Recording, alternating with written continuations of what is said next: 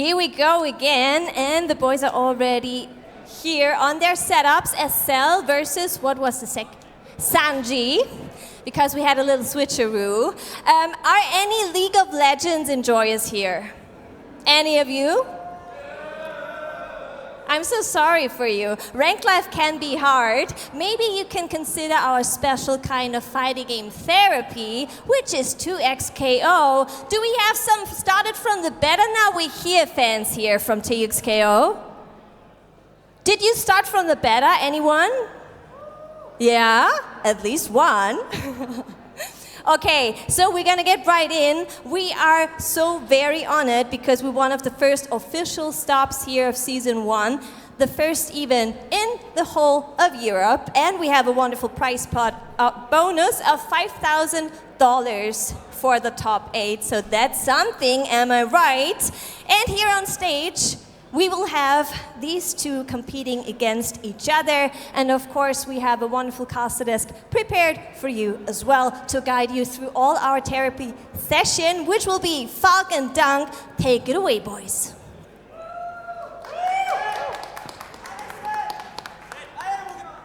All right, well, thank you, Laura, for that wonderful introduction. Of course, here, many people have come to viennality for many different reasons. You know, we're here for the vibes, the friendships, you know, the experience, maybe the venue even. The French here for 2xKO, they've come here for one reason only, Volk, and that is to win.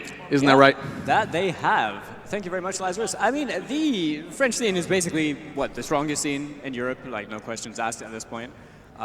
Just producing some insanely top-level players, but it's not like we're just going to focus solely on France. You know, there's a lot of really strong competition out there throughout the entirety of Europe, and we're going to be seeing a lot of that. Yeah, we're going to be seeing a lot of it. Like, I mean, obviously we're starting off with pools, but the level of competition over here is just really, really high. Yes. So we can only hope that's going to produce an excellent set of matches that we have in our hands. And you know, as our host Laura said as well, this is a $5 grand pot bonus tournament. This is a 2xKO challenger event from the competitive season 2026. So the first European stop over here for that. Yeah, 5,000 big ones, definitely nothing to scoff at. But to be fair, you know, it's enough money that's going to get you through a couple months, right? But realistically as well, for the people coming to this event, they're not just here just for the prize bonus. There's a lot to play for as well. Obviously, when you got the entirety of Europe's talent showing up for this event, it's a good chance to make a name for yourself, right? You're the guy who can beat France. You're the guy who put Wawa into losers. Like, that's a pretty good way to get your name out there. I mean, Frosty's was a good example to show that no one is immortal. You know, everyone can bleed. And that being said, I would love to, I mean, obviously, us as commentators, and I think just for the general hype aspect of it, we would love to see some upsets take place. But it may take a little while to get to that point. We will see what we have in our hands right now. We've got Sanji versus Cell over here. You know, a couple names I get, I'm familiar with, I think, throughout the various different kinds of online competition that we've had. But Lazarus, it looks like we're ready to kick things off. Already going in. Sanji with the Juggernaut Blitzcrank. Oh, he came here for one reason only. You know what? I said people came to viennality for many different reasons. Sanji's here to hit the clip. He wants to hit the unblockable Juggernaut loops. That's why we're here. Sanji might actually be the coolest player over here now. Look, let's not get carried away. I'm a Juggernaut enjoyer, but this is devious stuff. Devious activities. You know, against an Echo Ahri, no team to scoff at. Definitely a team that's had an increase in stock since the patch as well. But the Hail Mary at level 3 straight through the S1 is going to be really good in favor. Luckily for Cell, Sanji's Fury ran out just before level 3, or I'm pretty sure he would have died to that. A lot of meat at 0 bar now. Going to be super hard to make this comeback. And Cell probably going to be able to close it out right here. Got the 3 bars and the Ahri in the back. Oh, we drop it and we give Sanji a little chance. Maybe you can hit the clip now. Oh my god, the 2H. I love there's a little question mark popped up from Blitzcrank whiffing the Echo Van Grab. It looked so funny with the he got anti-ed. You really have to admit just the raw commitment aspect as well, just going for these jump grabs. But, you know, solo Blitz, definitely not easy. Now, you know, no Fury available as well. So this is definitely a tough spot to kind of work your way out of over here. Cell going to take full advantage of that as we're being sent over here into the corner. And now a little bit of a dropped ender right there. Not going to matter. Push block to alleviate some of that pressure, but the Ahri Echo still applying a lot of it. Keeping that corner positioning. No break available. Sanji, you know, Juggernaut tankier, Blitzcrank especially, Definitely. you know, you're definitely Ooh, tankier. You we can take a land few the more hit. hits. Okay, but we get the burst out. That's another nice thing, of course. Yeah, Juggernaut can definitely get you those unblockable loops right now with the throws after the snap. But yeah. the burst is going to be there to save Cell for a second. But if Sanji can land another grab, and he really wants to, the air grab, jumping back once again, getting a hit, no conversion. The 2H whiffs.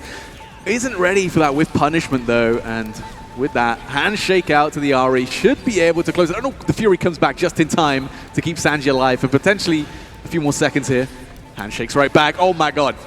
Do not let this guy grab you. A little bit scrambly over here. The 2H not going to work out. Cancels into the S2, going into the Orbit Deception as well. Just no need to hold on to that one. The raw 5S2 from Cell just to open up some space. Nice. Sets up that Stalking Flare, and that is going to be a pretty dominant game number one, but was a little bit scrambly here and there. Yeah. You know? And I fear that, in Cell's case, like one minor slip up against the Juggernaut Blitz, especially with Fury, could spell disaster, especially when you're on two fairly squishy characters. Yeah, I mean, basically, if you do get touched with that burst, you lose one of your characters, provided Sanji has enough meter. But we'll see. Is going to stick with the Blitzcrank here. Is committed to the bit. Wants to hit the clip. We respect it. Might not get a chance though. Cell playing really conservatively, and again, that's kind of what you need to do against this devious game plan of the Juggernaut Blitzcrank. Of course, you know, Juggernaut does have some merits. You're tankier, you got Fury, you got a much powered push block. There's one command grab. We're steamed up. 2H lands, the burst comes through though for Cell.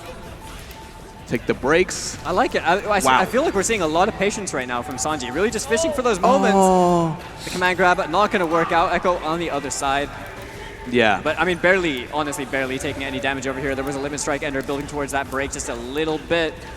That's now Cell another opportunity to try and turn this into more, but I mean, this is a very minute amount of combo damage. That Fury Blitzcrank tanky is all hell. Little cheeky reset though come from Cell. Sanji not really ready for that overhead.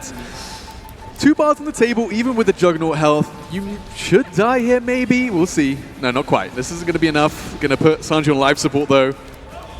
Push block comes through. But you're still locked down, man. You can't get away from this. The roll through keeps it simple. Cell going to put himself on the set point.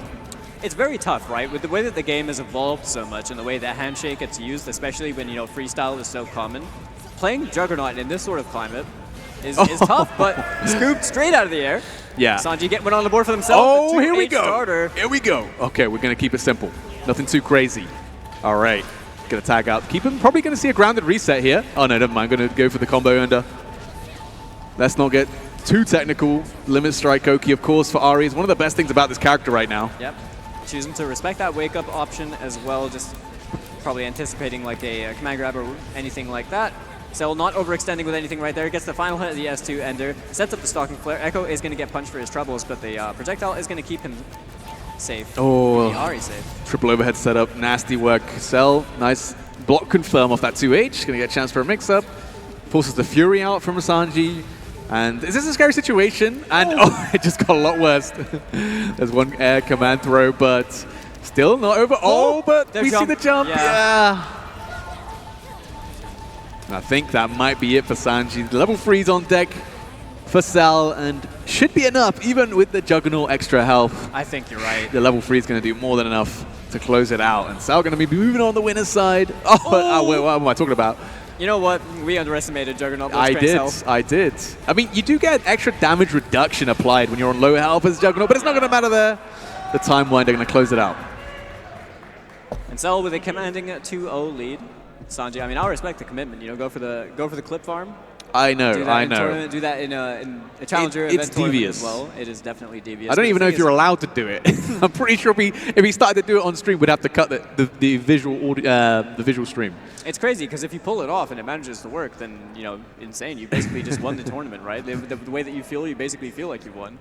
And yeah, I mean, either way, Cell is going to be advancing on in the winner's side of the bracket. We are going to be seeing Sanji drop down, but there is definitely another tournament life to be playing. And yeah, man, I mean, Ari Echo, definitely a team that I think we're seeing a lot more of now since the patch. You know, Yasuo definitely taking quite a major brunt of the hit. I think the change to J2H really changed a lot for him, really just kind of imposing that whole left-right side, trying to play the neutral. But Echo Ari, very good synergy. I think a couple other teams that we see as well lately are like Ari Teemo. Ari Teemo, also a really good one. Supposedly as a duo, even more devious. Ooh, Yes. But yeah, Sal going to be up against Nudu now on that winner's side, which will be tough. But shout out to Sal, of course, is a fellow commentator, showing that we can hit buttons too, to some degree, against Juggernaut Blitzcrank. You know, it could be very scary. And yeah, Nudu is also fresh off a good performance at Gamescom. Yeah, definitely. And, yeah, we've got basically just a lot of really solid representation over here. Nudu's been doing very well in online bracket competition as well. Yeah, from Germany, right? So one of the very few non-French top players who has a good chance to make a statement here. As we see some of the other bracket matches coming in. We've got Krilu 2-0 over Tommy Boy 21. As we see the crowd, there's Mr. E. Man That's like it, Mr. man E. like E. All right, I think he's got his pool later, so we'll have to live tweet that one. Got Canix in the crowd as well. Look at that, Slaw on the side. A lot of the really strong French players. Some nice condiments up front. The goats. Ketchup and mustard. The goats, of course. If you're here at Viennality, you probably already know these guys. Yeah. And you're going to see them later on 2XKO as well. I think they do have their pool slightly later. They entered as a duo. As a duo. And, yeah, it's just, you're in for a treat. That's going to be super fun. I mean, the duo element of 2XKO is definitely my favorite part about the game, and we only got a couple of them in the tournament today. So I've got my fingers crossed for Ketchup and Mustard. That signed up. I'm really happy I actually managed to make it. And Okay. It's El Bardo and El Bardo, yes. Yeah, yes. the Spanish duo, the brothers, that play Timo Blitzcrank. Quite an unorthodox team, but a scary team in the right hands. Yeah, they weren't playing that before, right? They played was it Darius or something? Darius Blitzcrank? I can't remember who it was originally. You might be right. I know that they. That was before Timo came out, obviously. Yeah. Obviously, since it's come out, but it feels like they've really found their footing. Yeah. Now, Definitely one of the better duos we've seen in 2SKO. But yeah, it's super exciting. I think we've seen a lot of people start to slowly make their way over to playing duos as well. Yeah. Obviously with Inzem and Sonic Fox being like the big ones, being like, hey, we actually think duos is actually way too strong. Like. Speak of the devils and they shall appear. Oh, here we go. Who else? The twins as well. The Japanese twins. Yes, 2 wins, yeah, literally. Yeah, I love the way that that's... Haro and Toshi, shouts to them. It's interesting, right? Because I feel like when we're first starting to play 2XKL, we really think that you have so much control as a solo player, and adjusting to the way that duo functions is difficult. Frankly speaking, it's quite hard to adjust to that because you're so conditioned into operating everything yourself. But then we're starting to really see the level that you can kind of push when you are in a duo and the kind of advantages you get. And also the other added note to it is that the other person is kind of having to adapt to 2 players. You're adapting to 2 minds. I've always been like a big advocate for 2. I always thought that it's always going to be harder to play versus 2 top players than 1 top player, you know what I mean? Yeah, because of that reason, right? A lot of fighting games comes down to adaptations, reads, things like that. Yes. That becomes so much harder when there's 2 people to operate against, right? And obviously there are some downsides to playing duos. It's a little bit hard to coordinate and things like that, but those are things you can like smooth out over time, right? The more experience you get time playing, things like that, those are issues that wouldn't become less of a problem. Yeah. So at some point, that duo is going to start looking like a one-player team, basically. Yeah, like one well-oiled machine. Yeah, exactly. Right? And I think it really just comes down to a lot of experience. Eventually, you kind of get the subconscious knowledge of when to call your assist or when to try and push block for someone else. And sometimes also the person who isn't the point character, that person who's in charge of the assist, might make a really good push block call or something like that, solely because they're looking at the situation without being in that pressure. Yes. Like it is, this game is very difficult. 2XKO, notoriously very hard game to learn and pick up and things like that. Playing with a duo, you take off like half your mental stack. So you get to actually do even better in the other aspects of the game. When you're just playing by yourself, you don't have to worry about your assist calls. You don't have to worry about that kind of stuff. So suddenly you get to focus on your opponent's neutral a bit better. You get to focus on their assist calls, which lets you do a little bit more than you would otherwise. It's like that really like unburdened mind, right? Yes. Like you're able to just be so present and aware of so many things going on, and that obviously just inverses when you start to tag out and the other person's on point, and then they start acting with that new information and new knowledge because they've been picking up on things. It's very, very interesting, and I'd love to see just how much it develops with time. And yeah, duos, man. Like we've got Ketchup and Mustard, the commentators, and they have really been enjoying 2XKO. They've been dabbling with it a lot. Now they play a team that I feel we don't really see a lot of representation of in general, but both Lazarus and I are very familiar with, which is Warwick and Blitzcrank. Yes. We've got shout out to FMF in the UK, very much an advocate for that team. But I feel like it's a team we don't really see that much. No, I mean, we're starting to see a little bit more Blitzcrank. A little bit more Blitzcrank, definitely showing up a bit. Now he's a much stronger character. You can justify pulling him onto your team a bit more. And he offers so much to a team, man. The hook really is dangerous. And having that option available to you in combos to, reset, restand people, gives characters mix-ups that they can't have anywhere else, essentially. It's very interesting, right? The way he functions independently is definitely like, it's not as strong. But then when you consider the fact that in the shell, he really brings out certain things or certain kinds of, like you were saying, like restands that become so incredibly threatening. We've been seeing a lot of Ari Blitzcrank as well. Obviously, yeah. That's a big one. I mean, I think Blitzcrank's really good right now. We see the no tournament showings for ketchup and mustard, man. I mean, look, I get it. Dude, it's their first time. It's their first time. The debut game, guys. The debut game. Dude. Let's get excited. And seeing they're up against Cascabel. The name I'm familiar with, actually. I've seen their name pop up, I think, in the odd bracket, maybe here and there, as I've been looking through, keeping up with a lot of the European scene. Yeah. And we're seeing some results over there on the right-hand side as well. Shout out to the viennality production team, by the way. That's a really cool little feature. Yeah, I love that. Saves me a lot of work. Yeah. Two nice KO, rather. I wasn't personally able to attend. Oh, you were there, weren't you? I was at Evo, yes, but I was a bit busy, so I didn't get a chance to enter the bracket. But I did definitely watch it, and it was super exciting, of course. Great tournament there.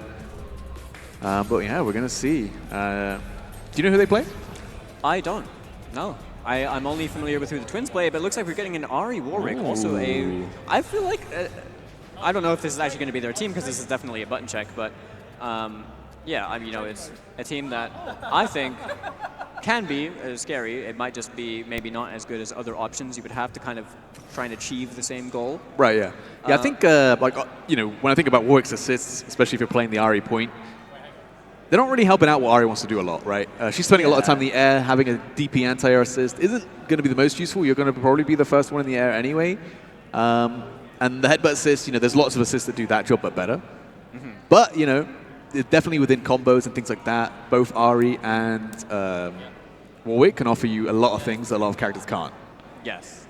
Yeah, definitely. And you just might like the characters, I think Warwick's really sick. I mean, obviously, he did get toned down a little bit in the most recent patch. Yeah. His overhead's no longer the catch-all. Actually reactable? He can actually react, yes. Yeah. And obviously, that definitely tuned him down a bit. Because that was, Warwick was kind of this three-button monster, right? You press 5M, press S1. 5M overhead or like 3H, right? Yeah, the sweep. And that was it. That was it, basically. You were good to go. You were a top-tier Warwick player right there. But now it's a little bit harder. You're going to use some of his other tools, his Demon Flip a little bit more, maybe, for mix-ups. I think the JS2 has changed as well, wasn't it? So the minimum height that you can do it at has changed. Is that correct? The JS2, yes. So you can't just immediately do it, jumping back and things like that, which would give you instant overhead setups on forced stand situations. But we are going to find out what the game plan is for the duo, though, Mustard and Ketchup. They'd be cooking with this team for a little while now, so I'm super excited to see some of their setups. They definitely hit me with them, a few of them. Missed the punish, but a good assist call right there from Ketchup. And they are playing their colors as well, just so you don't get confused at home. So Ketchup is on the red Warwick and Mustard on the yellow Blitzcrank. Cascabel trying to find a way in. Ketchup seizing full advantage of this opportunity right here. We're going to get some Oki with that S1 super as well. Break available. Okay, opting to go for the OTG, maybe hoping for a roll in, maybe a little panic from Cascabel there, but doesn't come through and force the breakout. And on the back foot after blocking that Demon Flip into the command throw. Okay. Luckily not too scary to get hit by without like a Vi assist to OTGU. Yeah, definitely. Mustard right now charging up the hand. Little drop to confirm right there from Cascabel, but is going to find another opportunity as we go straight into the Spirit Rush over here. Keeping the block string simple. Okay, we're just doing the combo. Oh, you know what I call those, Falk?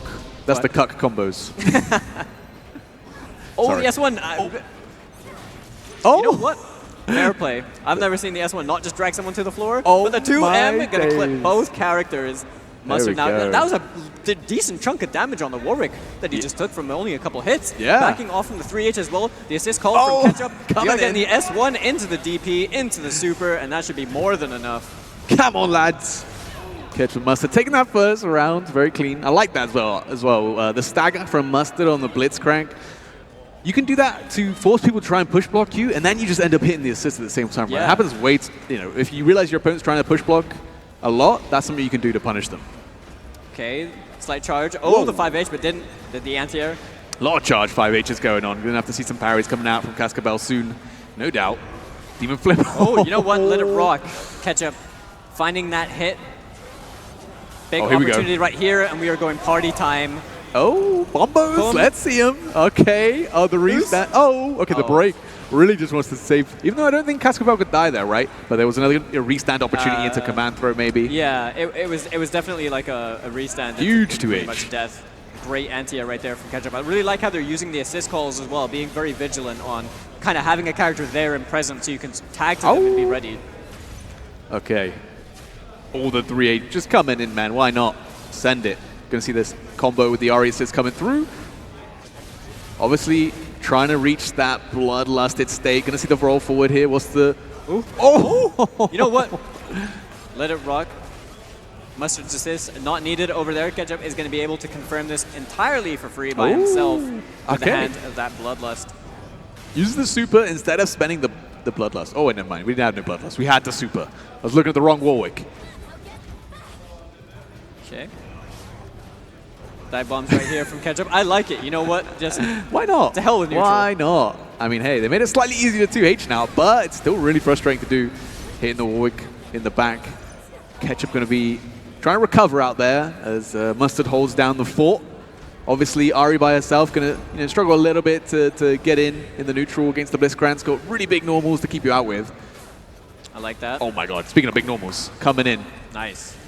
And straight into super and dunked for game number 1. Now, I really like how they've been using the assist calls in general. And yeah, it's, generally, because I was playing these guys last night. Yeah, okay. In the hotel room just Sick, playing, right? sick. And I was too tired, man. I had to get to rest. I had a terrible day traveling, but I'm super excited to see them cook. Yeah, definitely. I mean, honestly, it looks like they're playing a lot more informed, but we couldn't take anything away from Cascabel over here. There were definitely signs of life in that game. They're just going to have to kind of find some clean hits and convert that into high amounts of damage, because that's currently the thing that I think is separating both teams at the moment. Oh, okay, there's the Demon Flip, respecting the plus frames, and that's a whiff. That is going to be a tag, though.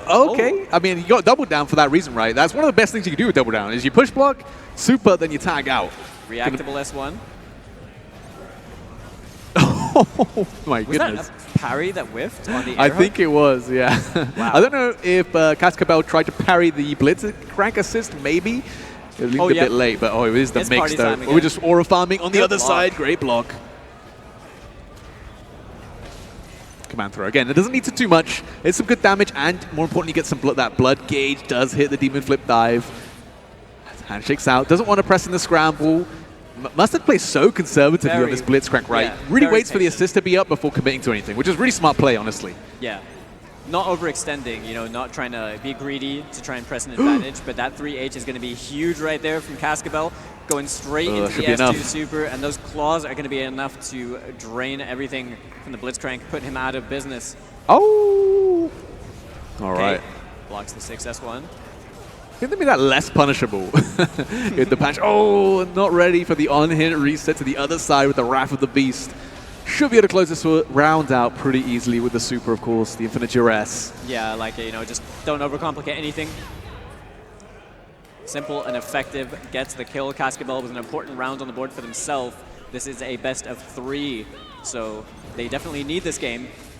Stay in this set over here. Nice start to this round, though, and hits the ball. Oh, I spoke too soon. Tried to get the re-jump. Didn't quite get the charge. Oh! JH. You know what? Goes for the cancel. It was a hit confirm on the assist, but worked out in favor of Cascabel.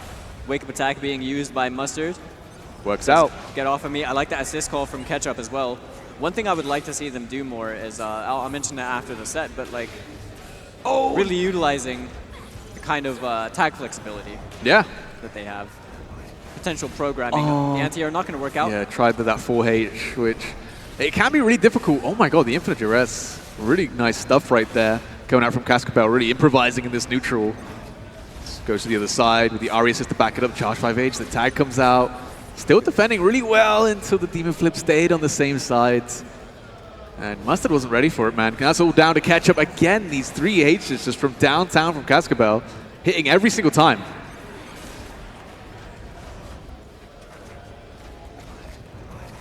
Kind of just looking for something over here. Oh, once again, the overhead hits. Not ready. Gonna go into that infinite duress. Not gonna be enough, of course. And the Fury's still there for Ketchup. Just depends when they want to use it. The J2H hits on the other side. The Fury has to come out, though. Yeah, it's a lot of Grey Life building back. The S1 is going to get blocked airborne. Big. Opting to spend that Fury for those dash cancels right there. Found the hit. Huge. Ketchup. Nice call out as well with the flip into the M. You got so much meter here for Ketchup on both the Warwick and the Blitzcrank in the back.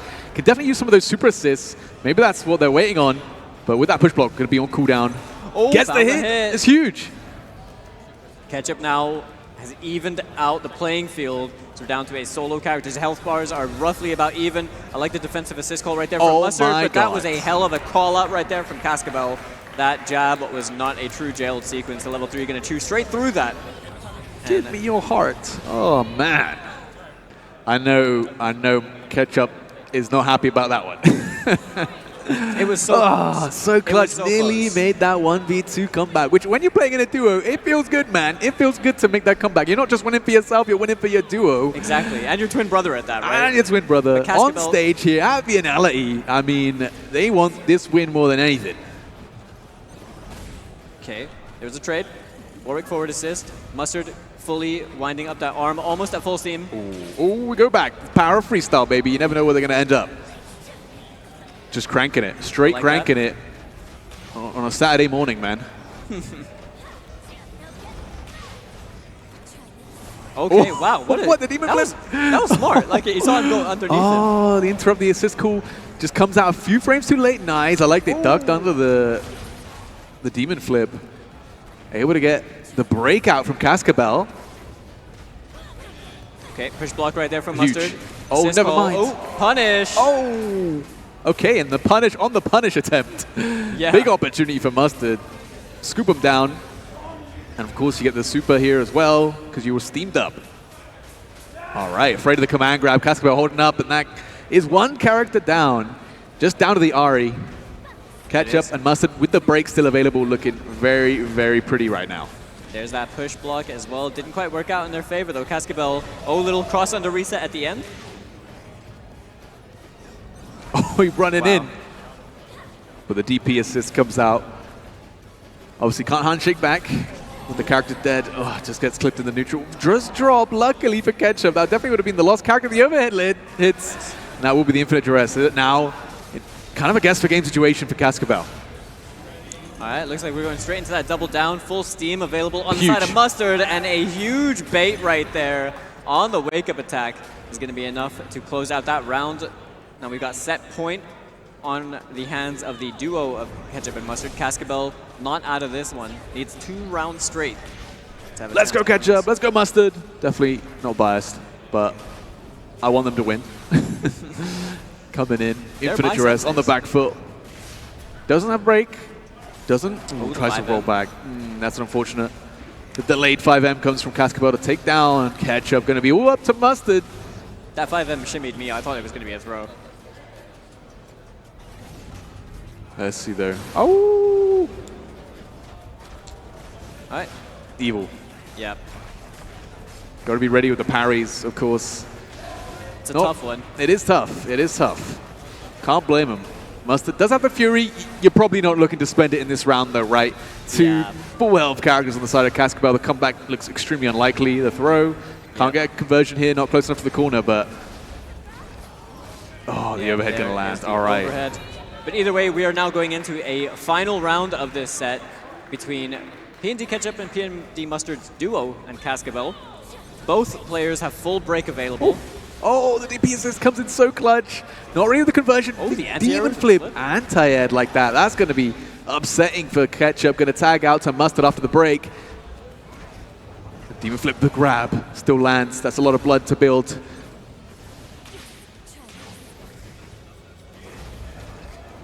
Big, huge. Yeah, that's what we needed. That's what we needed the entire set. Yep.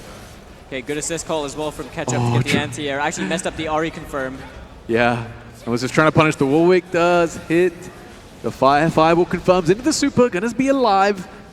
Ketchup trying to come in. Gonna take a lot of damage here. He tried to interrupt the Ari, but got clipped by that S2. Such a gigantic button. The 5L trade. Mustard now. Oh, wait. It didn't because hit. the assist. These Ketchup assist calls have been helping out Mustard so much. Oh, on live support right now, though. Falk. Come on, man. Definitely a scary situation. Blocks the low, doesn't punish, but Mustard's going to get punished instead. Oh, the parry not going to work out. Cascabel. A huge life lead is going to be so hard for... Oh, wait, Absolutely hold up. Massive life lead. Ketchup has an opportunity over here. I don't know if it's worth spending that. Oh, he just built the next bar. You know what? It's okay. I don't know, yeah. I don't think this is going to be enough. It's not enough. Needs one more hit. The Fury's almost there. With the Fury, you could make this comeback happen. It won't be easy. It's definitely possible. Oh, there's wait. a Fury. Hold up. Oh my God, Falk, this could be happening. The Fury, I mean, if you get a hit and you go into Fury, Yep, we're just doing it raw. I agree with that. Oh, and the 5M from Cascabel is going to completely stuff Ketchup's approach over there. Oh man, what a tight set. The first one of today, or the second one of today. Jesus. Cascabel.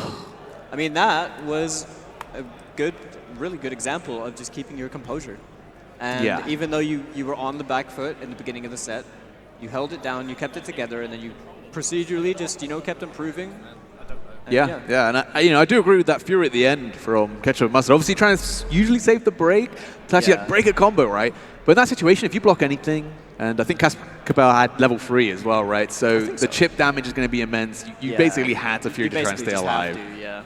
And just unfortunately, that is another situation, right? You think your opponent's going to play scared. You just pop Fury. If you touch them, they're dead. The last thing you expect them to do is dash up into you and press 5M. But it worked out. Cascabel clutch decision making at the end. It did. We're going to be seeing, I imagine, more of Ketchup and Mustard down there in the losers bracket. Cascabel is going to be moving on in the bracket. And up against Lazarus Run, being the very prepared gentleman with the bracket up. Yeah, imagine we're going back to the other pool. We'll have a quick look. Oh, Run, yes. Run. I was speaking to some of the French players earlier on, and unfortunately Wati Moha couldn't be here. So he's not here. Bit of a shame because he's definitely been, steadily improving and doing a lot of work. So is Braum. Those two seem to align. Wati Moha doing better. As Braum gets buffed, much to think about. Scratches my chin. Braum is a scary character. He's, I've been playing him. He's sick. Yeah. He's a very good character too now. Yeah, obviously, shout outs to, the Braum players out there. The personal one from me is Delano, who plays Jinx Braum, did really well at Gamescom over like there. That team. And there's a very creative team. You don't see it very often, but it's a very imposing team as well, in my opinion. And then obviously, Light Wisp has been just on a mad one. Light Wisp. that's my go. I'm playing Braum, Darius. I've been watching his games to learn from. I could never play like that. This guy plays like a maniac, but it works, Hopefully we're going to see something later. Huh? Calculated lunacy? Yeah. It works when you've got such high risk reward, right? When you're playing a composition like Darius and Braum, they have some of the highest damage combos in the game that are, fairly simple in the sense of they don't even cost that much meter, Being able to do, the Ice Fisher into the Winter's Bite, shield projectile, and then tag into Darius. You can do the headless. It hits into the projectile. Yep. You get so much damage for the littlest of hits, honestly. It's and crazy. That makes it really scary to fight in neutral, because if you get hit by Darius assist, if Braum just does his charge or whatever, and it hits you, man, it could be lights out. They just kind of have a lot of ways to kind of fish for certain hits. Yeah. Obviously, because you play the team, I don't, so I can't really comment on them like this. But do they have certain matchups that can be quite polarizing? Oh, yeah. Obviously, that's still two big bodies, right? Yeah. So getting in past projectile-based characters like Teemo's going to be always tough. That JL is going to really work against some of the taller characters in the game. They can't just run in. They have not really the best anti-projectile tools. Like Braum, obviously, his forward S2 works really well at destroying projectiles and getting in, but it's still a bit too slow to be reliable in neutral, If you're relying on it a lot, your opponent's just going to parry your forward S2 in neutral, and that's going to feel bad. And obviously Darius, he does have some good longer range tools, but at the same time he has to get into range to use them, right? So against some characters like Jinx and Caitlyn, it's always going to get harder to get past that point. But you got other tools, right? You got Braum Shield to close the distance, especially as an assist now where it moves forward. Really does help, and it covers Darius really well to be able to use his longer range tools without getting counterpoked by the projectiles. That's really interesting. I'm yeah. not exactly sure who we have on next. But, if we're going by the schedule, it's going to be Rizza versus... yes, it is. Rizza versus Soupy. This is going to be a good one. Rizza versus Soupy. I feel like I recognize the name Soupy, but I'm not exactly sure where from. Rizza obviously needs no introduction. This guy is... I mean, yeah. The bastion of light for the French scene. Yes, I mean, we know him because he was an MK player before. Yeah, of course. One of the strongest European Mortal yeah. Kombat X players, and since then has really just he has so much raw passion. Yeah, which is what I love. Passion, charisma. The name's the wrong way around right now, but yeah, Rizza. I mean, look, this is what I got for my notes. Look, he looks good, he plays good, he talks good.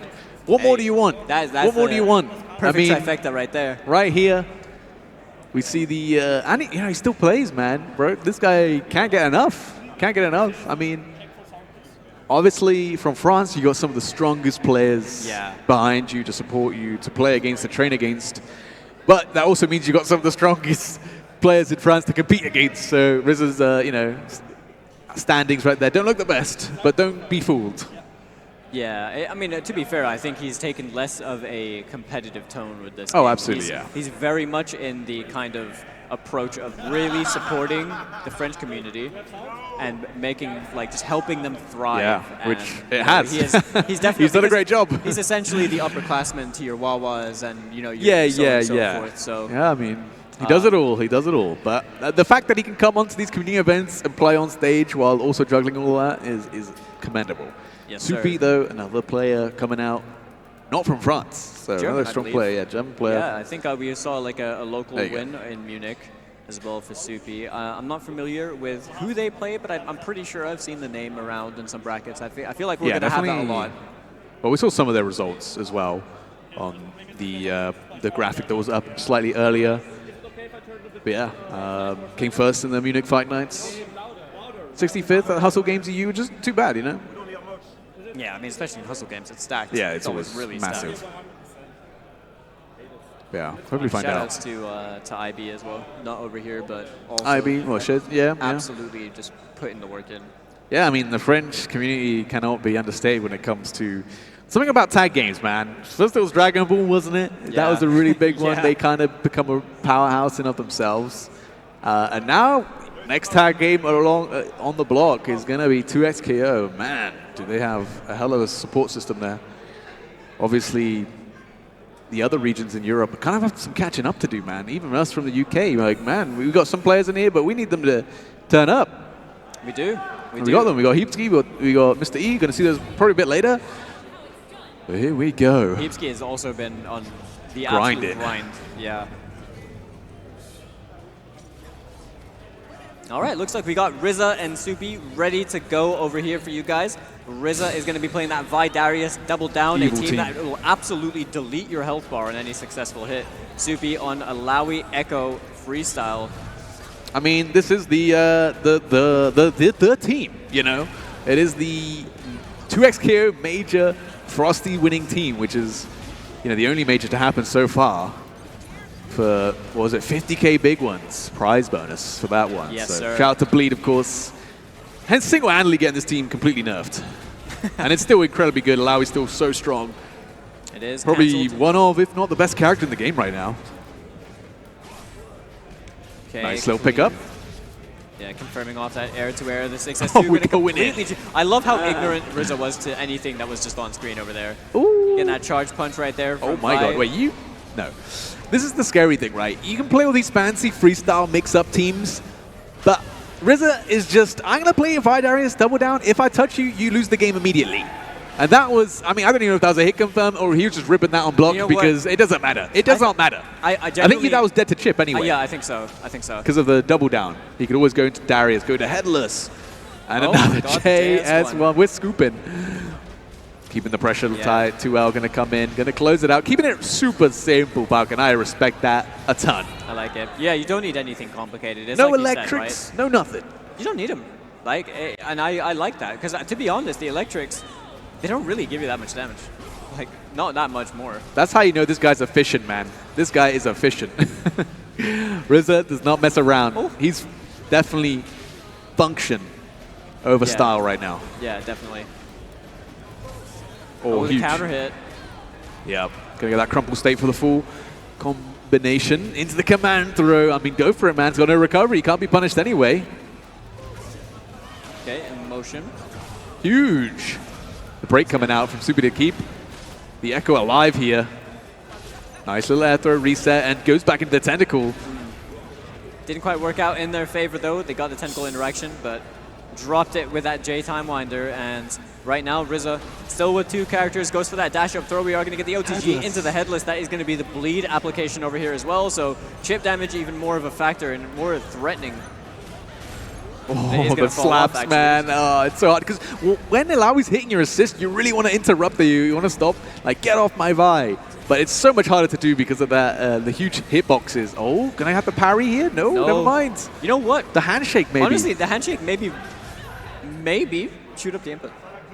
Yeah, I genuinely, I feel like that tag was intentional to just throw off the timing or anything. I mean, even if it wasn't right and the parry does come out, you want a handshake so that you don't get punished as well. Yeah, exactly. So it worked out. 2 for the price of 1. Exactly. Ooh, little combination in the super. I like this. I like this. Wow, a lot of style right here from Soupy. This combo was sick. Gonna go either way into that Alawi. Doesn't go for the Wrath of Nagakaboros, actually. Just choosing to go with the regular technical Oki. Very interesting. Should be able to extend this, of course, with the Vi. The handshake out. You can't burst like that. You can't break like that, Soupy. And Rizza was so ready as well. Absolutely was. Very experienced seasoned player. Okay, the grab, but not going to work out a little bit too early. Managed to get away with not being punished, though, as Soupy now on the offense. Trying to get something started with that JH. Didn't get confirmed, but speaking of confirms, we are getting a big happy birthday one right over here. We might be seeing it. The hyper crate maker into the headless, and that's going to be 2x KO. Clean stuff right there. And yeah, just like you said, set point right now for Rizza. I don't even feel like Soupy's playing badly. I just feel like Rizza is deleting Soupy for every single touch. I feel like he handshaked to Vi and the headless crossed him up. Soupy, no. Oh. Okay, swaying in. Keeping it simple. Just setting up. Oh my god, the delayed overheads. Oh my, I thought Rizza blocked that, I won't gonna lie. Okay, limit strike. Building towards that break. Nice throw as well. Manages to avoid the Vi, goes for the little cross up right there with the tumble through into the Alawi call. Yep. JH lands. Not going to be able to convert off of that. Ooh, the throw just shy. Doesn't get punished for it, but Darius getting hit by the vine, by the Alawi tentacles. Getting down extremely low. Nice block on the overhead. Rizza still got those reactions. Okay. Blocking over here. Soupy trying to make something happen. Good throw tech as well. Rizza being ever so patient. Darius slowly being chipped out, but the headless is a bit too slow. Super Time Wonder is going to be cleaning him up. Oh my Rizza god. down to a solo Vi, but if anyone, you know, like solo Vi, she can get it done, very man. Threatening. One of the few characters I think is still probably viable with Juggernaut just because of how well she can operate by herself. And there we go, the small little hit confirm. It's becoming a little bit more believable. Rizza with this one character. Not a lot of me to work with now. Hyper Creative Maker. To close that one out. Oh, the jump back is clean. And Soupy with the 3 bars here on the Alawi should be able to finish this one off. If not, it's going to be extremely close. Yeah, that is 100% dead right there off the level 3. Test of spirit. Does Rizza have what it takes to survive? Probably not. All right, a round, the first one to Soupy. Rizza, though, still is on that set point. Still looking to move on that winner's side. That he is. Clean anti-air right there from Soupy, though. Being completely wise to it. That Alawi 2H as well. Really good button for what it is. Okay. Oh, okay. I think if Rizza does win this, he's probably going to be up against Kane on stream, which would be pretty funny. Winding up. I like that super, though, because it's going to do a grip to Darius in the back. Going to make him a lot harder to call in as an assist, because... Oh, wow, the reactions. And the air-to-air on the counter hit. That was clean. Straight into headless, man. Oh my goodness. Uh-oh. Uh-oh. Oh, yep. Headless. Nice. That was such a good choice as well. getting the max damage possible onto the Alawi before the Echo dies right there with the headless. Still the bleed application is there as well. Tried to parry the Vi, just stopping short. The overhead, man. Riz has got this defense of like a monk, man. Will not be opened up. And now even a chip's a factor. If you force any block but the 5M gonna close it out. Rizza 2-0. Man, Clean like stuff right there. Rizza. We were seeing honestly, some like pretty good stuff from Supi, but Rizza ultimately was basically just the unstoppable force in that match. Every touch led to so much damage as well, and we were just seeing a lot of it. But that happy birthday right at the end, I mean, being against Darius in that kind of position, you just gotta hold that one. That is just rough. It's such a unique game plan as well, right? The Vi Darius double down, we mentioned just how much damage it is, but also Rizza just played it really weird. Like he would find the hit and he would convert when headless would hit you really high up. So obviously when it hits you high up like that, you get some extra frames for Oki. Yeah. And that's how he wanted to play. He could have got more damage, he could have got more, combo just by going into the apprehended stuff, but instead just wanted that Oki with the bleed applied to put you pressure on your opponent, make them panic, things like that. Yeah, and it's something that, I just haven't really seen before, but it makes a lot of sense. I think, it actually does. And Rizza was just playing a simple, effective game plan, and obviously, we were showing that it works. Yeah, and I thought he was just doing it to keep it simple. Like, he was just like, I don't want to go for anything too complicated here. But he did it often enough that I was like, oh, this is like a plan, like a game plan. It's something that he's thought about and like he's designed his gameplay around.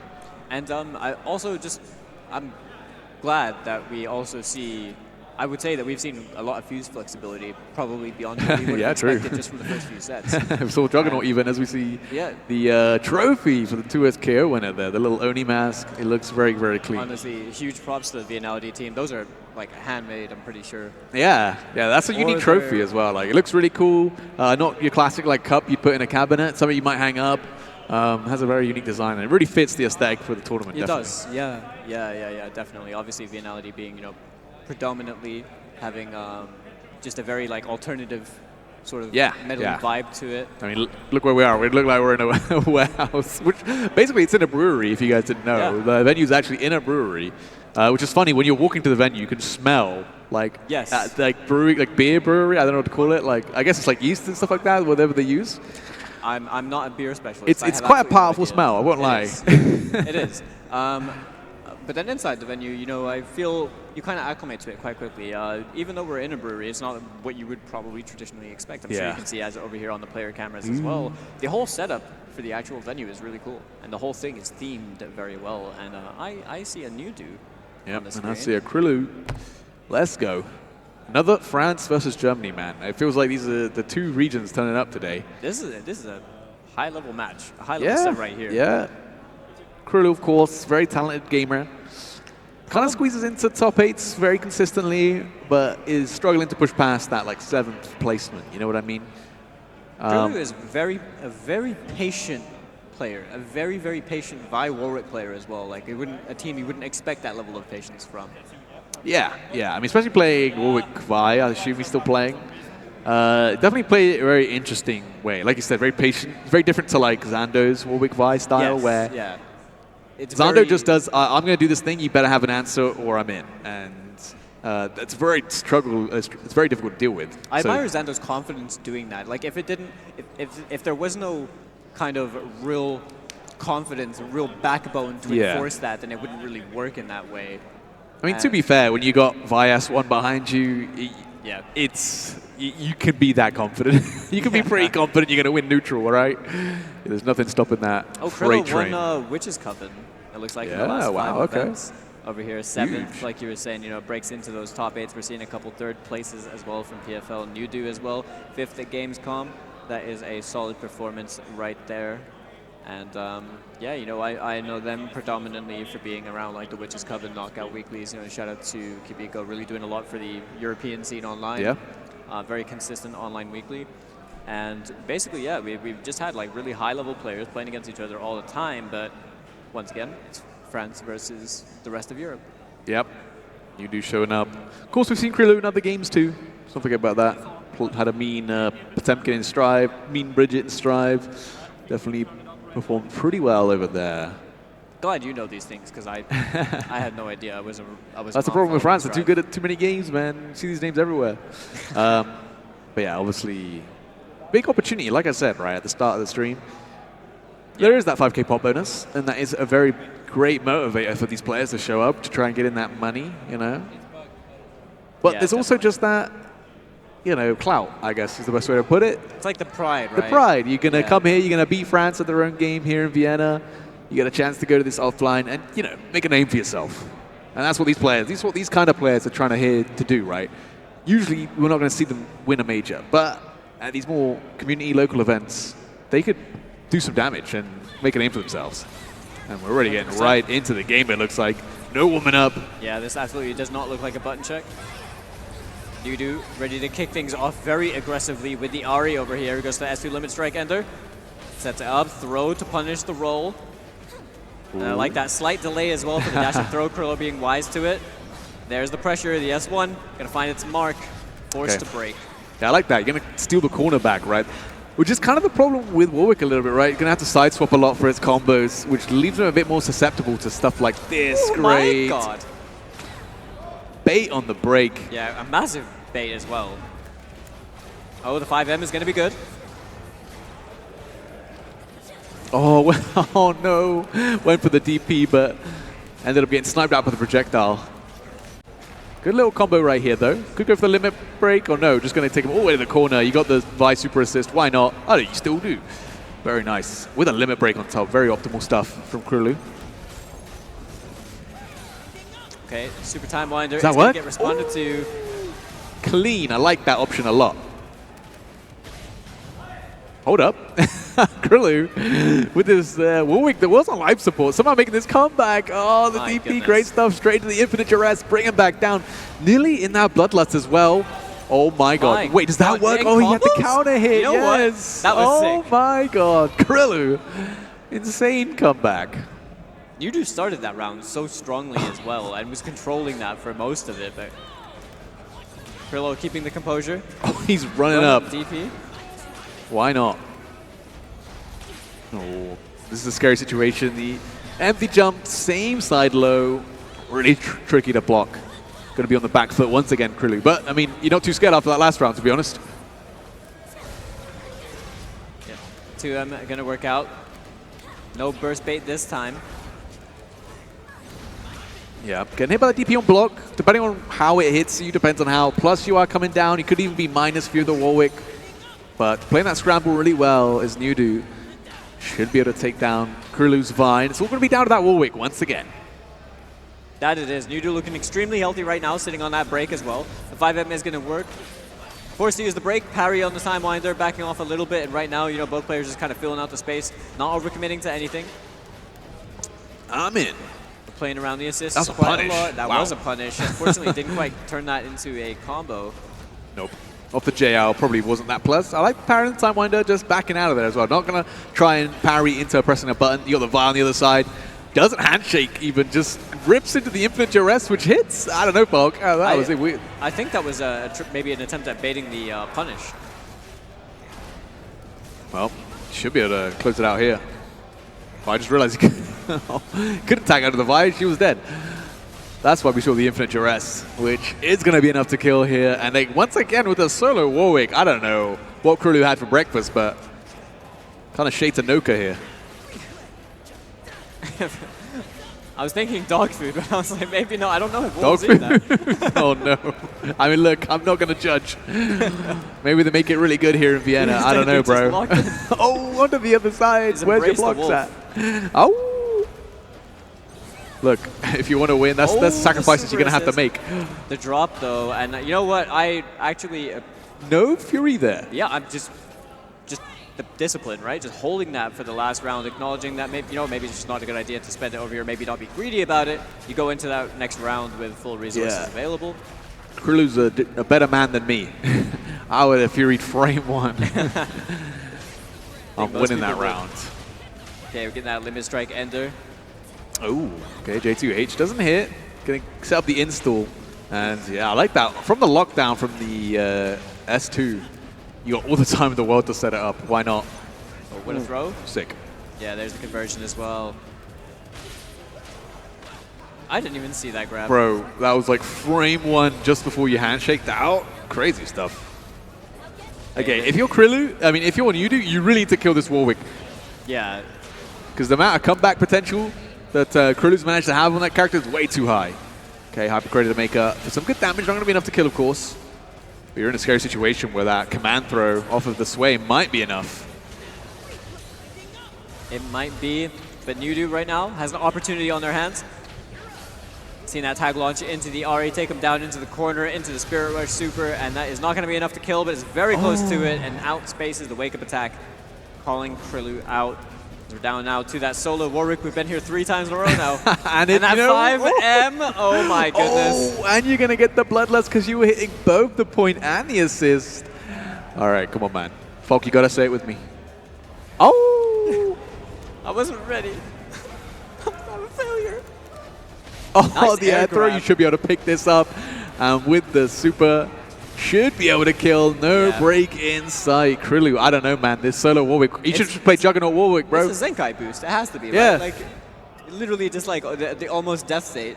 You've managed to avoid it, and then boom, the next thing you know, you've just like, you skyrocketed in power level. Unironically, Krilu should pick Sidekick Warwick right now. Because he's not playing with a Vi, just playing with a Warwick with assists. And to me, if you're going to play a Sidekick character, Warwick's the best one. Because obviously Sidekick, you can reduce the damage you take. And Warwick can heal himself a lot, so you get so much health on that character. Damn, you might be cooking, Lazarus. You know what? I played it for a long time. And Speaking from experience. you know, it might work some point in the future if they have a buff Sidekick. Okay, yeah, scary position to be in over there with the Vias when that close, but what a massive jump right there from Nudu. Yeah, big read. Already immediately fighting back after the break, getting the hit. Obviously doesn't want OTG. Bloodlust, by the way. Okay, Nudu cashing out over here, getting that Orbit Deception. Hearts on the fire. Should be able to kill pretty easily here. Take a break. Mega Time Winder, going to be enough. Okay, this time it's the solo Vi. I'm no longer scared. Although Vi's also a great character to make solo comebacks on. Solo character, yeah. But Krilu seemed to be a bit more seasoned on the Warwick. Definitely. Nudu's 2M on Echo is going to find its mark.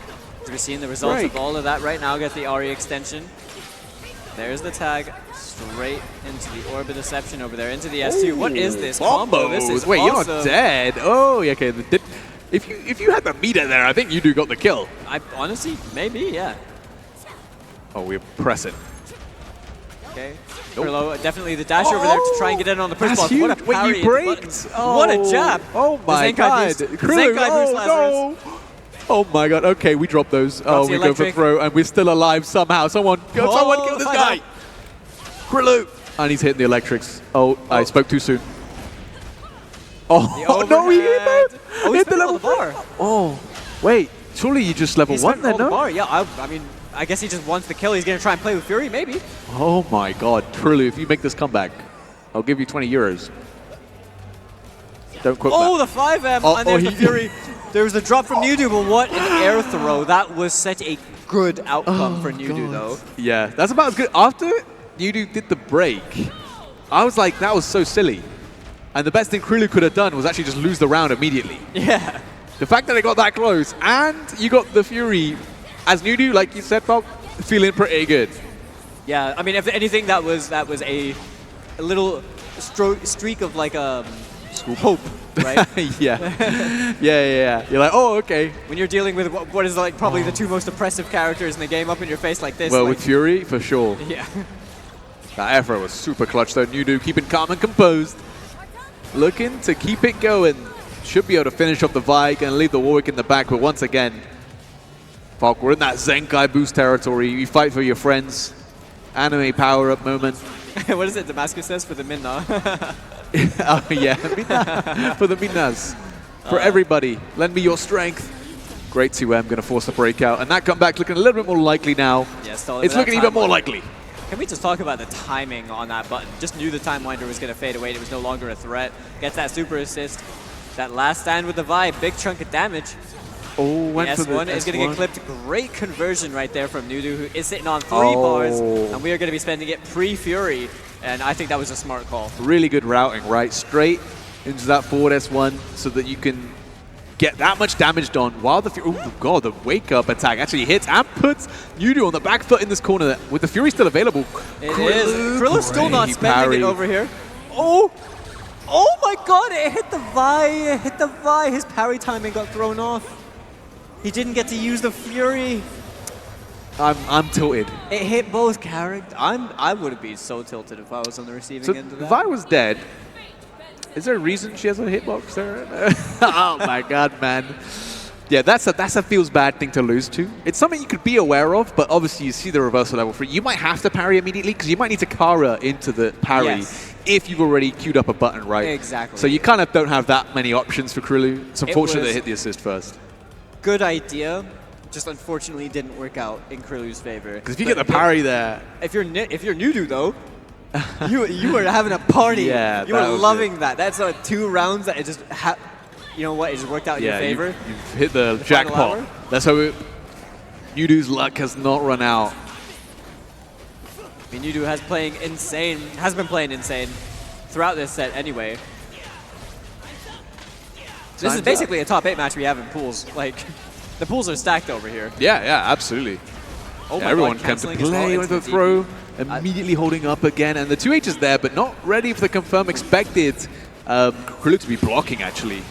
And there's the DP as well. Oh, actually went for the infinite duress. Yeah, that jump back, I think, ruining a little bit of the routing.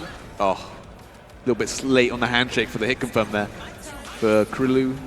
But still getting our Warwick out of there, lets him recover some of that grey life. Really great timing. Krillu's button timing is so good. His electric's less so.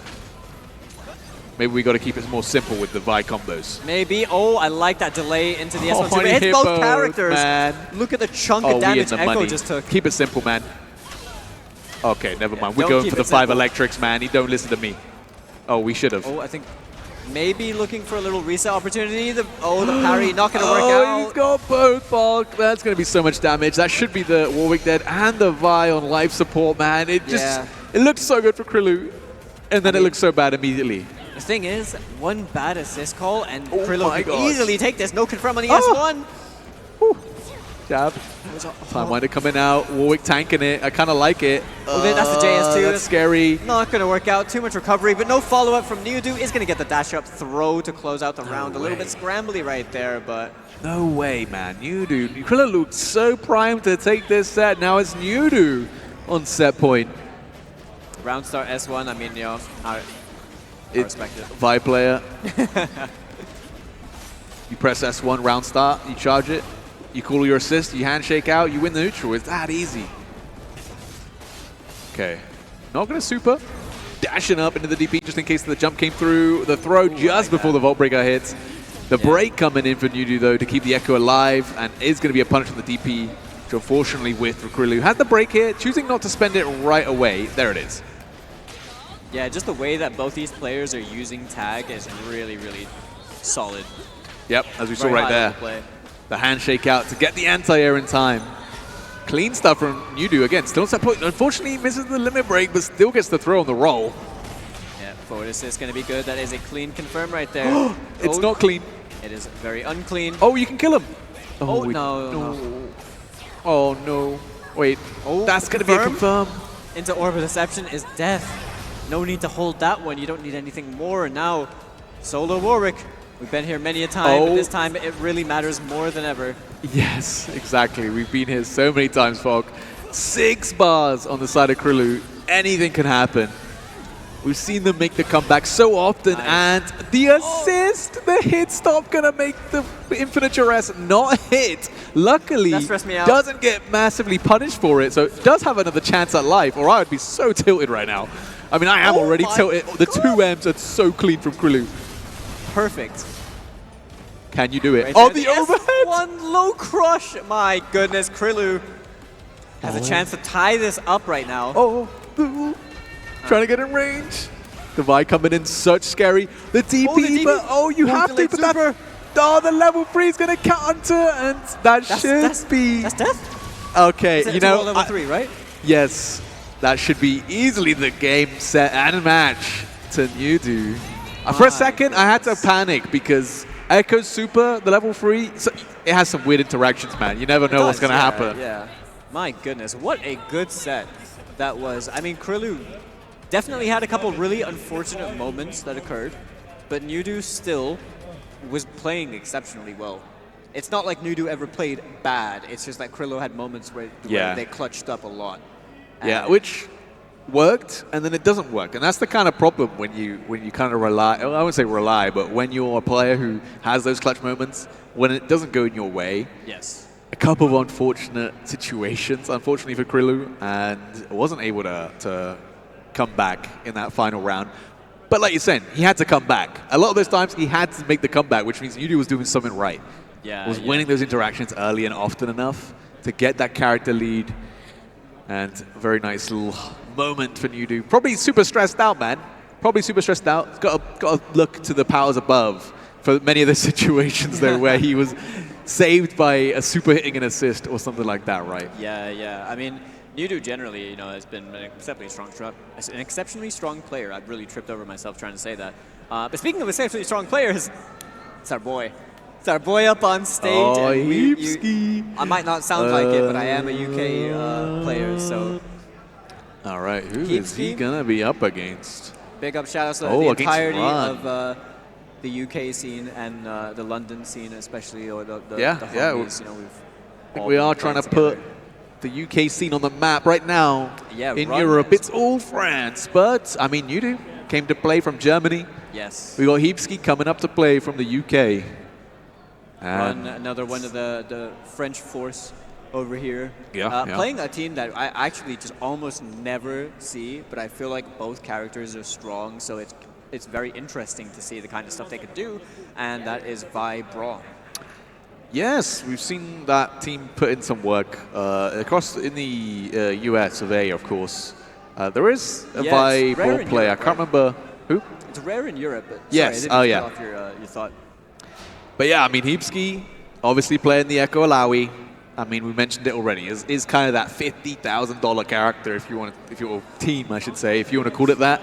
The 50K team. Did get toned down, of course. Echo receiving quite a large swath of nerfs.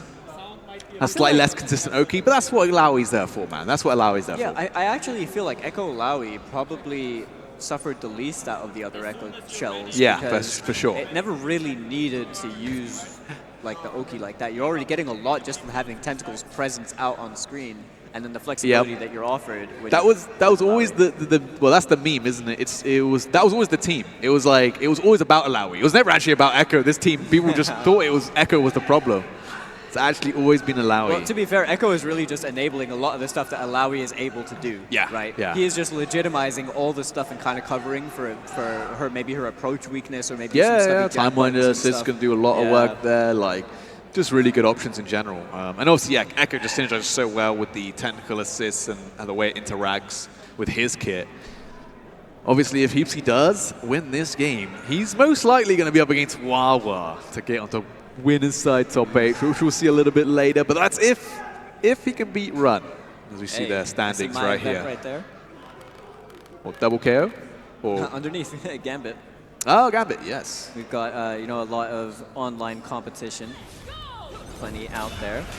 And we're in it. Yeah, we're ready to kick things off. That Super Time Winder not going to work out for Heapski, as Run is going to be the aggressor to kick things off. That jump grab. Take a break, maybe expecting the Time Winder going for that 5S2 there, but 6S2 just also a great option after handshaking. Does get the hit and the conversion. That might be the Echo dead right here. We'll see. The Hyper Creator Maker should be enough. Echo's one of the low health characters. Yeah. There it is. The fact that you get the full charged Vault Breaker from the, what is that, Unbreakable activation off the S2. Yeah. Because you can pop it, it's got such a long animation, man. Yeah. You can do whatever you want. And just, went for the low parry. I respect the attempt, but the 2L from Heapski is going to find its mark. Getting the extension with the Echo over here. I mean, hey, it's not over. You got no breakers Run, and you're in the Alawi combo Oki Vortex. It's party we're doing time. this with the limit break as well. Empty low. The shield's pretty good there, and yeah, I like that. Oh, from behind the back. Okay, that's kind of dirty. That was clean from Run. Can't even lie. The air throw is clean from Heapski though, and with the super, gonna put us back to a one-on-one. Yeah. Heapski does have Fury coming up, but isn't really gonna be used to keep himself alive. Got the parry here, doesn't go for it. It's not worth the risk. Oh, yeah. Run's going for This, the chip. yeah, which he still has. Oh, mean- the borrow from downtown. Honestly, that was actually really good awareness by Run, because Heapski had to spend the bar to make sure that the Vi was dead, right? Oh, very true. So having no meter available to even parry that, and then just going for the chip factor is just good awareness. Right there. Oh, the J2H and the scramble. Okay, the tracking though. Gonna catch the Vi forward as the 5S1. Vault breaker coming through. All right. Oh, the Wow, 2L. great timing. Found it. Drop the combo though. Seeing a little sway action over here. Heapski charging up that 2S2. This is gonna be so not gonna work scrappy. out. Faced the wrong way. Good block on the overhead though. That's plus. Oh, the 5M though. It's so hard to contest, man, especially when that Braum has Unbreakable. Heapski, with that full health Alawi though, can still make this comeback happen. The Vi's in the back, very low on life, and honestly, a pixel left. Nearly died. That could have been way. Oh, 5M once again. Oh, the 5M. Just said it. Keeps it simple. Oh. Nice tech. Clean. And again, the air throw, man. Run's been clutching it up with that. And with the, not even going to go for the level 3, just the level 1, get that Unbreakable stored up. Heapski does have the Fury. Might be forced to use it just on defense here. Yeah, there it is. The chip's definitely going to be a factor. That's a lot of chip. Wait, hold up. It's not over. Hold up. You guys were blocking. And he still has a bit of Fury here. You can dash cancel something. Oh, wait. Yeah, that's no super? He's resetting the situation. That's so smart. He was literally just looking for that so he could get a fresh activation, reset the blocks, and make you hold that, make you get chipped even more. It's clean, Clutch. man. Clutch, clutch, clutch. Oh, that's even better, man. Forcing the break immediately from the block. Wake up attack. The super, but the Vi charge. That's one a bit too quick. I like the idea from Heapski. And that was really his only option. He was getting hit by that Vi charge S1 either way. After swinging into the Braum. Oh, huge. No break for this. We're just going to set up for some very strong Oki. The first time we've seen this Oki with both characters alive. Yeah. All right. So right now we are basically just looking at Heapski over here. Oh, the whiff Went throw for the though. throw. Didn't quite work out, but we got a tentacle activation over here in the corner. Yeah. Overhead, good block. And we're still stuck in it. Gets just enough space to pull up the Braum shields. And that gives him enough time to call in the Vi assist very, very safely. Clean stuff from Run.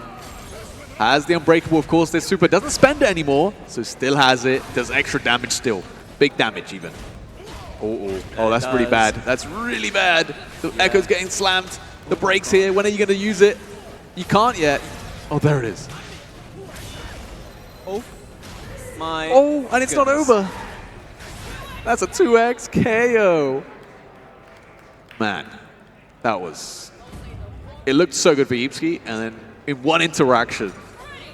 Yeah, really, honestly, like...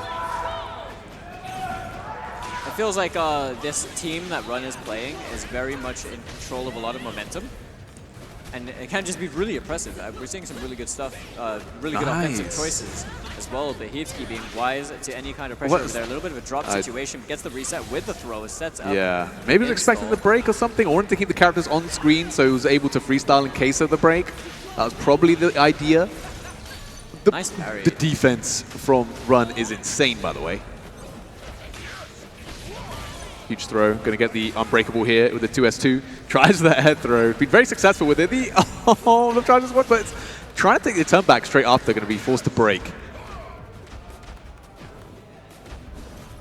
Oh, the retreating guards are very clean. Very intentional from Heapski as well. Yeah, 100%. Okay. Just an overwhelming amount of blocks done. Oh, no! Run's too good, man. The handshake back to block the break.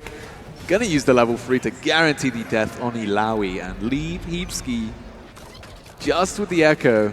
This is gonna be super tough, Hog. It is going to be insanely difficult. I think at this point, if you're Heapski, you're probably just looking to like try and build towards Limit Strike. And along the way, you might Oh be able my to score God. yourself working towards the comeback, but Run going to completely snuff that opportunity. Gonna be All right. taking that round for Set himself. point for Run. That it is. Denting Blow is not going to work out. It's going to get punished by big. Heapski. Yep. Should be some good damage. Going to be able to handshake into Sir. the We get Alawi tacos? here. No, we're not. We're going for the throw, though. Nice. I think that was a bait on the push block right there. Mix. Run ended up getting that Braum in. I can't imagine that's exactly what they would have wanted. Chip. Yeah. Okay. Thank God. Heapski dropping a couple combos here and there, and it's kind of adding up, you know? Oh, clean. Alawi forward assist. Very quick. Gets a tentacle interaction. We're tagging back into Alawi over here. Fury is literally just about to come up. Yeah, I don't think you're spending it if you Run. Just eating the overhead. The tentacles are here. The wake-up attack actually hits. Got a super assist from Vi in the air throw. Very obvious jump. Going to be able to get into that Unbreakable. Not going to spend any super meter here. Going to save it. Oh, handshake's clean. Yeah, Doesn't want to interact with that charged S2, but still getting sniped by the 5M. And this is, you know, starting to become a lot scarier for goodness. Heapski. You have to break. Yeah, you have to Oh. over there. But the tentacle, didn't go for the... Oh, wait. Or Oh S1. my God. Surely it's a parry, dash in, trying to Chip. go for the chip, and that 6S1 is going to do it. That forward S1. Big tentacle. But if you're if you're Run, you're still feeling good. You got the burst out, right? So this round's going to be very, very scary. If you manage to get the hit, great. Block on the wake-up attack, the break coming through straight away for Run. Nice grab. Clean. It looks like the Heapski engine is starting to warm up. Went for the roll through, Just didn't retreat. quite work out. Oh, too far away to convert, really. Vi coming in on the other Heapski side. tried the J2H with Alawi over there to try and hit the Braum. Yeah, a little bit too cute. Not going to work out. Limit break coming out. Run trying to build some of that break. The push block baited out, and now Echo's getting comboed. The air throw, though, is very, very clean. Going to take away that Unbreakable. Wake up! Braum shield. Are we crazy, man? Okay, tag launch into Braum. Spending that 3 bars, making sure the Alawi is dead. Run is not playing around with their food. All So, right. brother, I am famished. It's all down to this Echo once again. It's doable, right? Fury's there. You got a lot of meter. Run up into the command throw. It's looking a lot less doable. Maybe you have the Fury immediately, but the re-ice on the Unbreakable is kind of clean. Can't break any of this. Oh my The goodness. drop, Oh, though. the drop. Yeah, that's a big one. Heapski granted an opportunity over here. Sitting on that Fury. You're so close to Fury if you are Run. Very close to it. Still has Unbreakable available. A single knockdown. You saw Heapski trying to go for that throw. Didn't quite work out. Oh, there's the break. Had to. Had to at that point. Oh, and the 2L is going to find its mark. And Heapski is going to get knocked down into the loser's bracket. Run is going to be advancing on in the winners. Is that to play against Wawa, you said?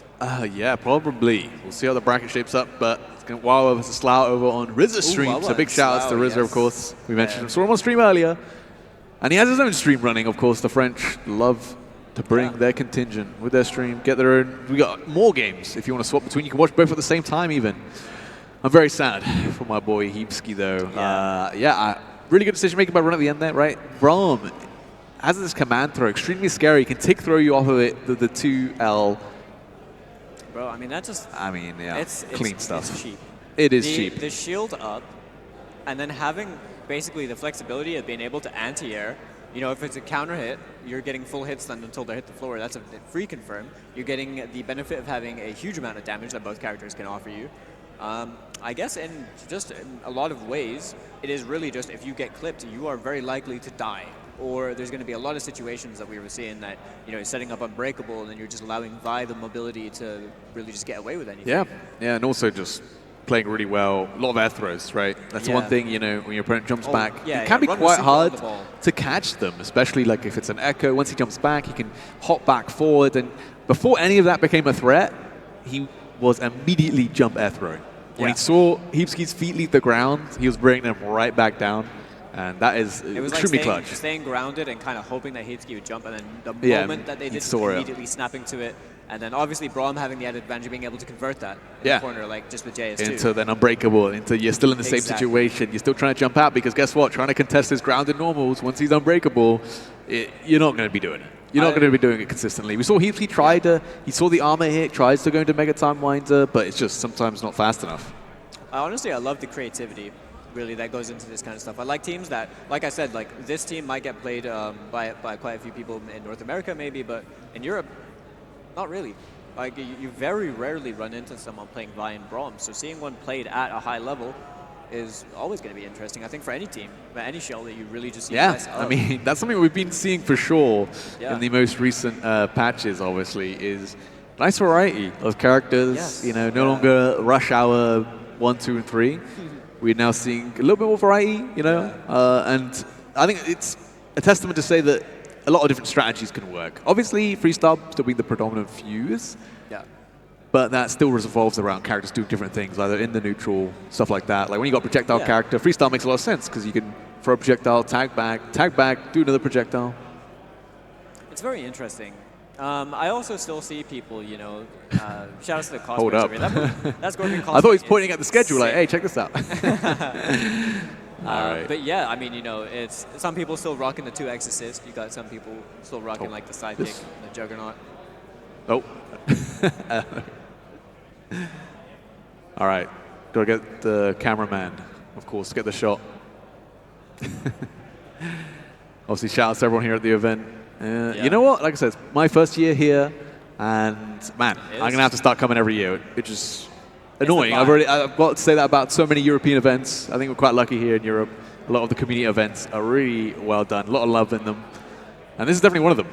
Yeah, it's very organic, I think is the right word. Like, it's very much, you can tell it's very FGC. It's very, like, the history of Viennality has been really built up from that grassroots. This is now the 10th one. This is the Viennality XL. It's kind of like a play on terms because of Mortal Kombat XL. It's where Storm, you know, one of the TOs over here, him and the Hotchka really put this together. Originally a Mortal Kombat player.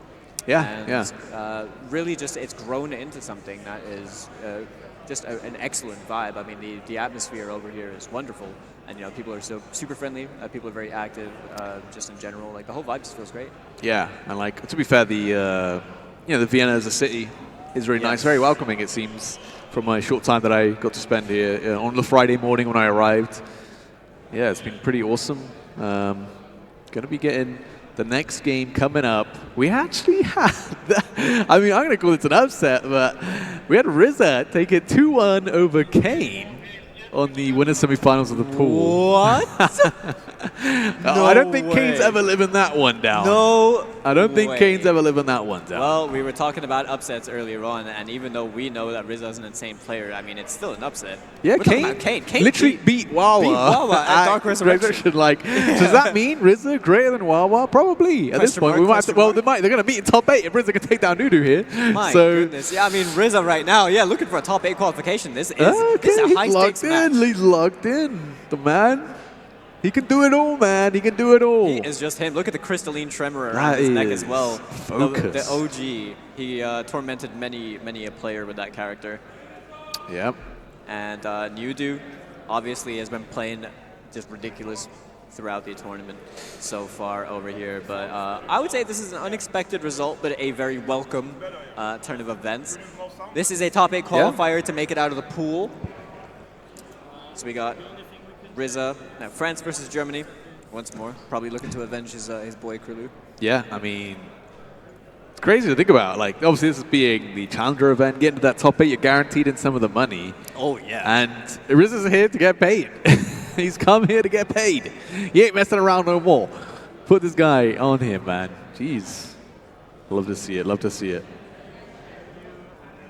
But yeah, I mean, I'm looking at it. I mean, a 7th to 8th place finish, you get like an extra additional $100, which is nothing to sneeze at. But then you're mostly looking at that, like, you know, top 4th position, right? First place getting 2,500 big ones. Yeah, it really starts ramping up. So the moment you're in that top 8, I mean, sure, you're in the money, but you really want to be in that top 4, like Lazarus is saying. It's like, yeah, it jumps up, like 4th, 3rd, 2nd, 1st. It's pretty substantial.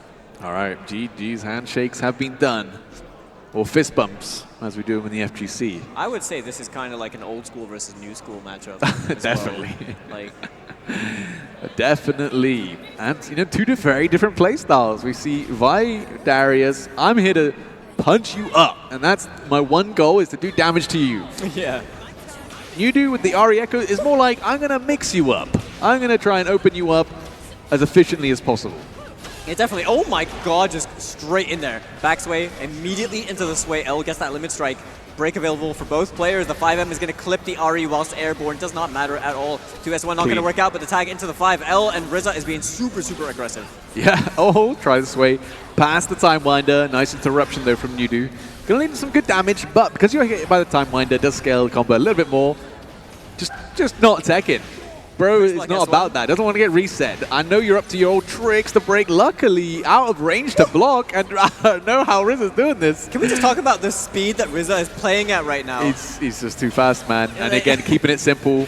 Straight into the Hyper Grader Maker, and takes down the Ari. Man, running already. I mean, I don't know, but this is, oh my god, this guy, man. Headless. I'm annoyed. Rizza came to play. Yeah. Rizza came to play. That was a destructive first round, to say the least. My time. Not as much these days after the nerfs, but still looking like Yudu's time. Getting the hit on Rizza. It's turned into a my time question mark, hasn't it?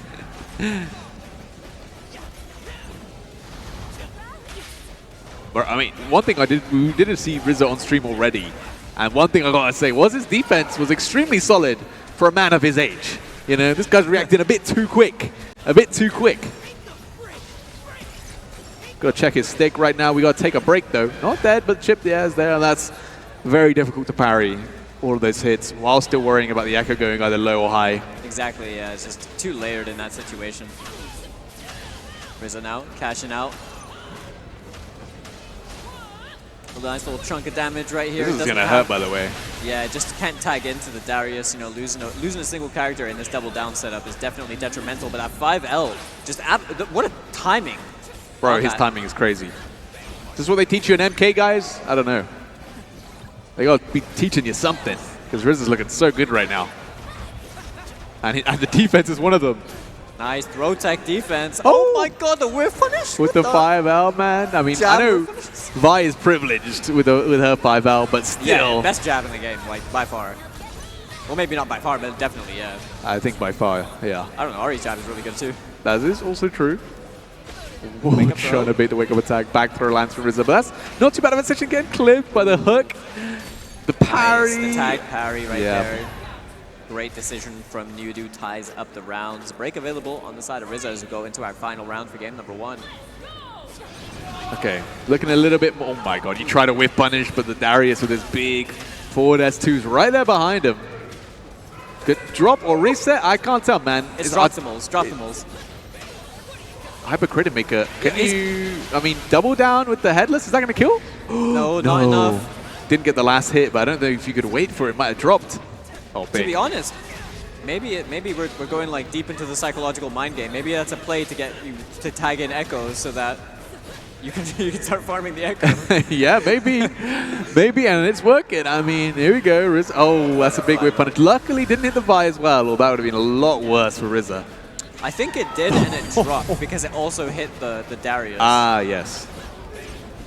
Darius shoulder, not quite reaching. Just holding up, bro. Oh, but the 2 H's there, man. Where are you going, Yudu? What are you afraid of? Bring him back down. Charge forward S1. Okay, or 5S1. Yeah. Just really trying to kill all that Fury timer for Yudu. Now you don't have to worry about it on defense. Oh, 2H is still clean. I'm surprised that faced the right way. Same. If I'm being honest. Very rare occurrence. Setting up the Oki. Yudu being patient with it. Big hit confirms, overhead into the Ari. Now we're down to a solo character apiece. Rizza definitely with a health lead at the moment on the Vi. Oh my god! The 2H did not go the right way that time, Falk. And Rizza going to take the first game. I have no idea if France is screaming, but I hear some screaming coming from somewhere. I'm just going to assume it's the French crowd. They do. They are some of the loudest. And if they aren't cheering for Rizza right now, then you need to get new friends, okay, Rizza?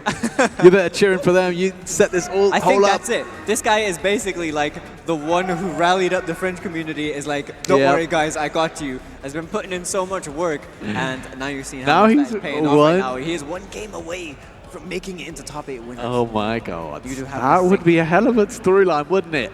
That would be a hell of a storyline, wouldn't it? I mean, again, if he does win here, and if Huawei wins his game, which we'll see after this, they would be in the winners semi-finals together. Oh my goodness. That would be a hell of. And what happens if Rizza wins that? I don't know what happens. All right, we might have to call the president. We might have to call the president of France. I don't even know their name, but we got to get them on the line. Headless. That's a whiff punish, by the way, and a conversion. We do that. We play like that. Oh my god, that's gonna hit. Yep. Oh, and he hits both characters. Oh no, it's coming up all aces right now. Oh, denting blows as well. I like the immediate tag into the Darius. Wow. I am Surprised that mind whiffed. blown that whiffed. Yeah. It looked like it shouldn't have, but you know, Ari, I mean, I guess she's a small girl. She just sidestepped. She was. Yeah, she went into the third dimension. Playing Tekken now, are we? Mix. Roll through tricky stuff. Gets the happy birthday. This Oh, is a that's great bad. situation for Nudu. Bad for Rizza. That is going to be a large chunk of damage that Darius has just eaten, and you're not on Fury, so this is going to be a tough one to try and come back from, especially with no bars. Yeah. What now? Oh, trying to get that jump back upper hands. The Ari assist comes through. Should be an easy conversion. Easy round for you to get in some control. It looked like a bad start, but luckily you have all the tools available to you to turn things around here in 2x KO. Yes. And Nudu sitting on that full break. I like the option to just neutral jump over there and just play it patient. See what the kind of approach is. Speaking of approaches, we are going to see Rizza's approach being completely destroyed by Nudu. A little bit of a dropped combo, but handshaking out. German reset. Yeah, apparently.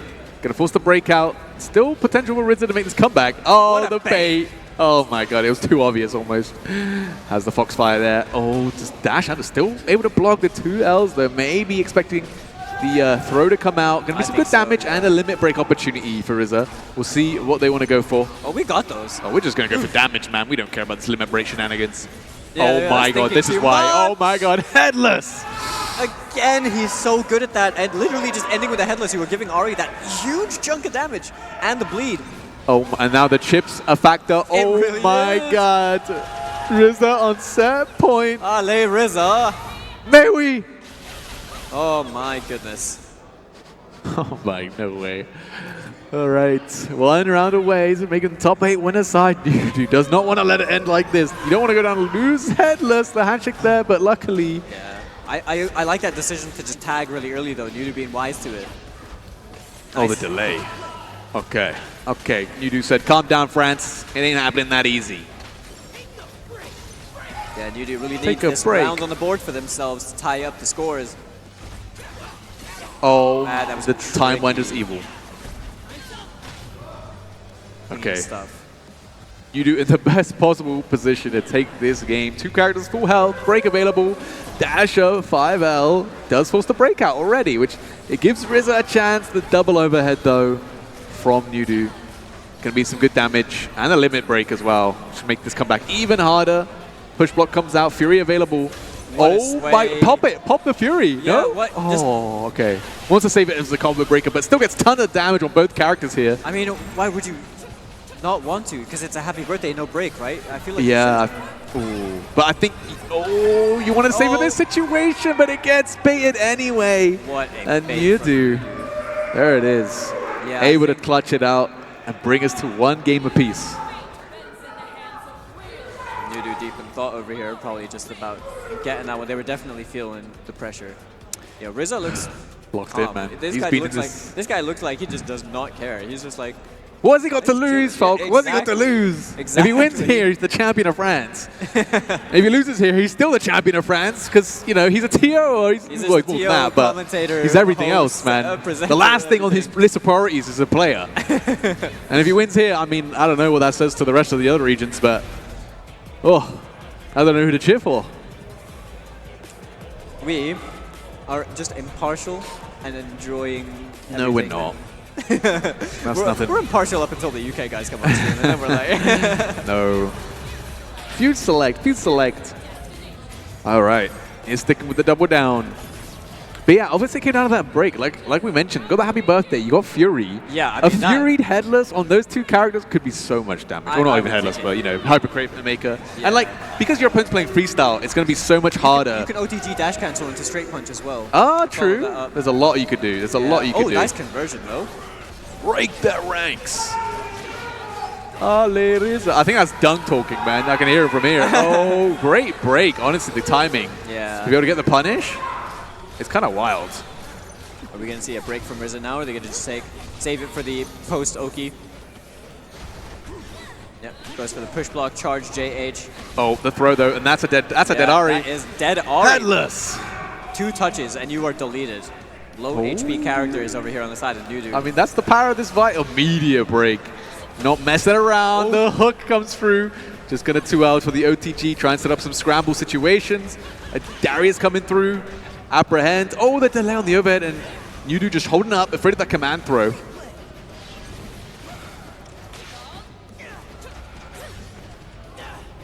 Oh, the interruptions. My man's doing this for France. Le Pif. And that should be a dead Echo. I believe so, yeah. We're just going to get Hyper Crater Maker over here into the Headless, surely. Oh, we're just extending it all. Headless, and there it is. Rizza on set point once again. This time with a round advantage. You do with the break advantage, though. Going to have a little bit of an easier time at the start of this round. That he can. We're playing. Oh, but he wasn't in range. Yeah, wasn't close enough, and a little bit of overcommittal on the Ari. Sniped by Nudu's Timewinder. Getting that limit strike ender. Sets up the Oki. This is scary. This is scary, Fog.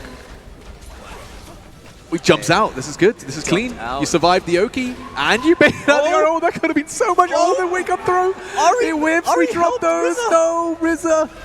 She body blocked. Oh, great push block, but Ari's getting beat up in the back right now. Nudu a bit too afraid to press. Assist available. There's the parry. But it's only on the assist. So no punish coming through.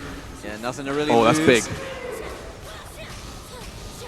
Oh, this is all coming out before the break's available to Rizza. And you're going to have to deal with this Foxfire Oki, which is very, very scary. Very indeed, but you have a break available. Do you want to use it on the break, or do you want to hold for the Fury? And it looks like we are getting a hold over here. Rizza probably just trying to feel this one out, because we could potentially go to another round. Yep. Doesn't want to get too over ambitious. Oh, he thought the break was coming, but the throw, he's so ready for these scrambly situations. I think you're dead. The Headless is going to hit here. Hyper Crater Maker, a fraction of life, but the chip's a factor. Does that trade? It doesn't even win. Oh my god. Okay, Rizza, Fury, Nudu, Fury. We have a hell of a game over here. The anti-air, not going to work out. Oh, it's a super. That's not going to kill though. That's not dead. Oh! Oh my god! Ale Ale Rizza! Mewi!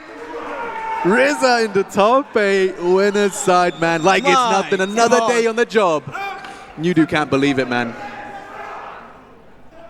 That's why he's the GOAT. This is why we talked up Rizza. You can never count this guy out. I said when this guy was on stream, he looks good, he plays good, he talks good. In my notes, I also said, unfortunately, he might look a little too good because his gameplay might suffer. I was so wrong. This guy is him. Timothy, walking away. No. Going up to the French contingent up top to get his dues. Honestly, I think he's going straight to the French stream, by the way. Really? He's just going to talk smack on the mic. Really well played, though, to Nudu as well. You know, you definitely were... Sorry, there's a lot of passion from that French corner over there. I don't think Nudu should beat themselves up, though. No. You want to keep composure. You have to. You didn't make it into top 8 winners, but there's still an avenue for you to make top 8. So keeping that composure is really important, and I, for one, just hope that they don't doubt themselves or let this affect them further into the bracket. But for the French energy is infectious. If you guys were over here, you'd be really feeling just how much of it is in this room. Definitely go to Rizza stream. I'm sure the chat's going crazy. You do that, yeah. I mean, look, you don't want to be that guy. You don't want to be the guy who lost to Rizza. I mean, nothing against Rizza. Obviously, very extremely strong player. That was a really close set. But it's the idea, right? The philosophy. It's like losing to a commentator, you know, which again happens. You know, does happen on the occasion, guys. Yeah. I mean, that's a tough loss to come back from. But like you said, gonna have to stay composed. Because it looks like going to be up against probably Kane in that loser side. So YouTube generally has been playing insane, so you don't want to lose that, right? But the fact that we have Kane in the losers bracket as well is, you know, who lost to Rizza as well. Lost to Rizza, and again, Kane beat Wawa at the Dark Resurrection event. Yeah. And now Rizza's going to be up against Wawa in top 8 winners. I mean, I'll double check that. I think we're going to get Wawa coming up on stream next. So the winner of this next match should be up against. Yeah. I mean, look, the writing's on the wall. The writing's on the wall. For a Rizza winners finals, I mean, say it ain't so. It's pretty mental. Like, that was the kind of set that we really needed to see, right? That was a top 8 qualifier right there. Yeah, that's what it's all about, man. And we do see Wawa coming up, of course. Up against Run, who obviously did manage to take down Heapski 2-0. Looked very strong. French team kill territory over here. Wawa, obviously, you know, no introduction needed. Yeah, of course. Well, maybe he needs a bit of introduction because this guy doesn't enter anything. But you probably know the guy. You probably know the guy. I mean, he's him. He's the guy to beat. He's number 1 seed coming in. Pretty much won. I mean, look at this. First place in Mindset. First place in Collection. Second place, obviously, in the Dark Resurrection. Like, Frosty's like the worst performance for Wawa, and even then, like a 33rd place out of 874 people. It's like, it's not obviously to Wawa's standard, but it's not really a placement that we can just scoff at entirely. It was just not really their tournament at the time. But yeah, and what was clearly in some element of like a character crisis, I don't want to call it that, but clearly wasn't too sure. Right, and then maybe just kind of doubting what you already knew. And but yeah, I would like to think that ever since Frosty's Wawa has leveled up a lot since then as well, and really just knuckled down on a lot of the aspects where maybe they realized, you know, things weren't working out like they had hoped for.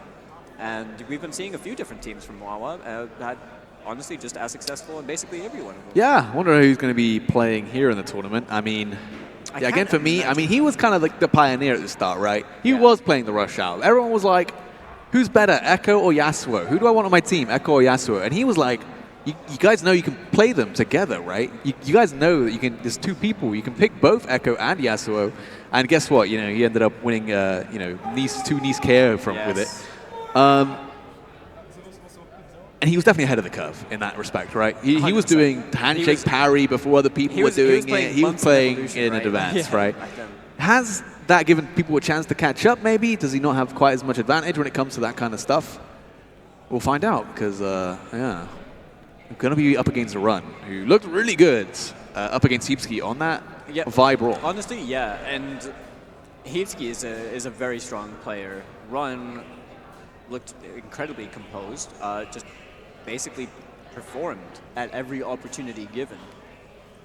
And this is going to be an interesting one. Personally, I can't really imagine that Wawa would want to play like Vi Caitlyn, but I am proven wrong. All right. Yeah, there we go. Vi Caitlyn freestyling it up. Oh, sway grab. Of course. We're going to see this. I know I know Dunk's out there gushing at the Caitlyn right now. Dunk is right there. Oh. Hello, Dunk. Oh, baits the throw out. Okay, going to force the breakout from Run. Trying to get him the Jitsu page. Wildbus says, get back down there, man. Oh, nice, great push block. Break is here. You can't break. You got to wait until the Vi's off the screen, of course, and there it is. Side switch, though? Yeah, I like that. I don't know if that's intentional, but I mean, it's Wawa, so it probably was. Okay, just opting to spend that level 3. Dish out all the meter. Get that kill. You still have 2 characters alive, so it's not the end of the world. And just for the record, this is also another top 8 qualifier from this half of the pools. These 2 blocks. Yep. Run up throw. It's that easy. That's how you beat Braum Unbreakable. You just got to run up and throw his ass. I promise nothing bad will happen. And I think it's definitely going to be the Braum death right here, the level 3. And that was a cool combo. You know, Caitlyn's got some really cool combos, to be honest. I feel like I see a different one every day. Definitely has a lot of freedom in her combos. One of the strongest things about her, to be honest. She also has a chance to reset you with her trap setups, right? And that can be very scary with a character like Vi, who's able to, you know, cross underneath you. That was a monumental drop right there from Run. Missed out on the electric, I imagine. Going straight into the S1 super. Oh. I wonder why, you know, had more of the combo there. I think was maybe afraid Braum was going to mess it up. I think maybe, yeah. What a sway, though. Completely avoiding the Caitlyn assist. Didn't quite matter anyway. Wawa is going to go for the... Oh, but we saw this against Heapski run. Give him just 11 frames, or I don't know if they buffed it actually. Just give him enough frames to cool that Braum shield, and it's coming out, man. It's coming out. Okay. Wawa not overcommitting to on the other side. Oh but the 2H also goes to the other side. Oh my god, that Vi. 2H moment. Yep, and that's going to keep Vi alive just enough to be able to finish this off with the cease and desist. Wawa now, you know, even though Run has the health lead, Wawa having 2 characters is actually quite an advantageous thing, but never mind. Speak too What's soon. happening? Oh my god, the throw whiffed. Run? Disregard everything I said. 2x KO. I don't know how. Oh, no, yeah, I guess the other character got hit, but it extends the window a little bit. The third 2x KO we've seen of viennality so far. Let's try and keep count. Nice. Went with that forward throw, goes for the OTG, opting to go into the Hyper Crater Maker. Now, all day. get some Oki. Nothing major. Run choosing to back off as well. Ooh, wake up attack. Coming in though. Braum behind here. Watch out. Watch out. You got to go straight to the super, right? Because the break's coming. Never mind. Oh, 2H and then the immediate tag just in case they whiffed. Oh, great anti-air. The Hypercritic Maker again. Like is that going to hit? Oh, just It about. is. Oh, what? That's it. Bro, that is some divine intervention, man. Wawa has incredible plot armor and shown it off right here. The standing reset that I was talking about, Falk. There's no way, right? There's no way Wawa comes back from this after, you know, that. I mean, now he's just gotten Caitlyn out of there. Enough time to rebuild that Grey Life. Opting to keep the 5S2 short as well, I think, just to make sure it doesn't drop out. You actually guarantee the limit strike ender built towards that break. As Wawa sitting on that 3 bars as well. Oh, nah. Not like this, man. Oh, huge. I don't think you can kill here because, you know, it's a back throw. Great parry Nice on the Vi. You needed to, right? Oh, you're dead to chip. You're going to have to parry this too. But, oh, and it stopped before it hit the Vi. So clean from Wawa. That's not going to stop. Oh, and then little ones. Yeah, cancelled off. The parry didn't work out because of the timing. Because he cancelled off of the Vi. And Run is going to take game number 1 over here. That's 4 2x KOs. And wow. Back-to-back for Run. Incredible stuff. And I mean, look, I said, you know, there's a lot of reasons you might want to come here to Vienna. There's a lot of reasons why you might want to come to this Challenger event. Some people are going to be motivated by the money. For Run, it's to become the guy who beat Wawa. And it's looking good right now. That it is. Oh my god, keep it coming, man. Well, that's a dangerous break, honestly, that but really it worked was. out. Oh, we're just mashing, man. No break here. This is going to be so much damage. My goodness. Oh, Skate this him is to the interesting. corner, gets the extension into the charge punch. What an interesting combo. Oh, trying to reset. I thought there was something cheeky coming out. Soon enough. Nice handshake into the parry. Going to force the breakout. Run, trying to, again, try to get him with the J2H. Trying to force a... I think he has the Poro behind him. He tries to bait people into 2H in him. Yeah. Yeah, there we get that restand that you mentioned earlier on, setting up the Aegis as well. Oh, I hate this. The throw whiffed. Trying to movement. Braum just waiting for the assist. He's half the man he is without his assist, I'll tell you that. Yeah. Good situation where Wawa got that corner Oki. This is where Caitlyn shines, though. This is one of the best situations to be, as Caitlyn has some of the most consistent Oki in the corner, probably one of the best in the game. The break comes through and is in range to block it. That is excellent for Wawa. Should be able to, wow, kill the Vi if they want to spend the 3 bars, and they do. I think it's a pretty safe thing to opt to spend it, right? When you have both characters alive, it's okay to kind of like be down on meter entirely because your other character has bar available. Oh. Nice, I like that run up throw. Okay, just interrupting the start of that 5M. That was kind of scary, right, Run? 6 bars, like, yeah, the comeback could happen there. Wawa obviously taking the round, feeling a lot better, a little bit more comfortable in this matchup. Does miss an electric there, does still bait at the wake-up attack. Still able to get so much damage right here, holy moly. And it's not even overweight, that might just be a dead character. Headshot. And it's not even over. Combo. Oh, what? Baby. My God, that was sick. Okay. That was sick. Yeah, Wawa took that loss personally. Braum, no Fury. I mean, I said, you know, half the man without the assists, without the handshakes, but it's still pretty scary with Fury. Nice, I like that. Gets the wall bounce. Spend it. Yeah, forced to use that Fury. Wow, just running away. I mean, what's Braum going to do? Run at you? I mean, yes, but as soon as he does that, you can make him block, you can force the mix-up, and that Fury kind of going to waste here. Wow, I had full control of the set. Look at it, just take it perfect, I think, honestly. The shimmy? The shroomment? Oh my day, from behind the back. And that is going to be 7 green letters in this game. Perfect. That's a good way to answer back if you're Wawa. It really is. Personally, I feel like Run was being a little bit too antsy and like maybe being potentially a little bit too greedy and kind of left himself a little bit open. But over here, down to a tie game. Winner of this is going to be qualifying for top 8 winners.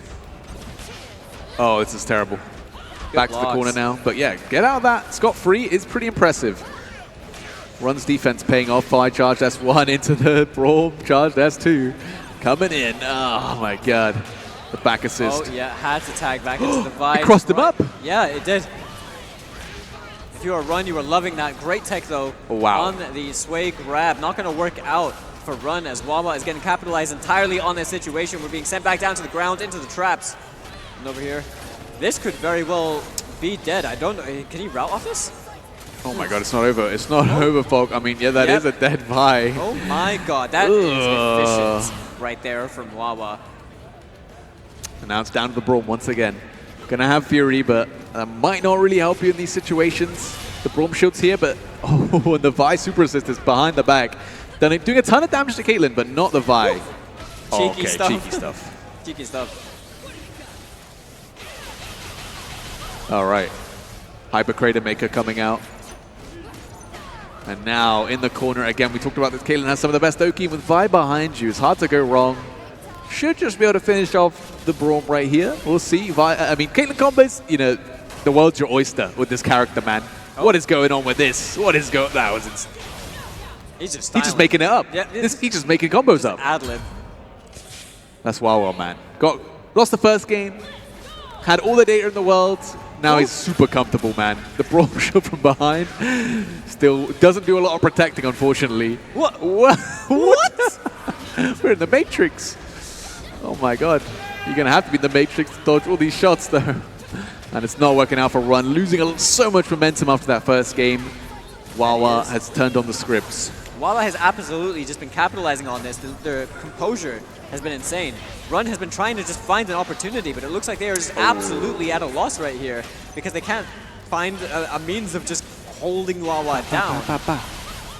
And again, we're down to the Braum, and I mean, Wawa, I feel like Run's not found a clean hit on this Vi Caitlyn in about 6 rounds. That's what it feels like. Oh, the instant overhead off the charge 5H. And even Braum is going to be hurting on these combos, man.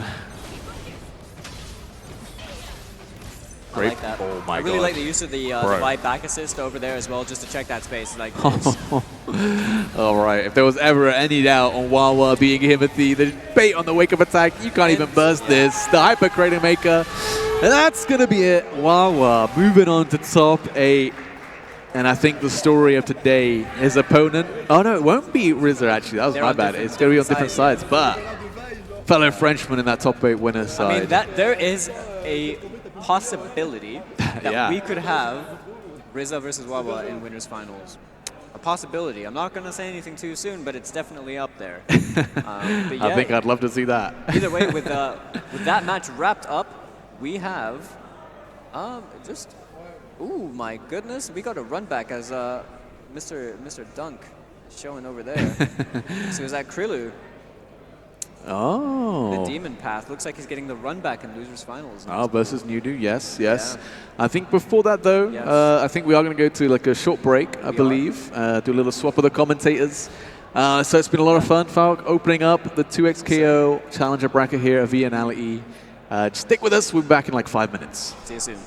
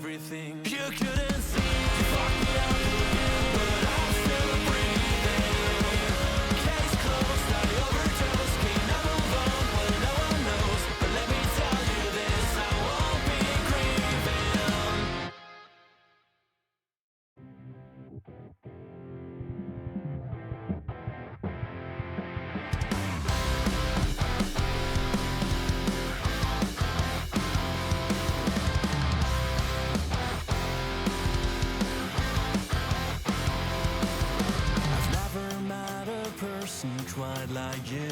And after all this shit that you put me through, can you just agree for once? Things haven't been the same for the past few months. I've been holding on so tight, though I don't think just wearing right. Just wanna go back to that one fateful night. I can see your halo falling down to pieces. I would never let go of you and all your promises. And now I'm gonna miss you.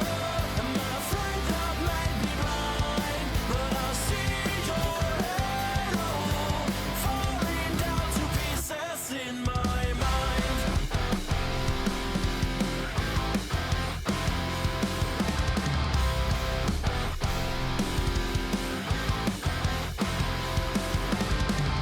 Days gone by, I can't stop listening to the voice that drives me mad. There are too many memories stuck inside my head. I've been holding on for too many nights, but by now I know I will be alright. I can see your halo falling down to pieces. I would never let go of you and all your promises. And now I'm gonna miss you. I'm afraid that might be blind, but I see your halo falling down to pieces in my mind.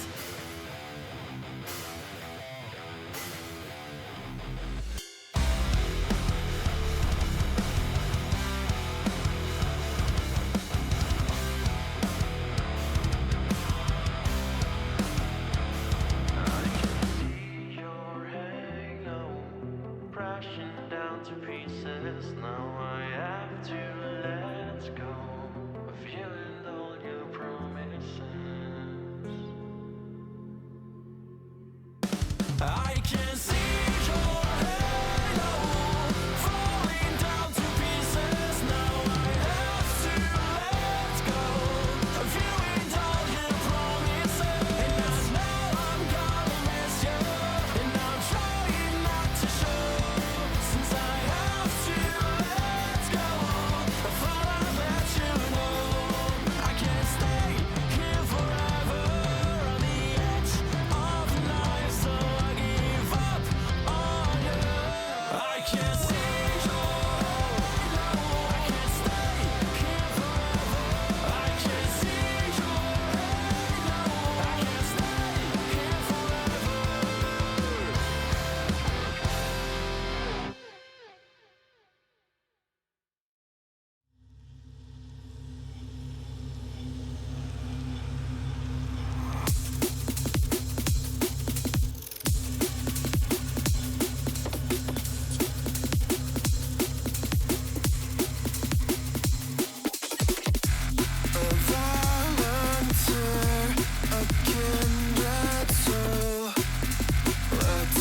Welcome to Vienna.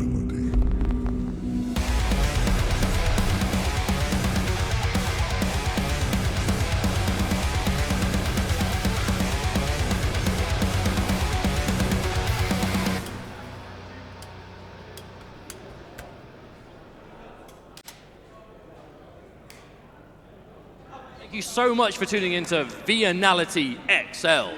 My name is Mustard. I'm joined by the fantastic Dunk. We're going to do some 2x KO comms for you folks, and I think we've got a good few hours ahead of us. Absolutely. If the first couple hours say anything about this event, it's going to be crazy, right? We've had massive upsets, big surprising top 8 winner-sized players. If the rest of the bracket can be half as good as that, we're in for an absolute treat. But yeah, glad to be here for the Challenger event. Big pot bonus here at Viennality, so there's a fair bit of change to play for here, and honestly a bit of pride, right? Our first EU Challenger event, there's bragging rights to fight for here, and I know the players are definitely looking forward to that. Well, it feels weird to say that it's the first EU event in the kind of circuit of support that Riot Games have been doing so far since the launch of 2XKO. Shouts to Riot Games, because there's been so much to follow. Yep. Whether it's online tournaments, obviously shouts to RZA and the local French crew for the offline presence. Obviously there's stuff all across Europe as well. That it really does feel like a kind of like a real kind of like combination event. There are so many people here who have been grinding. Obviously, France are out here in force. We've got folks like Heapski here, repping from the UK, who has been having a decent-ish day so far, but still trying to stay in this bracket against Run.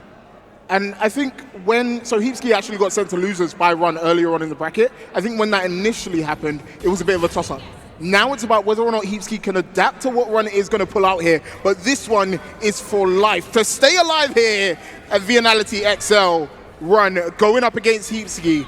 And it's this Braum that's really the star of the show, right? You're going to see him jump out, call the shield, and there's just a lot of time for the point character to just act and be belligerent like they're doing right now. I mean, could there be a better opening round start? You know what I'm saying? You were saying we're going to go in with a big shield. That's exactly what we saw. However, Heapski, the Alawi Echo, a team we've been seeing quite a lot of in recent months, especially after the patch. Yeah, very hard to not think of Alawi as top one, but that's an amazing double tag there from Run to cancel the battering ram and bait out the parry, and he's going to be rewarded with that Alawi. Level 1 should be enough to kill, and now you're in such a great position, right? You got Unbreakable, you got rid of that break, it's Echo. He finds it so hard to deal with such armor, but not Heapski. Run up throw, finds a way in, and is now looking for mix here. Ooh, how did Echo end up there? That was ambiguous. Didn't result in a dead Braum, unfortunately, though. Went for the meaty grab. The wake-up is good, but still alive. Braum refuses to go down. No parry from Heapski. Battering ram comes out straight into level 1. It's not going to kill, but Unbreakable in the corner. Heapski has to find a way out. He has 1 bar for a parry, 1 chance, but Vi locks him down with a Vault Breaker. Goes into the wrecker. Just going for chip here. It's not enough. And Heapski has a chance. Hasn't got a lot of life, but he'll build that Fury gauge at the end of the combo, but no one drop Mustard. Unfortunate. That is the last thing that would happen, but no, Heapski manages to find a reset anyway. We are firing off on all cylinders from the word go here, but will it be enough? Heapski finds the damage, set up, super assist. Oh, okay. There's no way Heapski's bringing this back already, though. Surely not. It's a pixel and a dream, Mustard, and Heapski brings it back on a magic pixel. That's ridiculous. This is round 1. Round 1 of the block. Heapski fighting for the run back. I mean, you did indeed. But now we got to listen. That is hella momentum, though, going into round 2. Heapski's got to be feeling good after that one. Absolutely, and you have to think about the mental damage that's doing to Run, right? You had the game in the bag. It was 1 more hit to chip out, and now Heapski's up, goes for the overhead, doesn't get much reward. Well, and it was on the back of Braum surviving on like a shred of life a few times as well, so that's got to be feeling not great if you're Run right now. However, the show must go on. Heapski, however, manages to find something here. Just about to build the level 1 thanks to the limit strike. Yep, just going to chase down with some basic Oki. And he's being really patient, waiting so hard for that Braum assist so he can start being active. Has the lockdown. What a low parry from Run. Gives him a chance, gives this Vi a moment. Will switches to Braum most likely, try and get Unbreakable, and pressure Heapski in the corner with these armored normals. I mean, this looks like not a great situation life bar-wise, but if you're Braum, this is exactly where you want him to be. Big bar of red. Okay, immediate push block. I like that choice from Heapski, just trying to get out of there. Nice, and forces the break as well. That's going to be a punish on the tentacle slam there. But Heapski builds another break. Gets out of that combo. Has to be careful. 0 on block jab. There's a lot of meter as well. You don't want to be falling victim to a wayward level 3. Okay, gets through the charge. Oh no, meaty grab. Is that enough? Okay, that's probably just enough to get rid of the Alawi. I think it's a pixel, but Chip is a problem. Chip is a big problem, and that's exactly why you saw the parry come out. The tag tries to parry, but Heapski adapted to, and Run should finish it off with this relentless assault. The 2x KO coming in our first game. And it's already such a close match between these two. Well, I like how back and forth it's already being, but even there when Heapski was absolutely back against the ropes, was still looking for a big, hard decision to get back into the round, even though Run was able to get the better of it that time. Speaking of which, that momentum is going to roll through now. Braum, that shield is ready to go. Oh, just a meaty. We've seen a few grab attempts. Maybe Heapski expected it again. Yeah, that's probably a dead Echo. Absolutely, and the worst part is he keeps the Unbreakable, he keeps the corner, and it's so tough to deal with. The only shining light for Heapski, he has Fury building up, and Alawi, if she can get a hit in Fury, does so much damage, but the lockdown being brought up, throw connects, just opts to reset, tries to throw, it's a happy birthday! Uh-oh, happy birthday, Fury ready to go, but Heapski fighting out the corner, lots of meter being built in the process. Oh wow, that was just straight up run up light. Heapski finds the hit. I think Run tried to tech there. Oh no. That is not what you want to see happening. Uh-oh. The tech into the parry, Heapski. So switched on right now. Oh my gosh, gets the knockdown, but doesn't go for super. Delay 2-0, gets the hit. Heapski is so clutch on this Alawi. He just has to fight this Braum. No break in sight. Has 3 bars. This next hit should kill. Big Rock doesn't connect. 2M locks him down. Good elimination of that tentacle from Run. And now he's trying to advance, but the parry is so clean. Heapski had his back against the wall twice in this match and fought back 2 times to put himself up around and maybe get the run back against Run. It's absurd how hard Heapski had to fight for that. You know, both of those successful rounds, they were basically comebacks, right? There was the chosen one Echo at the beginning. Alawi didn't even need the Fury in the end, right? But was there should you need it. But it's crazy how much of a back and forth we've already had here. But then again, you know, this is the first bit of the block, but these players, they have been in this pool for a while. Yep. They want to get out. They want to be finished. And Heapski is definitely feeling the stress of this, right? He wanted to make it through to that winner's side, play Wawa and have an easier run, but now he has to play so much more. Run has him look down towards the corner, just jabbing with the 5-0. It's so good, it trades, but good mash out by Heapski. Good air tech, but you're locked down in that Vault Breaker charge. Cross up, and Heapski not ready for that one, but now we can assert pressure. Goes for the overhead, tentacle out. The DP comes out and Run will be losing that Vi. Run has been making quite a few erratic decisions on Wake Up here. On the flip side, Heapski always ready for it. You know, despite how crazy this match is already being and how fast they're having to play, Heapski is ready to just stonewall at a moment's notice. Especially if we're talking those hard defensive decisions. Exactly. Speaking of which, though, that's going to hurt. Oh my goodness, though, is that going to hurt? That's so much damage. Half-Life will allow the combo's not finished, though. How does he get the extension? The parry from Heapski, he's throwing it all away. Yeah, that was like characters eliminated in a flash. That was straight up 150% damage combo. Literally. Just not on the same character. Ouch. And Run looking to catch that momentum. Battering ram locks Heapski down, tries the tech, but just a little bit too far. Misses on the electric. Run has that assist coming back up, and he's going to try and lock down again, and he does throw again from the Run. Timing, that was so clean. Run's offense relentless right now and paying off so good. Heapski in a world of trouble right now, back against the wall. Manages to find a big interrupt though. Hang on. Ooh, no, not what we want to see happen there. Yeah, very unfortunate drop. And Heapski goes for the parry again. He's anticipating that once Run gets that shield down, he's going to throw a button out. Run wiser to it, but he's now locked down in the corner. Great block on that cross-up and the overhead, but the command grab comes out. And even if you jumped Mustard, it's not punishable. It's just a matter of time, right? You can only defend for so long. Apparently so. Run. The Vi is gone. Heapski.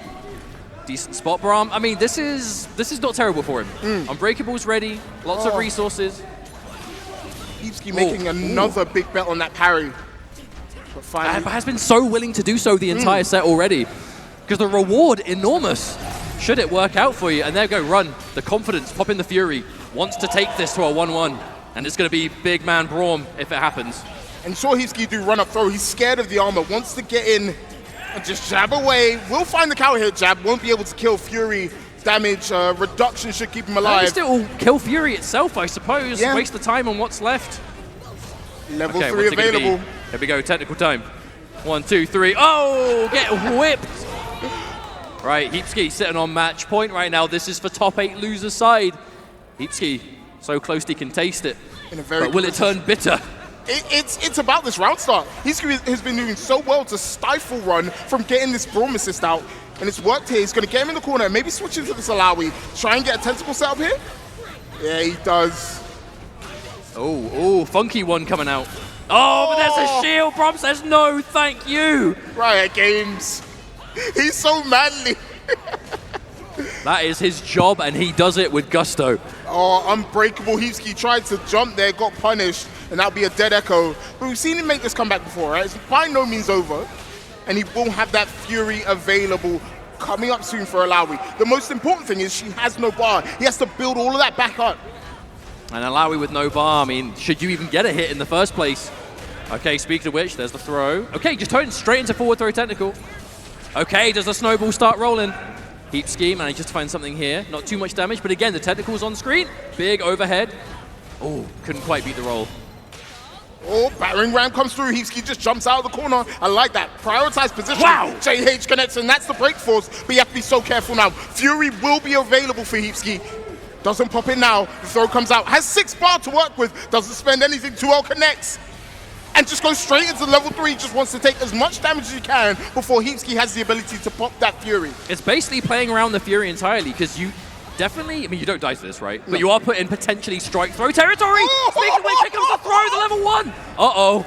Fire's gone. A little bit of damage on Braum too with no Fury. That could be important.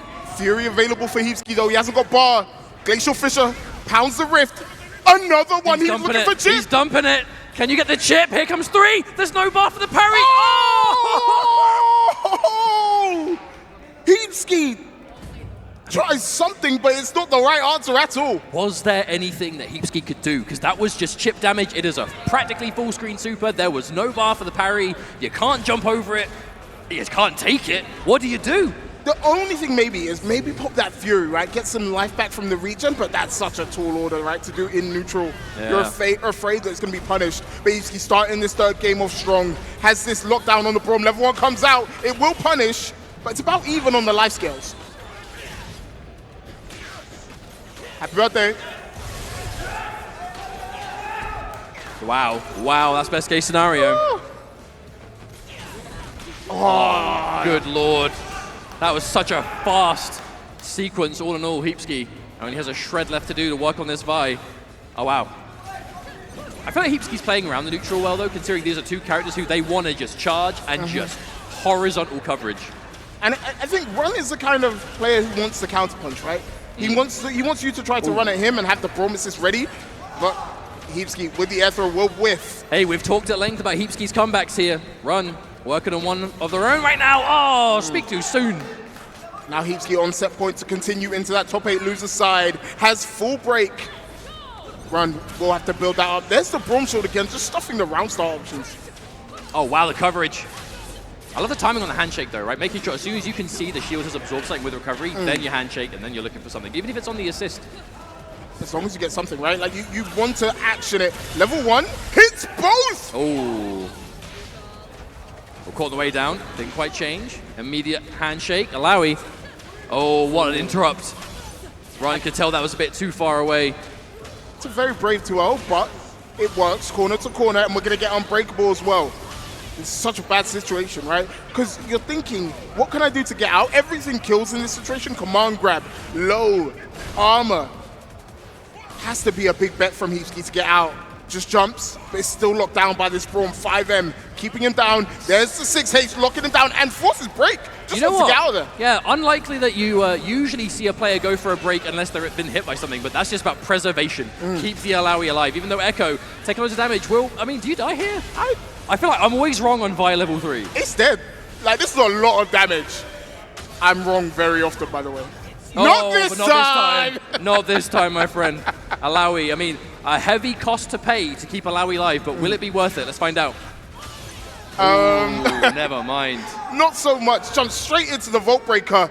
And now both players on set point. Heapski up against Run. Final game, final round. Oh, bold start too. Just straight up forward jump assist call. We want to get that first hit going, and we want it now. Oh, wow. Push block completely moved. J2H tries to get back in, but Heapski just strapping away. Interrupt That's again. a good check, right? Heapski has been doing that quite often, and Run has been teching. This time, goes for the 2-0, gets the punish, and will get unbreakable out for this Braum. There have seen so many instances where you just lead to a 2-touch scenario. Here comes Braum back again, maximizing this damage. Ooh, okay, the late break. Heapski wanted to preserve as much as possible here. Putting so much value here into that Alawi, and for good reason. Yeah, very good character, very good buttons to sort of stuff the characters. Jumping in with Battering Ram, with Vault Breaker. But there's the Braum shield absorbing all of that damage. Charged Vault Breaker into level 1, not enough to kill. Oh, it is! It is! Run with zero hesitation too. Okay, but now we've talked about Heapski's comebacks in this set. Has no choice but to mount another one. No Fury in sight. Manages to get the hit at the very least. Oh, another drop though. Run also has break. Oh, Heapski tried 5M in the middle of those Sway follow-ups. Tries to jump over the 5 That was a punish. He tried to press a button and got punished for it. Level 3 available. I think this is dead. And I think this is Run booking his ticket into top 8. That's probably enough, right? I mean, let's not speak too soon, but it's seeming likely. I mean, the play, it's got to be done. Yeah, the players are up. The players are up. Yeah, the hands are shook. They are shook. It was swift. It was a swift shake. And Run is one of those players we haven't seen break into this kind of top 8, right? Hasn't had that opportunity yet, but this is massive for him, right? Get into that fight with all those sharks and see where you end up. And I know he's excited to play in that. It's got to be difficult if you're a French player as well, because it's such a competitive region. And if you are anything but at that extremely high level of play, it's going to be hard to consistently kind of shine there amongst like the finalists. Because you're talking Wawa, Noka, Yasha, the list goes on, and it will go on, because that was the first match of the block, and we are going to be having our hands full with French 2XKO in the very near future. I mean, they came here to play, right? They brought a big contingent to come and fight everyone here. And they've all looked very good. Namely, RZA, earlier on making winner's side top 8. My man RZA, he's just getting the top 8s ready now. So when he gets the MKX top 8 tomorrow, which we were all expecting to see, he'll be like, done it already, mate. It's so mind-baffling to me, because the names he took aren't small. He took Kane out, took Kane into losers, right? That is such a big statement for RZA.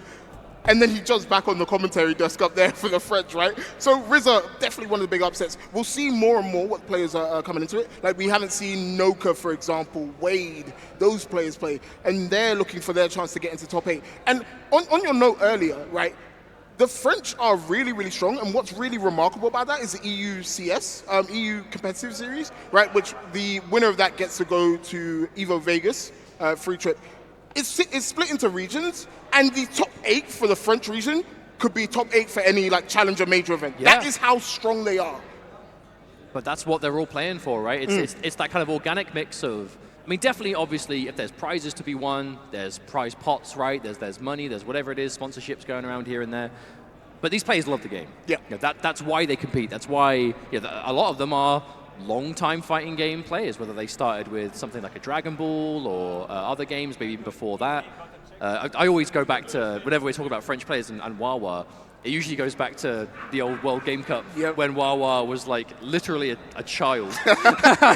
Just playing like, was it KOF 13 or whatever it was? And like, he wasn't a child just having fun with it. No, he was a child beating up grown men. Yes. For fun. Like, and to see him grow from that point onwards, obviously I wasn't there part of that journey. It's a reminder that the passage of time is endless. But Wawa will be in that top 8. We actually have a really good matchup coming up next. Nudu going up against Krilu.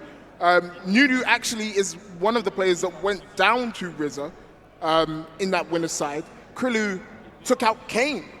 And so both these players have had remarkable journeys through to this loser side, but who is going to make it into top 8? Nudu is that slow, methodical style player, right? He was playing that Echo Yasuo previously, has switched it up now. Whereas Krilu is a bit more, I just want to punch you in the face, right? Playing Warwick Vi, just wants to get in there, start swinging. That's the team to do it. Yeah, exactly. That is forward movement and not a lot of holding back. The thing is, like, a lot of stock for Warwick has moved off after the recent changes. A lot of players have thought, okay, maybe it's not worth it. Krilu, definitely not one of them. Which I expect is a big deal, particularly in Europe, because I feel like Europe has always been such a Warwick-heavy region, especially compared to, like, obviously there are Warwick players everywhere, but there was just, whether it's Vi, Warwick in general, like, so many across the EU. So as soon as a character takes a significant change like that, it will shake up the whole region. Yep. And it definitely has, right? We have players like Wade who were playing that Warwick who have switched. Kane, I spoke to earlier, who was like, I'm probably going to switch off Warwick at some point and play a different character, right? But Krilu is going to give us an example of why it might be best to stick to what you know. I mean, only one can go through the top 8, but this is another top 8 decider. So we'll see what's going on in the next few minutes. It's getting very tense now. Nudu afterwards did look distraught. They did look at the game and thought this was their chance and their opportunity to make that top 8 winner side in such a sharp pool of a bracket. And 2-1 as well. It wasn't a blowout. It was competitive. So here we go. Krilu going up against Nudu, and it's just a classic, isn't it? I will say, you were just talking about how Krilu is that kind of player who just wants to get in your face and just knock you out. Round start. Forward. Let's not waste time. All things forward. And look at this already. Ari, no more. A lone Echo left alone. And Krilu has like a phase where he will overwhelm you with these quick strike attacks like Vault Breaker, and then he'll switch it up and just start throwing you violently. But already taking a strong lead into this game. I doubt Nudu will spend that Fury and falls on his sword, will spend the wake up attack and lose the first round. Krilu looking fantastic. The question is now, what is the round start? You've shown your opening gambit, tries to do it again, Mustard. I love that adaptation. You know, round one, you're just getting sucker punched by full screen charge. Just stick out those big buttons. You're playing the right character for it, as Ari. Unfortunately, going to be getting tagged here anyway. But again, what a message to send to start things off. Oh, a parry. Okay, Krilu playing at top speed. Krilu parried and pressed buttons in quick succession immediately afterwards. The bait on the break, that's really bad for Nudu here. Ari won't go down, but chip is certainly an issue. And this strike, okay, keeping it nice and simple. Yeah, you have to get her out, she's bleeding. Oh, brings back for the full screen pickup. Okay, never mind. We'll be able to tag one try to get back into Echo, which is probably a sensible thing to do considering Ari's health. Goes into the Tangle timeline. Just waits for the wake-up attack, and that should be a dead Vi. No break available. We'll get the limit strike to finish as well. And it's Warwick, but Warwick with Fury. Warwick with nearly 3 bar. That's a lot of potential to do damage, to be really fast. What the hell? Or just go for a full screen run-up air throw. Oh, the happy birthday is Ari getting tagged on the back. Oh, I love that choice. Don't even give him the opportunity to have that character back. And now you're in Bloodlust. You have access to that cross-up. One hit will kill. Just goes for the 2M. Nudu did something. That was a counter hit. You must have been frames away from a potential Fury as well. You were saying before about how after that kind of winner's loss, Nudu looked not in a great mood about it. Yep. Just looks very, I mean, it weighs heavy, right? When you're this close to that top 8, you want to do as well as you can, and you've got that kind of opportunity. You know, And all due different players, respect, they deal with it differently. all due to respect to Rizzo, he's a commentator, right? And he's got a lot of stuff on his plate. He's not necessarily playing the game all the time. So losing that game can kind of feel like a robbery to some degree. But Especially if you're preparing for a path, and I mean, obviously, again, not to take anything away from Rizzo, but if you weren't necessarily practicing for that player, sometimes it can feel bad. But alas, we're moving swiftly on. Nudu has to focus on the here and now to go into this game too. I feel like the Ari Echo is the kind of team that really kind of just wants to put stuff in that kind of mid-screen neutral space, which, again, if you're against a team that just want to always get in, always close that distance, it must feel great if you're playing the neutral, but if they're already in, not really the greatest tools to get them off you. Yeah, you have like split seconds to react to some of these neutral tools, like the Vault Breaker. With the big buttons that Ari has, Echo's buttons are kind of mediocre sized, so it can be really, really hard. And you're seeing Krilu just get real aggressive at Nudu, and he can't really reply with anything. Break already gone. Ari about to be gone from this world as well. Will happily spend no meter. Yeah. And building loads in the process too. And what that means is this Echo is so close to death if he finds a hit. Right, can go into that level 3, go into Bloodlust, or just opt for a Vi combo into level 3. Air throw, good tech. Uh-oh. Oh wow, that's actually a good situation for Nudu. One more parry and that might have been a big punish onto Nudu. But almost not quite. Krilu definitely feeling himself right now. you see, Nudu wants to play at that slower pace, and Krilu's happy to give him that time until those assists are up. Then it's all systems go. I guess it's just being patient for a reason. You don't want to be running into one way with normal. We've seen how quickly things can get away from you. There's the grab. Okay. Oh, that has to just be the mother of all input errors. There's no way you want that, but it gives Nudu a fantastic opportunity here, yeah. And Limit Strike, giving him Fury and Bar, gives him a bit of insurance just in case he gets hit, and also the possibility to kill. There's the bait from Krilu. It doesn't work out. Nudu was patient. A JL connects, but Krilu can't confirm. After that kind of mistake, though, you want to be sealing this round if you're Krilu. Because that is, oh no. And he does not seal it. Giving an opportunity to Nudu, maybe giving over a bit of confidence, right? Has that Fury now, can potentially tie up the set. Well, also, when that kind of unfortunate situation happens for Krilu, it's hard not to see it as the lifeline that it is. So it's like, okay, right, kind of got handed one there, but we made the most of it, we turned it into a round win, and then you keep it going. And then suddenly a round win turns into a game, you're 1-1, and now you're one step closer to that top 8. It's exactly what he's doing. Oh, what an anti-air. I really love that Nudu isn't pushing his offense too far. He's kind of saying, okay, I don't want to be in the scramble space with you. I just want to chill, get a couple jabs here and there, and if it works, great. If it doesn't, get out to safety. We'll find a hit on the stagger here, go into the orbit deception. Can go into Echo, doesn't. Wants to set up the stalking flare. There's that kind of good hit and run team though, right? Could it go in, kind of establish your space, try and find the hit, doesn't work out, back off a little bit, keep hold of your time. Okay, there's the Echo, confirms though. Ooh, okay. Oh, nice counter hit confirmed from Nudu. Should be the kill, right? Can finish this off with level 1, and he does. Okay. Things looking really good for Nudu right now. Yeah, rough spot. Oh, no what blood. a choice. That was something you did last patch, and it nine times out of 10 it worked. This time, it's a risk from Krillu. Works out for him. Staggered run baits out the assist. Okay, it's a good path to getting that limit strike ender though. Oh, what a tech. Hang on a minute, Krillu. There's a hit. This is probably a dead Ari. Yeah, you could probably spend level 1, right? Spend level 1 and build No, blood. the drop. Unfortunate drop. The parry. Hang on, I love that choice. Krillu. Oh no, the whiff. Massive whiff into grab. Oh, we are pressing into pressing. Oh, Krillu kind of did so many options in a short space of time. I don't think he gave himself enough time to see what was going on. It was like Krillu was always ready for it to go wrong, to do the next thing, but then the next thing would go wrong, and then you've got to go to the next phase even more so. You know, you were saying before about those kind of point-blank scrambles. Clearly, Krillu is not afraid to just let it swing. Well, in that moment, those kind he of did weird scenarios. throw, jab, retreating guard, and it was just like, oh man, like, Nudu like literally did nothing and stood there and looked at him. Well, you can feel the tension in the set, you know, when stuff like that's going on. Okay, there's a catch. Ooh, nice pickup. Now going to switch back into Warwick, get himself the corner positioning. Could level 1 here. Yeah, wants to build that blood gauge. We'll get full bloodlust. No, it's a shred away. The pixel of blood, not quite enough. Instant break, I respect the choice.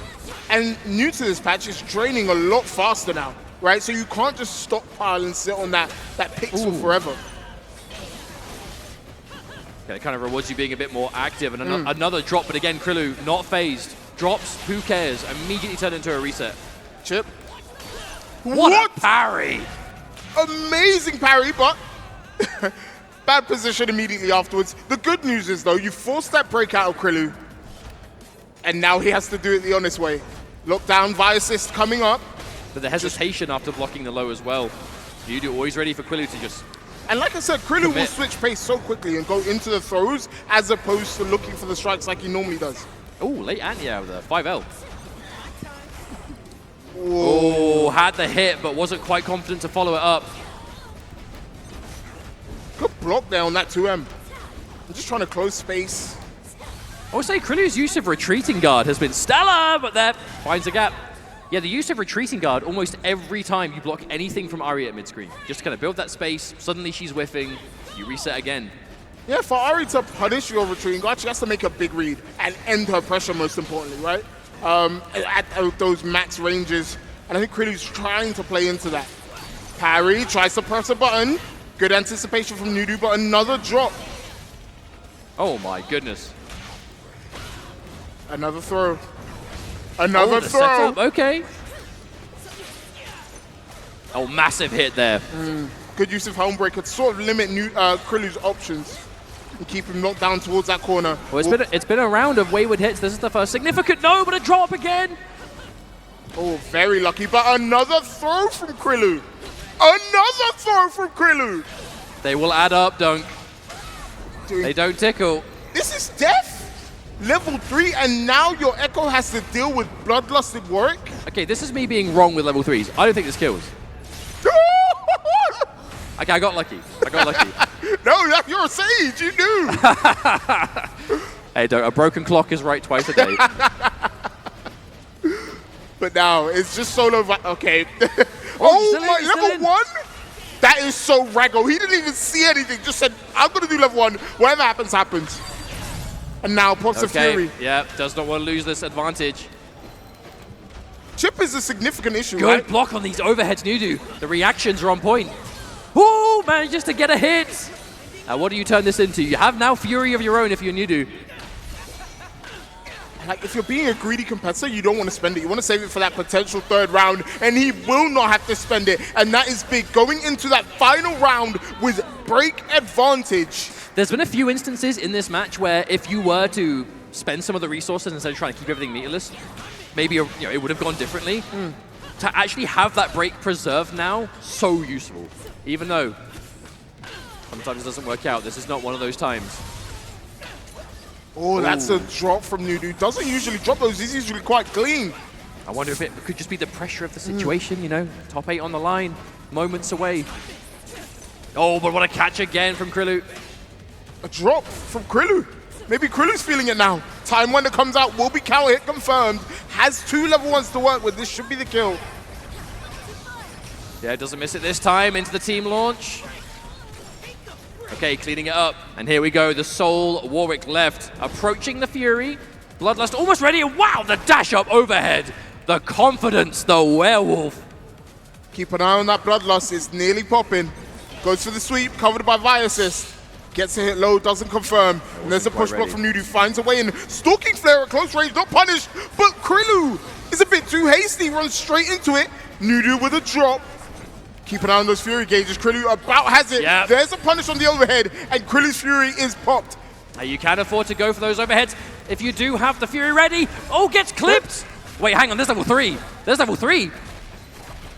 Is there a path that does it before the Fury is built? I think this is it. No. Yes! Krilu finds the level 3 just in the nick of time. Nudu not going to have an opportunity to use that Fury. And that is dead Mooseby. Krilu moves on into top 8 loser's side. God, that was so stressful as we moved closer and closer to, was the Fury going to be there in time? Yes, no. What does the path of the combo look like? Using super assist as well, just because that's not the kind of combo you see in every match, right? So if you are Nudu in that situation, is this going to get to the point that I have to consider the break? Yes, no. Regardless, though, that is going to be a GG's all round. Krilu making it work, and another top 8 qualified, just like that. Man, we've already had 2 matches. Like that's crazy. It feels like we've been here forever, but it's a good time, right? Massive to see players put it on the line like this, and you can see how much it means to them, right? It means so much to these players, and they all want to win. Unfortunately, there can only be one. No, it's one of those things that it can hurt to see it, where it's like you can tell the passion, the enthusiasm. And the thing is with that enthusiasm, when you win, it feels amazing. And when you lose, it feels rock bottom. But you have to remember, the bounce back will always happen. There's always the next tournament. And that when you get this close, you did it for a reason. You know, it's no fluke. The big win will come. It's the investment, right? You invest so much into the game and like how much it means to you. You get the great feeling or you get the bad feeling. That's fighting games. And like you said, that bounce back, it will feel good. Nudu, keep your head up. Oh man, it is. Fighting games are cool, but also heart-wrenching sometimes. It's why they're fantastic. But you have to take the good with the bad, especially if you're a competitor and you're dying to it. But alas, here we are. Yep. But welcome to the stream, folks. This is Viennality XL. This is the 10-year anniversary of Viennality as a tournament. I've been lucky enough to come here multiple times over the years. Always a big Mortal Kombat presence. I'm an MK guy. This is the first time seeing it in the brewery. But yourself, your first Viennality, what have you found of it so far? From the minute I walked in, I was like, the vibe here is absolutely amazing. My favorite part is the music. Like, they're playing music in the background, and it's definitely my type of music. I enjoyed it quite a bit. But also, everyone has been super friendly. Like, when you're just sitting down talking with people, it's like, I don't know your name, you don't know mine, but let's just have some fun, cheering on for whatever game we're watching. But also, like, just the food, the brewery in general has been fantastic. There's like, I've never had, I can't remember the name of the beer. It's the name of the place. Oh, don't ask me. I don't drink beer. But that's me. Can someone let us know the name of the beer? But no, it tastes great, right? And also, there's like a hot dog vendor outside. I am hearing good things about the hot dog vendor. Man, it was good. I will partake when the block is done. I think I said to you before, I don't eat before commentary because it just makes me feel uncomfortable. No, I'm the same. But I had to for that, and it was very, very good. But if you have not been to a Viennality, like me before now, make your way down next year, right? Like, Viennality is such a good vibe. The entire staff is so friendly. The team is great. And it's just fun. If you like fighting game events for the grassroots vibe, for that kind of underground feel, like, that is Vienality. Yeah. You know, it's always that way. Like you said, the team is great. The merch is tight. It's some of the coolest event merch I've seen. I'll be done shilling in a minute, but Vienality deserve it. They have absolutely deserve all the shilling in the world. Yeah, I'm just glad they have 2XKO here. Because I'm obviously not an MK player. I've watched this from home countless times. But to be here in person, shouts to the Vienality team for inviting me out here, of course. But seeing 2XKO here feels somewhat right. It feels like it's a nice vibe as well. It's a testament to the growth of the event. Because you know, it's been years since it was basically, well, I'd use the word just an MK tournament. That would never have done it justice. But that was always the focus. And you know, I have no doubt there will always be an MK presence here. But seeing these new games come out, added to the lineup, the community for those games showing up to support. You know, I know the prize pool definitely does a big amount of that. But again, a lot of these players, they're just enthusiastic about the game. You know, they want reasons to play it, reasons to travel, go around, especially in Europe. You know, we've seen tournaments the world over, but Europe really is just showing up for this game. And it makes me really happy to see, because it's early days for 2X. Obviously, a Kali round the corner, the patch incoming with whatever that's going to have in it. And who knows what it's going to look like a few months from now, and then a few months from that, and a few months from that. You were saying before there's been like a EU prize of going to EVO in Vegas. Who knows what the game is going to look like by then, you know, with how the meta's evolving and what characters are going to come and go. And it's exciting. Yeah, I mean, like, the game has been anything but predictable so far. We've had so many different metas to look at and deal with. And, like, this is the first one where it's like, actually, I have no idea what anyone wants to do or what anyone thinks is best, right? Where's Yasuo, for a start? Okay, this is something, if you guys don't know, Texas Showdown is running at the same time this weekend. Shout out to our American colleagues. Thanks for holding down there. But they are having the same issue. Yasuo has not been as present, but there are still specialists that play the character. We had some specialists earlier on in Yasha, Slaw plays it as well. But I think the people that maybe aren't as dedicated to Yasuo and kind of playing him as a function have moved on to different stuff. But Yasuo, I don't think is weak at all. It's just, do you want to put in that work to get the most out of him? Which I like. You should want to put in work with the character, right? It shouldn't be easy per se. But the one thing I've enjoyed the most is the character variety. We've seen everything today, right? We've seen Caitlyn, the new character. This is basically her first dance in EU, right? We had Frosty Faustings where she was available but had just come out, so she wasn't quite developed and fleshed out. But now we're seeing players that play Caitlyn, for example, like Wawa, really show us what the character can do. I like that, though, because I feel like Wawa was seemingly in a bit of a character crisis for a while, especially around kind of Frosty time, because Frosty was another event that was just upsets all over the place. And the first one I heard in person was everyone was like, oh, have you heard? Wawa's and losers, Wawa's and losers, blah, blah, blah, blah. And, it didn't seem to really know. I don't think Wawa's heart was in the team at the time. And that's not to create like option 6 or anything. It's just, going by what I heard at the time from players. And I think to go with a character like Caitlyn, who is very difficult, quite complicated, quite technical, when you've had an extra amount of time like this, an extra few months goes a long way with that kind of difficulty. Yeah. But I think we are moving on to the next pool, if I am not mistaken. So we're done with top 8 deciders for now, are we? Or is this the other side of things? Either way, we are going to be playing down, seeing who our top 8 is going to be by the end of today. So thank you again for tuning in. Lovely folks at home. Still plenty to go. Can I be slightly biased here, Mustard? Of course. We are currently looking at a very, very French top 8. Yep. That is not good for me. How is that? Oh, you mean bias against? You said, could I be a hater real quick? Let me get on my hater rhythm real quick.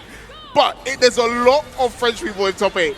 If anyone could please help me out down there, that would be appreciated. Mr. E, you got to do it for us. Please, Mr. do it E. for the flag. But we have King Rasta and Arctor facing it out now. King Rasta actually outplayed, I believe, finished second to Nudu, who just went out of the tournament. So they're trying to, I guess, avenge their mates in some sort of way. This is tournament, by the way, not a button check. Absolutely. Arctor has them locked up. Overhead connects, but no confirm. Again, another presence of the Warwick, but the 2x assist. First time we haven't seen a freestyle in a little while on the block. 2x assist versus the double down.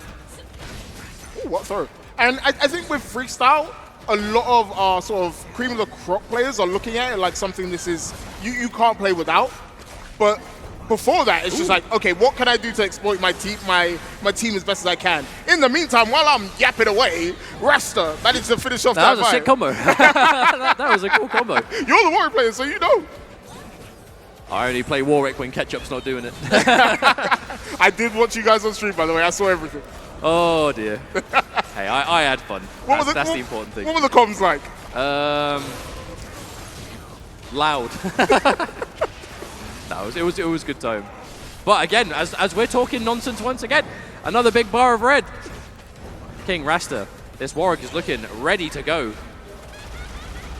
Jinx alone, I was going to say Jinx alone can't really open you up. If you do try to squirm out, she can clip you here and there. Don't think this is enough to kill, but Chip, certainly an issue. Okay.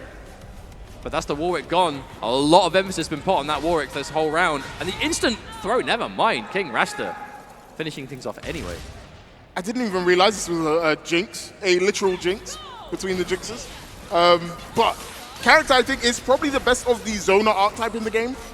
She has quick recovery on those fireballs, or those rockets, I should say, and also great combo ability with most characters in the game. Yeah, it's interesting how she usually does kind of exist as that kind of like Zoner's answer to kind of keep away in general. Like she's the Zoner that none of the other Zoners want to play against, even though you see more of them. I'm so glad you said that because it speaks to my heart so well. As a Caitlyn player, played against Jinx as hell. But I'm sure playing against Vi is hell for Jinx, right? Has Sway as an option to get through all of those bullets and rockets. And we'll just kill off with the double down.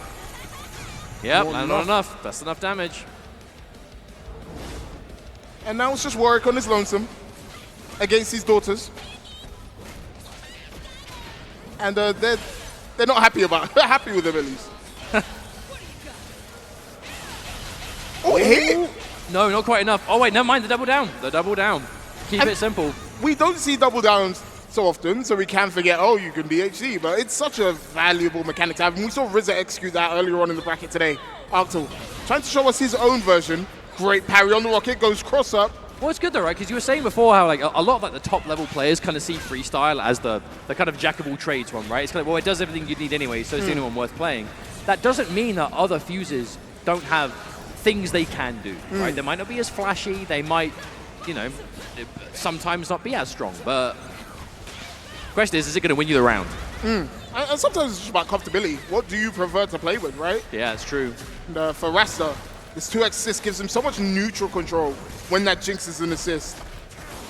There is Rocket, DP Rocket again. Yeah, and that's going to give you the full blood. Hey man, it is one of the reasons why it's good with Warwick. And now you have to face the cross up. So many options. Yeah. Forces the wake up attack and the breakout of Arctil. Oh, gets opened up. Not what you want to happen when you've got all that blood ready to go. I mean, this has to kill, right? This is an easy path. Absolutely, with double down available, even if this Crater Maker is enough, you would have the Jinx in the back.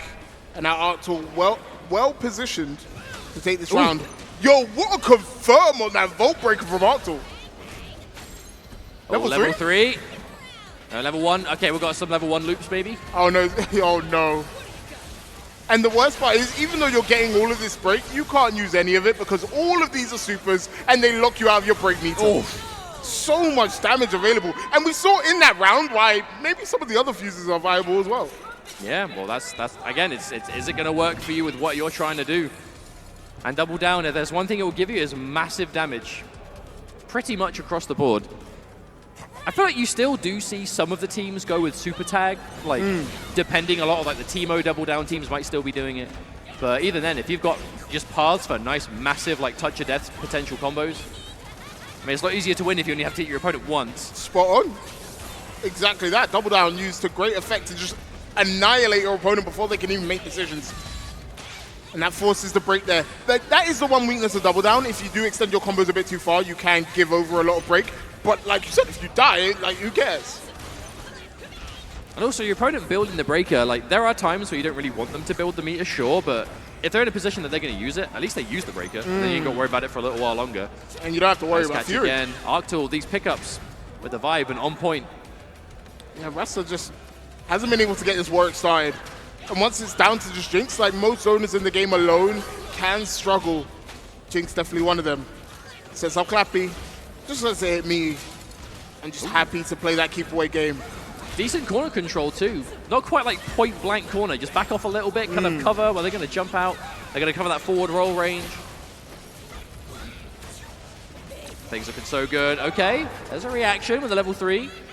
And for her next trick, she disappears. And reappears. There Level you 3 go. is plus on block. The thing is, but you can afford to do that. Even though that was never going to kill, it's about just chipping down that life piece by piece. You can always build more meter, especially when you've got this much of a lead. Yep. Not concerned by that at all. And again, just chipping away with the rockets, the monkeys, a little bit damage here and there. Oh, okay, that could have been a huge opportunity. Chip is an issue.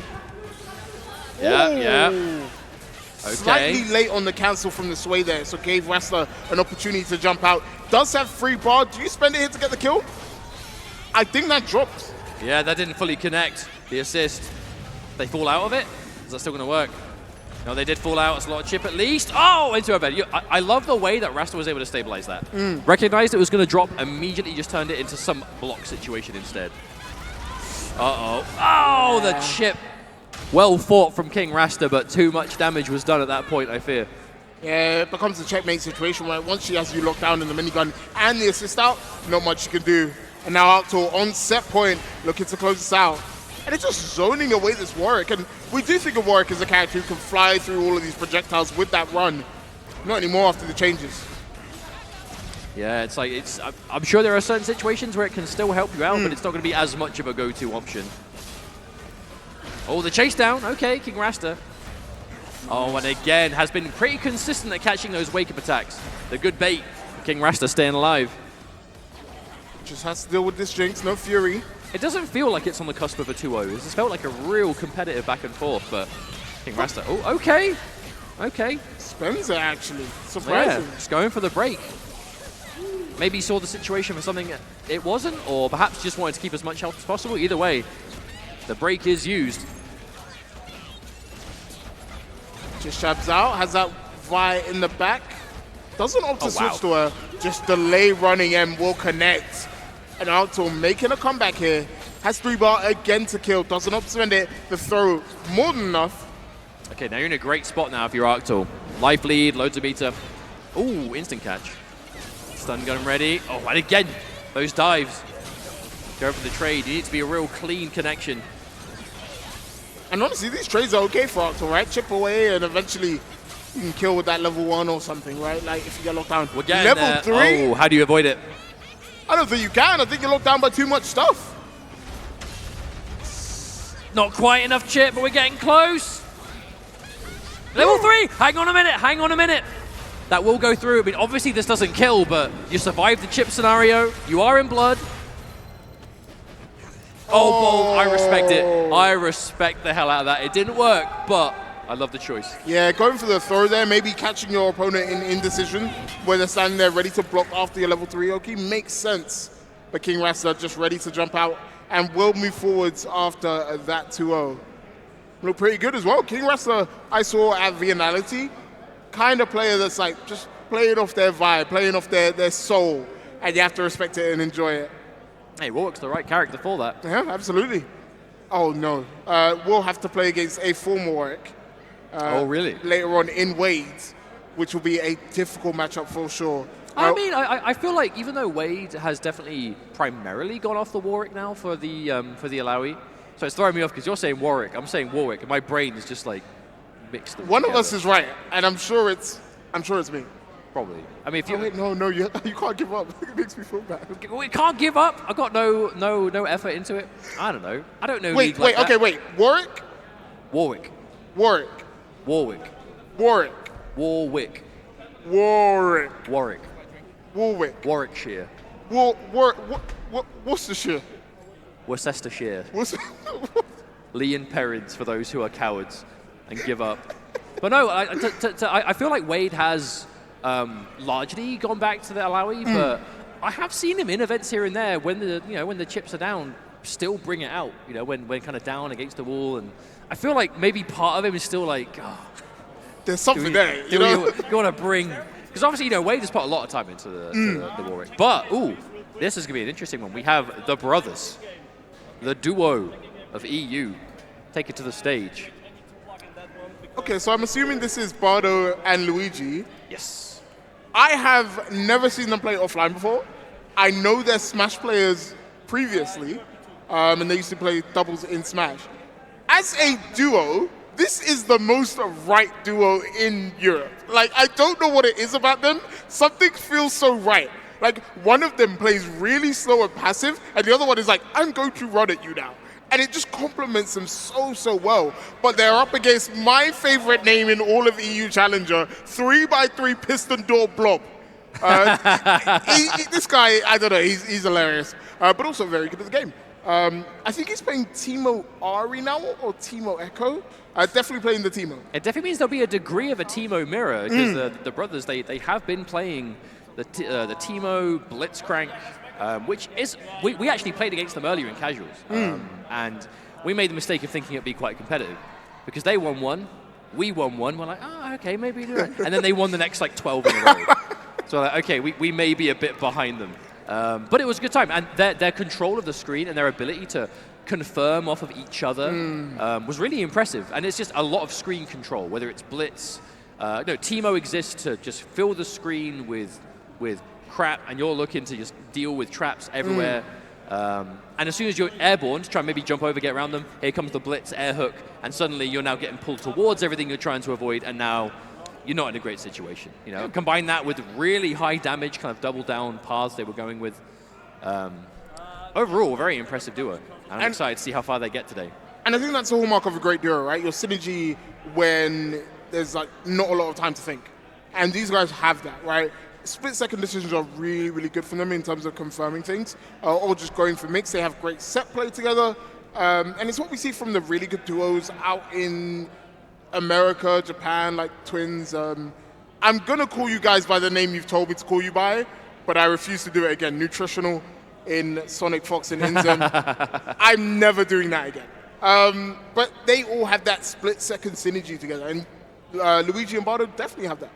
No, it's really impressive when you see players who are, like, they are so used to the game and comfortable with it that they kind of have that unspoken synergy, where they kind of just know what they're supposed to do at the moment. Because there's been other duos we've seen, over the early months, whether it was Leffen and Supernoon.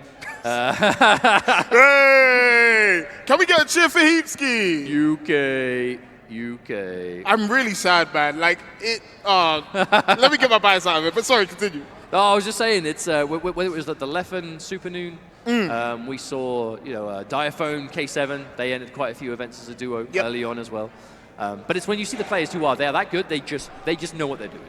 They don't have to constantly communicate because they kind of just know what their job is at the time. But it takes a long time to get to that point. Catch up now. We're not at that point. Like we have to think way too hard about it. But that's what separates someone who just plays the game versus people who really understand it. They play it competitively, and that is their focus. They're looking to compete. The fun part is this even exists. Like, you can think about synergy in the game. Like, it's not for me. I'll be very honest and frank with you. I hate 2v2 because the reason I came to fighting games is because my League of Legends teammates were inting me. So I don't want someone else to They int can me. let me down in a fighting game as well. Exactly. I'm trying to avoid that. But I do enjoy seeing other people playing duos, right? We have another duo, I believe Adafan and Digits, or Lethal and Digits. They're really, really good too. They played so much to the point where, like, they're just confirming combos that I would do because I'm playing both characters. Yeah. Solo. It's absolutely insane. But here we go. Blob going up against the duo of Bardo and Luigi. And already they're finding a clean hit, forcing the break. Actually tagged the Teemo in time. Immediate, yeah. The first combo, immediately ready for the handshake reaction. There's the double. This gives you so much advantage. Oh, jab on the assist. It means you have to hold this. Tries the parry. Maybe thought it was the rocket punch. I didn't even know that confirmed normally, to be honest with you.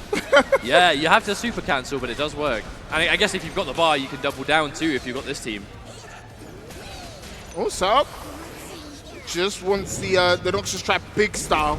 I say the names will be swapped right now because it is Bardo and Rebo Luigi. There we go. Yeah, the names are fine now. Wait, no, I think they were right. I'm stupid. Ignore me. Ignore me. Do you know, I can never remember which one is which. So I'm just like, I try to find ways to remember. It's hard. But still, this Ari, not long for the world. That jab on the Teemo was fantastic. Wrecking Ball, good 2H. It's the fact that the Blitz will sit there and just do the fully held Air S2, which gives Teemo so much room to just set up on the ground. Again, it's just total screen coverage, whether it is with the Wrecking Ball in the air, whether it's with the up grab if you're trying to jump out, and then Teemo is just setting up shop at all opportunities. And you're thinking to yourself, Blob, you've done the right thing, right? You 2H the Blitz, got rid of him, but during that split second, you just lost all of that screen real estate. But good jab, forces the break. And here's that super tag you're referring to. Yeah, I mean, it's the Teemo teams, right? Double down Teemo. Gets so much mileage off of super tag, even after the adjustments over time. I guess it is harder for Blitzcrank to take advantage because he's so slow. So he can't even keep up from full screen. But still. Yeah, I think if it is super tag from absolutely far away, it's more about kind of just giving him some sort of way in, as opposed to like having them block it and then getting a crazy situation on it too. Sets up the trap again. And this is important to guarantee those badges, right? Once they get closer to set up for that next round. Hang on a minute. What a confirm though. Yeah, that went from, oh, there's the mix. The chase down air tech setup, the double down, finishing things off. Yeah, I mean, that's a damned if you do and don't scenario, but at least it keeps Teemo alive, which ultimately is what the break was meant to do. But now it's that Ari. right there. Yeah, there's the reaction. See the grab connect. Nice cross under there from Blob. And he does have free bar, could kill here. And one of the great things about Teemo is you can really actively swap in and out of characters. So after this, he can tag back into Ari, spend bar there, and really, like, I was going to say, be economical with his meter. Problem is, you give them so much break because the combo lasts so long. Yeah. You were saying before, that can be a downside to those really extended double down combos in particular, because there's just so much damage. But the more you do, the more it's going to build the break meter. Out Blitz by himself. Against Teemo Ari, not a lot of health. Even chip damage here is a threat. But here comes the Teemo super assist. Oh my god, took out a lot of health from that Jake. Oh, I love that choice. To go for the wind-up and then let the hook go. Gives him a moment to really look at what you're going to do, whether or not you want to commit to that option. Tries the air throw, gambled it all, and lost. Blob will take that round. Oh, now that is one thing that I've seen Bardo and Robo Luigi do a lot. The round start, like Teemo darts and up blitz hook, that is like their go-to round start. Almost every round I see them play. And they don't adjust it until you start responding. It's like kind of like their layer one round start. It's a tough round start to sort of beat, right? If you want to parry all the darts, be my guess. If you try and jump in, you get hooked, full combo, go back, it might hit you on the way back. Really? And if nothing else. Oh, okay. What? Oh, that's smart, actually. That's very interesting. Oh, that was smart. That was good. Puts the steam on the Blitzcrank in the back as well. That was a genius. I'll give you props for that one, even though I hate Blitzcrank. Oh, big drop. Come on, brother, let us have it. No. Ooh, no, actually, didn't get quite the full launch. But then again, in this situation, that's so much health that has to regenerate now. Yeah, not going to happen. Teemo gone. Bardo and Robo Luigi looking good. There's the first parry. There's another parry. This one comes through. Well timed. How do you avoid chip, though? Just approaching Teemo. I guess Ari better than most at dealing with it. Well equipped. That is going to be a Teemo no more. Be gone. Annoying one. Yeah, didn't spend the meter either. Okay, suddenly, near Fury, that'll be a lot of health to regen. Unless Blitz just grasps. Uh-oh. Oh, doesn't get the opportunity. Here comes the level 1. I guess that means level 3's off the table, but you'll be so careful, though, if you're Blob, because one hit gone wrong here. You have Fury, at least.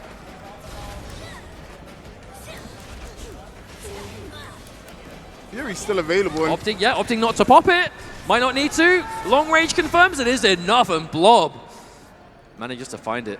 A shake of the head, but a sigh of relief, no doubt, incoming. I like the patience in the 1v1 from Blob, realizing that Blitzcrank doesn't have the greatest ways to get in on you, and you can kind of just stand in that mid-screen, full-screen space. You can definitely tell was very comfortable navigating the rest of the comeback as soon as it was just Blitz left. That was a well-played round altogether, though, from Blob. And didn't actually need the Fury to do so in the end. Another patience. This whole set has just been no break has worked. They are all being baited and punished. Oh, that's always a heartbreaker, right? When you roll and you're like, oh, I'm going to tech because they're trying to punish me with my roll. And then they don't. And now you look really silly. Okay. And the break always ready. That's the weird thing about the Blitzcrank Teemo matchup. In theory, all you need to do is hit him once, but if he's playing slow and well enough, there's probably a breaker you've got to get through first. Oh, another throw attempt. Not punished fully this time. Confirm. But there's the rocket grab. Ooh! Yep, tried another one of those air tech chase downs, but Blob has seen that one before. The immediate adjustment. Oh, wow, just lands down big. Wasn't confident it was going to connect. However, same cannot be said for that. That was a clean confirm. Blob taking out the Teemo. Blitzcrank left again to make it work. I mean, he's not an impossible character to make comebacks with, but he is facing down Teemo Ari. Kind of difficult for him to get a clean hit on them. Oh, actually a drop from Blob. Is Bardo and Luigi another chance? Fully charged. I mean, Teemo, if you breathe on him with Blitz, he is gone. Oh, wow. Teemo is just beating the heck out of the other Teemo instead, but not going to matter. Blob, match point now.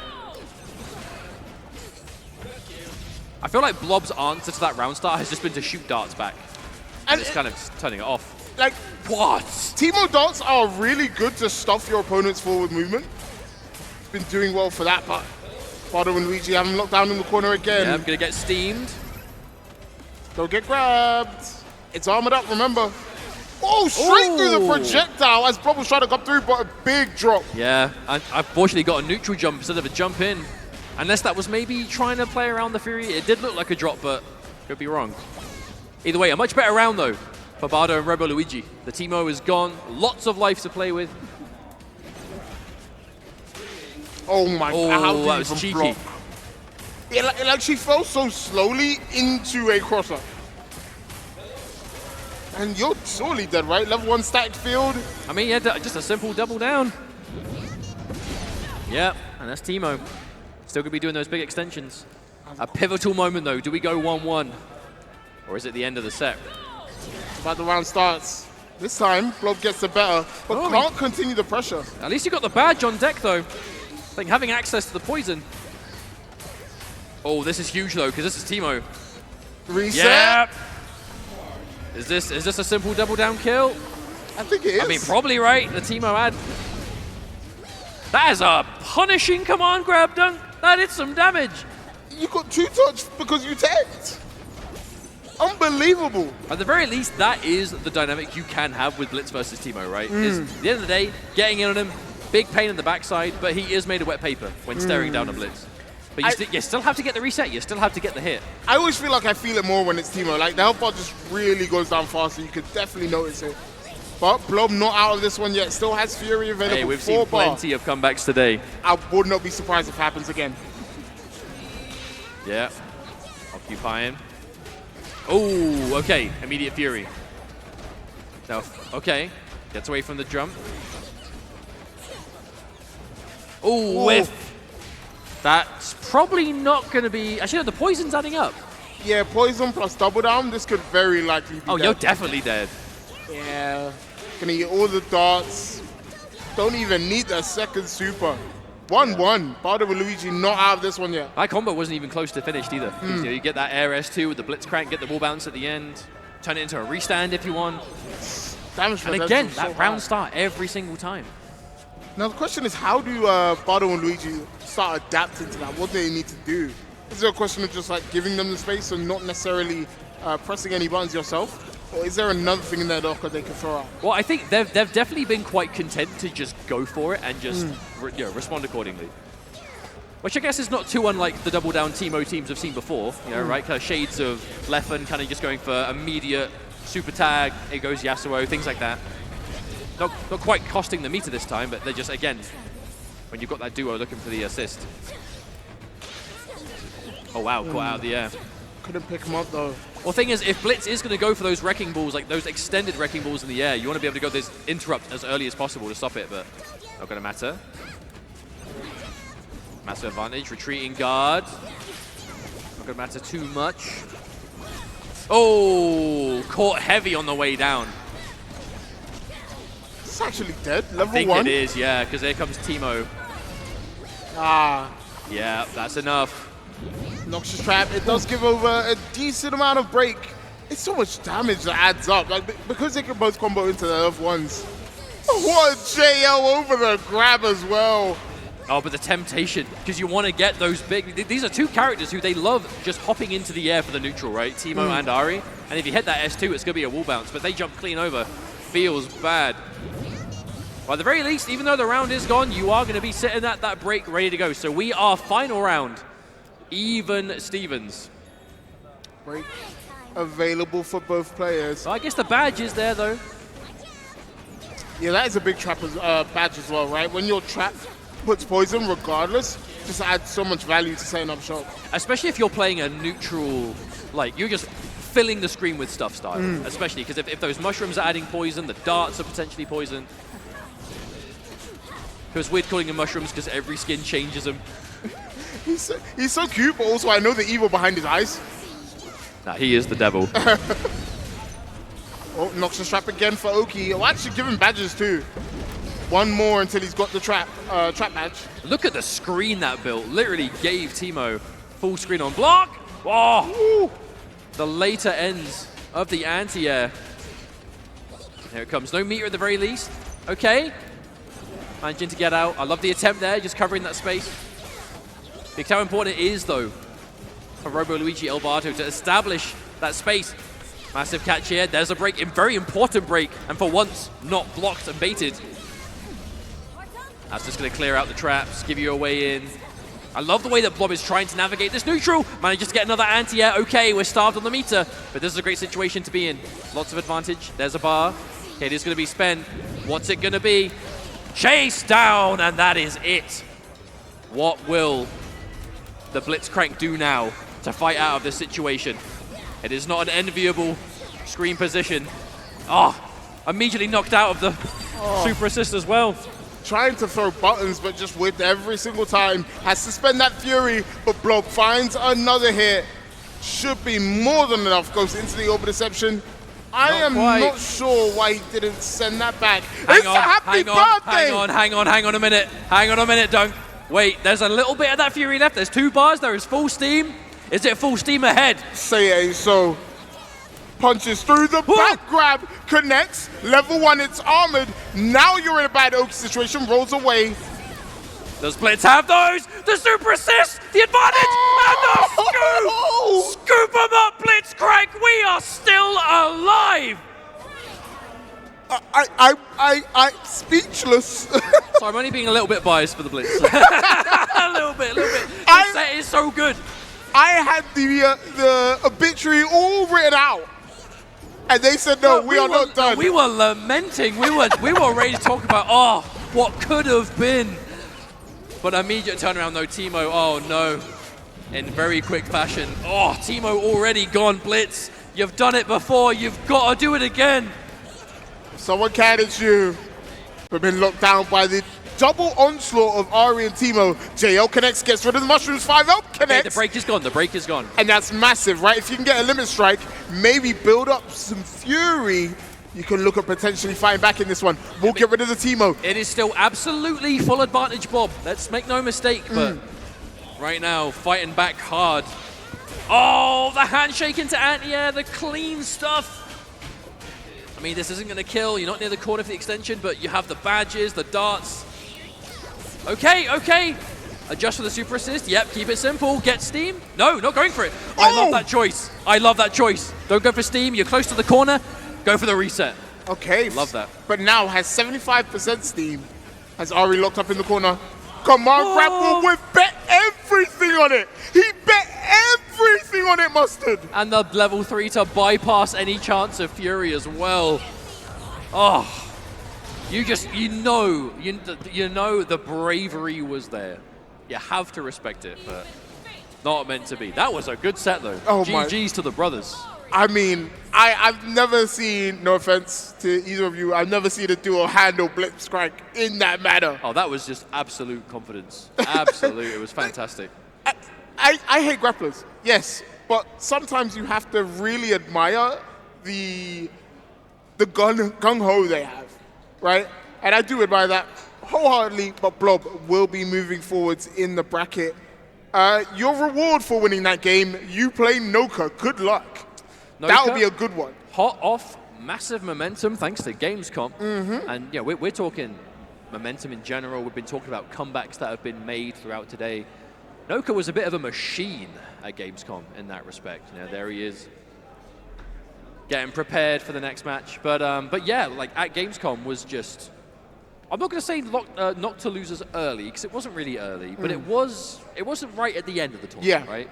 And again, that was another tournament where, it's a rerun. We've seen this one before. It was like Yasha, it was Wade, it was like a lot of these names you would expect to see at these European events. But Noka was one who made it work. And on the back of, was it Noka and Wade, the God comeback? Yep. The magic pixel, the too much chip damage, if I'm being frank. But it works, and it made for a sick moment. And to go straight into another event, Noka's got to be feeling good about that. Yeah, and for Noka, this is a question of, can you do it back-to-back, right? Can you do it again? Because these are all his training partners, people like Wade, Yasha, Kane, Wawa. They're all his training partners. They all grew together in Dragon Ball FighterZ. Yeah. But can you take it over them 2 times in a row? This is a big test. It's also a big test of whether Noka can actually win with 2 characters alive. I'm talking to you, Noka. I know you can see me. Just show me. And be done with it. You know what I'm saying? Honestly. Like, sidekick's right there.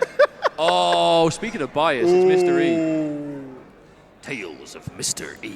Chat room, the entire venue, I am so sorry. All of my professionalism is going out of the window. Mr. E is back. See, the question is, mine was never here to begin with. And that's the way you get around it. You're just like so much more mature and professional than me. However, you have it in your heart. You know, when the UK is playing, we have to wear our flags on our sleeves. I remember Evo France, Mr. E, we were just screaming from the crowd. We wanted that top 8 for him so bad. But Mr. E, fresh off return, just got back from South Korea for the Arc Revo World Tour. Yep. So Mr. Fighting Games has been around once or twice. Big time fan of things like Marvel vs. Capcom 3, was very successful in DNF Duel. What was the character? Was it Crusader? The Holy Man, the Holy Spirit. Evil as hell. But like, what I have written in my notes for E is he in shape? Is he ready for this tournament? He's taken quite a bit of a hiatus from 2XKO. Man's been working. And the thing is, like, because he's in my friends list, because we are friends, I can see when he plays the game. And like, when it pops up, it's like, he played 7 days ago. And I'm like, are you ready, Mr. E? Well, he looked it today. When it's a change as well, because it's like someone who you're used to seeing boot up the game every day, suddenly it's every few days, and maybe once a week, whatever it is. Real life gets in the way for everyone, right? Sometimes it will adjust. But Mr. E, one thing that's consistent, loves his fast-paced, high-damage, crazy fighting games. Yep. And 2XKO definitely has degrees of that. Has been playing the Ari Darius freestyle for a while now. Not for what you'll see from freestyle, like, the crazy mix-ups and the double tags, the screen positioning, neutral control, whatever it is. He is playing this team for combos. Yep. Big combos. The kind of combos that you hit one time and you win the game. Yeah. Yeah, he's playing double down without playing double down. Indeed. Like, it is very cool to see, but when he drops it, my heart drops as well. Double down, skip any percent.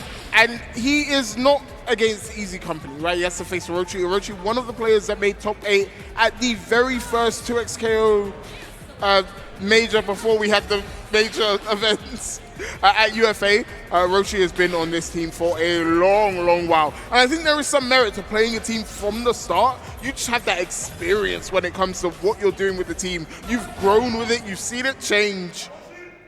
Can you use that to take a win over Mr. E here? I think hope not. it's important to have that experience with a team like this, right? Because Yasuo, we were talking before, and it's going to be a bit of a running theme, I suppose. Very adjusted in the most recent major patch. Probably the heaviest nerf he's received so far in terms of like overall patches and what they've done to him.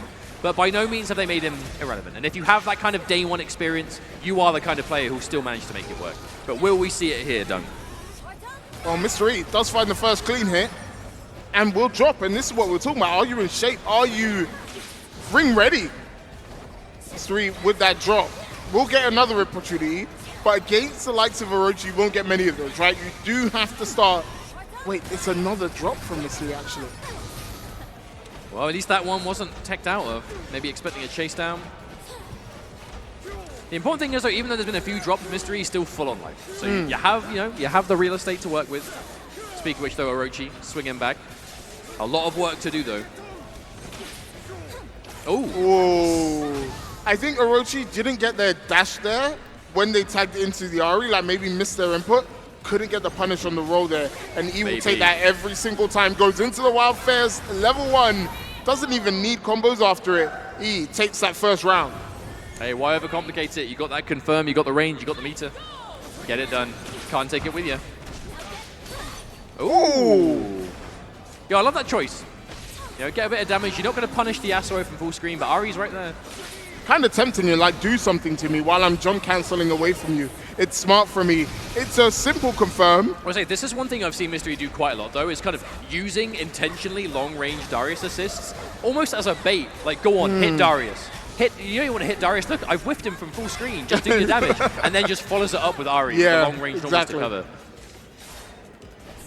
And like, that is a bit of the name of the game here.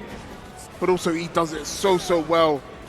Tries to punish on the Calm Stars 2H. Just a tad too slow. Orochi. Won't get much of this. Maybe a mixed situation. Just backdashing away, trying to be really evasive. Okay. Will connect with the cross-up, but now you're back to the corner. Gets tagged. That's the full corner. I mean, Darius in the corner. This is fair to assume this might be it, but actually no, there's no assist ready. Maybe not. Never mind. Not needed. I should have been confident.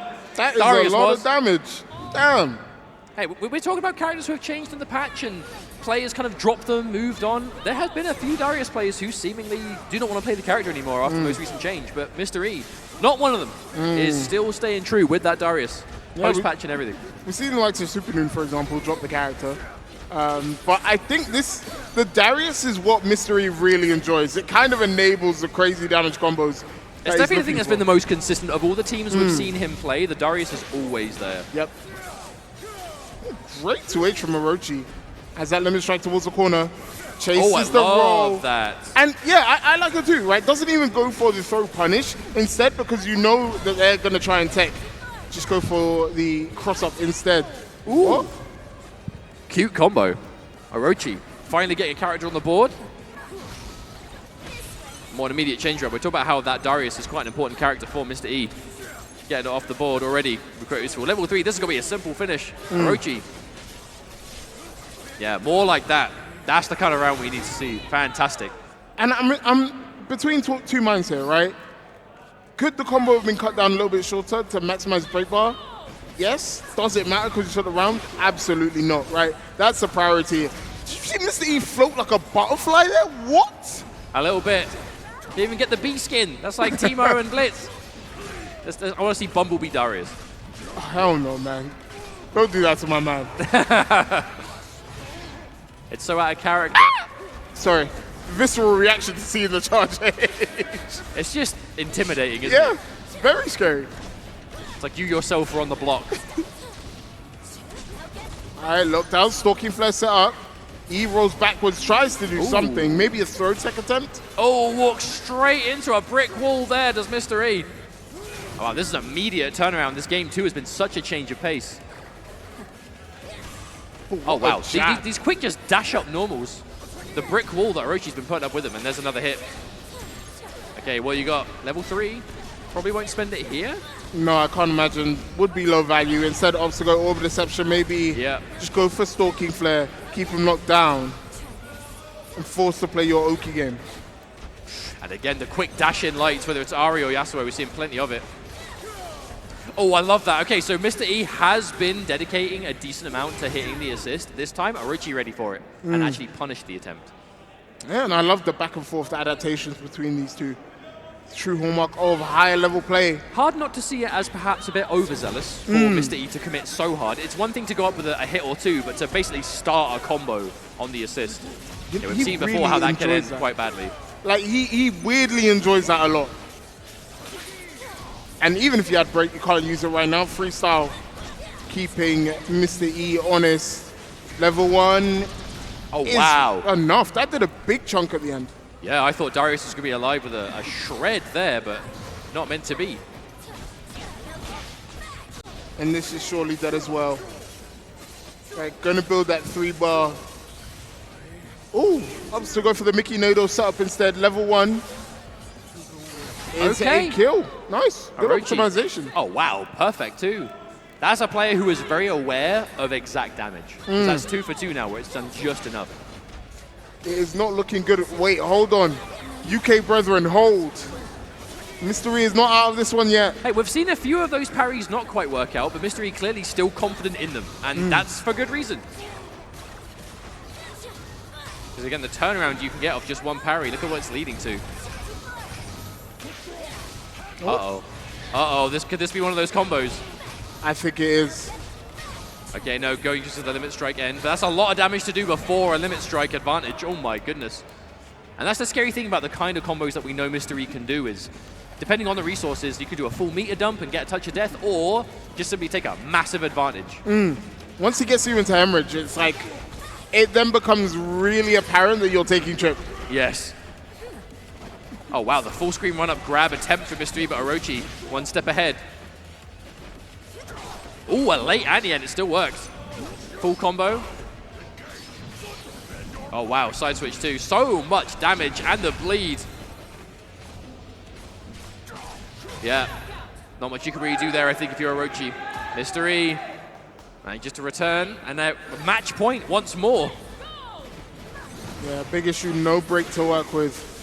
And does get clipped by the Gale Wind. Oh, wow, hit on the way. No, couldn't turn it into more. No anti-air either. Oh, and the left-right, not the first time Mystery's been clipped by that. And as long as you use it sparingly, it can catch your opponents out. Orochi doing a good job of that. Will block the wake-up attack. Yeah, and that's going to be a Darius gone. That's kind of the star player off the board right now for Mr. E. Yeah, it's all up to this Ari. She's not the character he wants to be on. Broken into the corner, tries to go low. It's blocked by the Yasuo. And also gets rid of the super assist. That's massive. Yeah, that was the only bar as well. That's the only one that Mystery's going to have. This comeback is going to be all Ari with a sprinkling of Darius. We'll get limit strike if necessary. Opts to go for a reset, goes low. Oh, what a 2H. Can't confirm though, not in time. And they're just a match between these two. But that doesn't kill, right? It's dead. Really? It's dead. If it does, chalk it up to another one I've got wrong. I was! Wow. Because it was like there was nothing before. I know there's nothing to affect the scaling, but like, I don't know, wasn't a believer. Yep, definitely scaling related. Your confidence gives me confidence. I wish I had confidence in the UK. That's a pretty defeated way of looking at it, Doug. Have you seen the bracket? Would you like to see the bracket? I can pull it up now. I think we should look at the bracket. I think we should mention the bracket.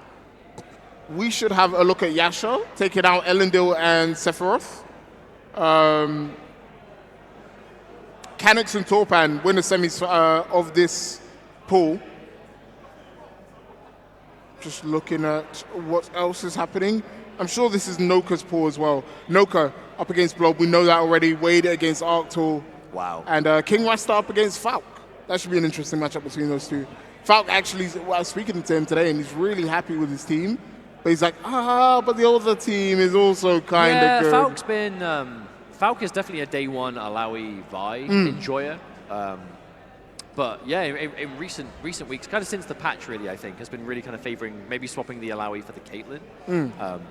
But I think, yeah, when the chips are down, I was even talking to Falk earlier today, and he was very much of the point of, I like the new team, but I have so much more time on my original team And I think he came into this tournament prepared to play the Caitlyn team, but was then playing casuals with the old team and was doing really well and was like, man, maybe I should just play that again. So I assume that's what Falk's been doing. It's crazy how like the psychology of fighting game players work, where it's like, I put in the practice on this team recently, but when I go back to the old me, it feels right. Well, I will say the main thing, Falk, to be fair and to be transparent, I think the main thing that was giving Falk doubts on the original team was there's some inconsistencies with Alawi right now. There are some interactions where things maybe aren't 100% working as you would want them to, which, again, if you're in a competitive environment, a tournament, you're playing for money, you want to do things that you know 100% what the outcome is going to be. So some players maybe are a bit willing to kind of throw caution to the wind a bit and be like, no, I'm just going to play it, and I'm just going to play around that and just try to avoid it at all points. But if you aren't 100%, maybe you should consider playing something else in the meantime. And I think that is the situation that Falk kind of finds himself in. As we set up our next match, viennality XL. 10 years already here in Vienna. 10 years is crazy. It's crazy how fast time goes by, because in that 10 years, so many different games have been part of the lineup. Some are still here, some are not. New ones on the horizon. 2XKO debuting here this year. Next year, who knows? I would love to see more fighting games here. Just to see more people attend viennality. It's a great event. The people are great here. I haven't even spoken on like the locals. Like the Austria locals have been absolutely fantastic as well. One of them helped me get into my Airbnb when I was lost. So like that, great guys. And I can't wait to spend more time with you guys. But we have a big game coming up now. Wade going up against Arctul. Wade, obviously known as the Iceman. We know he's got those nerves still, but recently hasn't been able to live up to those expectations that we've had for him. And it's so strange to say, because Wade finishes like top 8 repeatedly every single tournament he's in, but just hasn't been able to get that win as of late. It's a pedestal he is placed on that he earned. Like he has been very successful for a number of years. Kind of resume speaks for itself really, in things like Dragon Ball Fighters, and has clearly been waiting for another game to move on to. The same could be said for a number of the French players for sure, but Wade has always been one of those early believers in the game and has been wanting to grind it, has been doing so. But again, as is the problem when you grind in such a competitive region, it's so hard to stay shining at the very top when everyone is that good that you're playing and practicing with. But Wade is very much one of those names, right? If you think of like top-level French fighting game player in general, Wade kind of is in that conversation, and for good reason. Hoping to see good things from him here today. And I did have Wade as one of the contenders to win this entire bracket, but in light of previous results, I'm not counting any of my chickens early, anything could happen at any point. Can Arctul play spoiler here for the little French parade that's slowly building up in top 8? Ooh, well, as of the start GG, we just got updated. Blob 2-0 over Noka. So the winner of this will fight against Blob for winner's top 8. What? I can't. I'm never making predictions again, because I thought in my head, Noka's been playing pretty well recently. I mean, surely, just won Gamescom, right? Hot off the back of some success. That is insane. I wonder, did Noka just play with 2 characters and get happy birthday? Was that the issue? I'm just shushing. Good luck, Noka, in that loser side.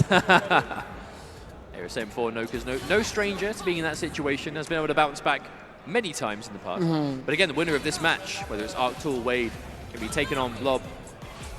I mean, honestly, I find that when it comes to the major events in this game that have had the prize pools, the extra money, that's where things seem to get really unpredictable. And we are seeing what you would call upset after upset, which it's weird to call anything really an upset early in a game's life, because you don't really know exactly who's capable of what until you've had some time, some events to come and go, which I guess this game has had. There's all sorts of online events. There's already been a decent amount of offline too, obviously. But it's just so ever living, right? So constant, always developing. And I think, just to speak on this matchup specifically, I think the reason why it's so important is because of the match we're going to watch next, Wade and Arctul. Wade has played Blob regularly. I think Wade was playing against Blob just before they went off to viennality and was doing really, really well. Wade lost to Noka the last time they played. So if you're Wade, this is a golden opportunity to play maybe someone you would prefer, you understand the matchup a bit more with, right? Alawi into Teemo is actually not too bad. Can go into the Riptide to get rid of projectiles pretty easily, versus having to play against Vi Echo, which kind of mauls you to death and isn't quite comfortable. They're very different styles, you know, even if it's in terms of like what matchup you're going to have to face off against. But we're getting so close to finding out who else is going to be joining our top 8. Top 8 for this game will be tomorrow. Tomorrow in general is basically a finals day. There's a couple of finals going on today, ending today with MK11 top 4, and then followed by MK9 top 4, and then tomorrow, everything else. Should be exciting. 2Xs. I think it's the main event. It's the last thing tomorrow, I think, is 2X. Yeah, I think it's, did it start at 8 or 5? Not sure 100%. The schedule is out there, though, Yes. so you can find it, you can see it. Don't let me disappoint you too much. There you go, Wade, already starting strong, bringing in that Alawi. Will spend the level 1, but forces the breakout. Arctal.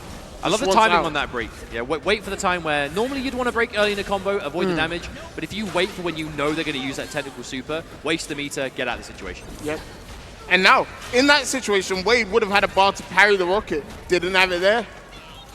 Such smart work from Arctal. But now you lock down. J2H connects the taco kick.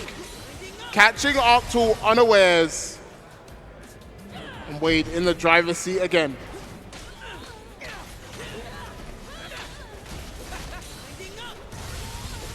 Echo extensions, that's the only bar. Okay. Back to Alawi we go. Oh, I love that setup for the meaty timing. Run up throw. Like, in a situation where you could have got hit by the tentacle, you could have been command grabbed by the tentacle, Alawi does run up throw. Like, how are we supposed to be prepared for that? It's just inherently what she's always been strong at. I think it's interesting how she's on paper kind of always been capable of this. It's just the spotlight shifts as the game adjusts, right? And obviously, you know, shout outs to Bleed. You know, the big win at Frosty Faustings, I think, really did put a big exclamation point on what Alawi was doing. But a player like Wade has also been playing a lot of Alawi in this game. Oh wow, what a catch! We'll get Let Me Strike for a bit of bar. Just opting to put the Chrono Strike there just for mix to follow up on, right? The thing with Echo is he has a lot of great mix, but if you don't have any follow-up, it can be quite weak, which is why he set up that Chrono Strike. Had Birthday though coming up for Arctal. Doesn't capitalize and is now locked in the corner. Level 1, catches Arctal doing something. Back to Alawi we go. It's such a mentally destroying I know that you know. It's like you think it's your turn and then suddenly super. What a read. I love the way that Wade had the jump out there, didn't actually connect the attack, but was immediately ready to handshake, stay alive. I think that's one thing that really separates the best players in this game is just the absolute split-second like preparation to be ready for anything. Because it's one thing if you're looking for hit confirms or something to get block hit, whatever it is, but it's the weird stuff. It's the, okay, the spacing on this, like, for example, the Alawi Ares 2, the overhead, slightly off. I think a lot of people, it misses, and you're like, oh, whoops, didn't expect that to miss, what am I going to do now? Wade, already. Like, and it's so difficult to play at that level, that speed. You have to be so ready for everything. And these guys have been doing it for years, which is why I'm not surprised seeing them do it in 2XKO. They did it in Dragon Ball FighterZ in arguably one of the hardest metas to do it, right? Where you have to react to someone becoming like completely invulnerable. But they're used to it, they're doing it here in 2XKO. And it's while they are French, I'm proud to see them do it in another game. Whilst they are French. Oh dear. I didn't realize the level of vitriol you were bringing to this tournament, Dunk. Listen, man, I've been getting pizzle from the French community for a long time in Twitch chat, in Twitter. But do you deserve it? Yeah, absolutely. Most definitely. as long as you've said it.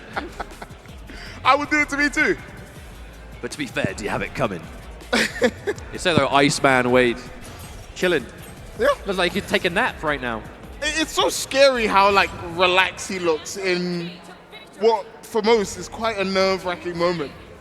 Some players they're just immune to it. So the Arctal, we saw fantastic stuff at the start of the pool. You see an adjustment made here because that was definitely full steam ahead Wade. But let's not speak too soon. That's confirmed from Arctal. Oh, wow. Happy birthday. Can't get the confirm. Just a bit too late. Oh, And the then idea was 2H there. A little bit too early.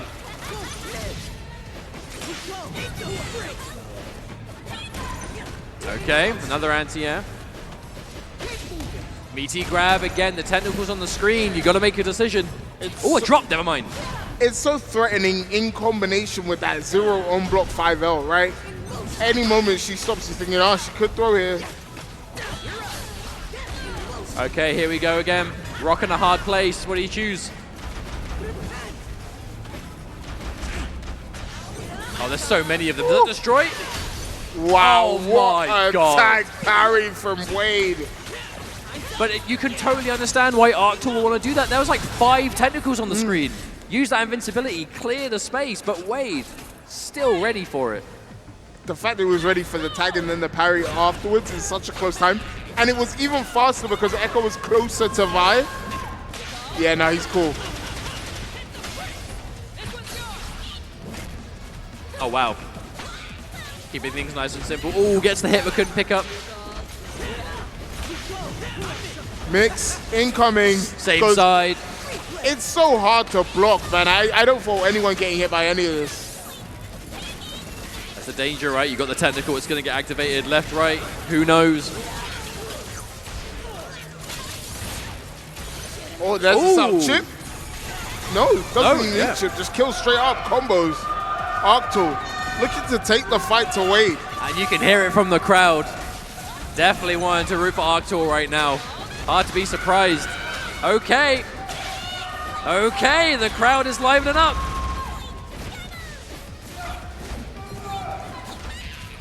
Oh, the whiff! And no, that was so kudos to Arctur as well. Arctur was specifically trying to get behind that. Okay, a lot of work to do now though for Wade. Oh, wow.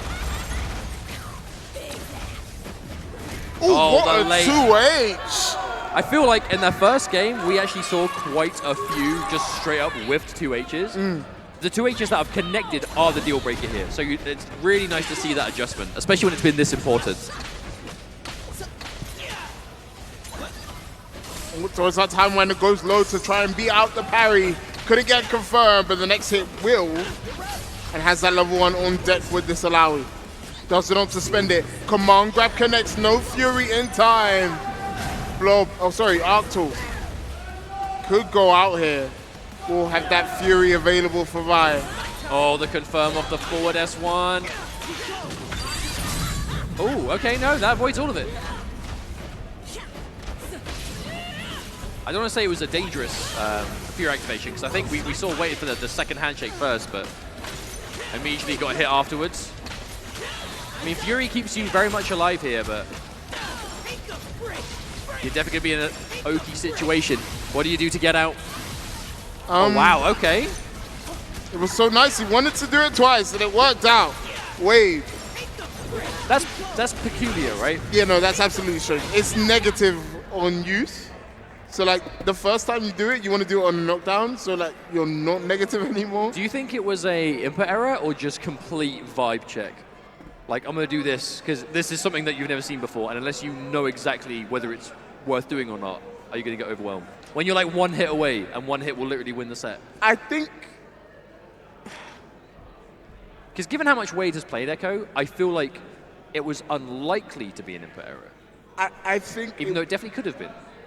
I think it was an input error because like there's no reason to do it, like because it overlaps the first of all it overlaps the Tangle timeline like cooldowns, but also you kind of make yourself -7 for no reason.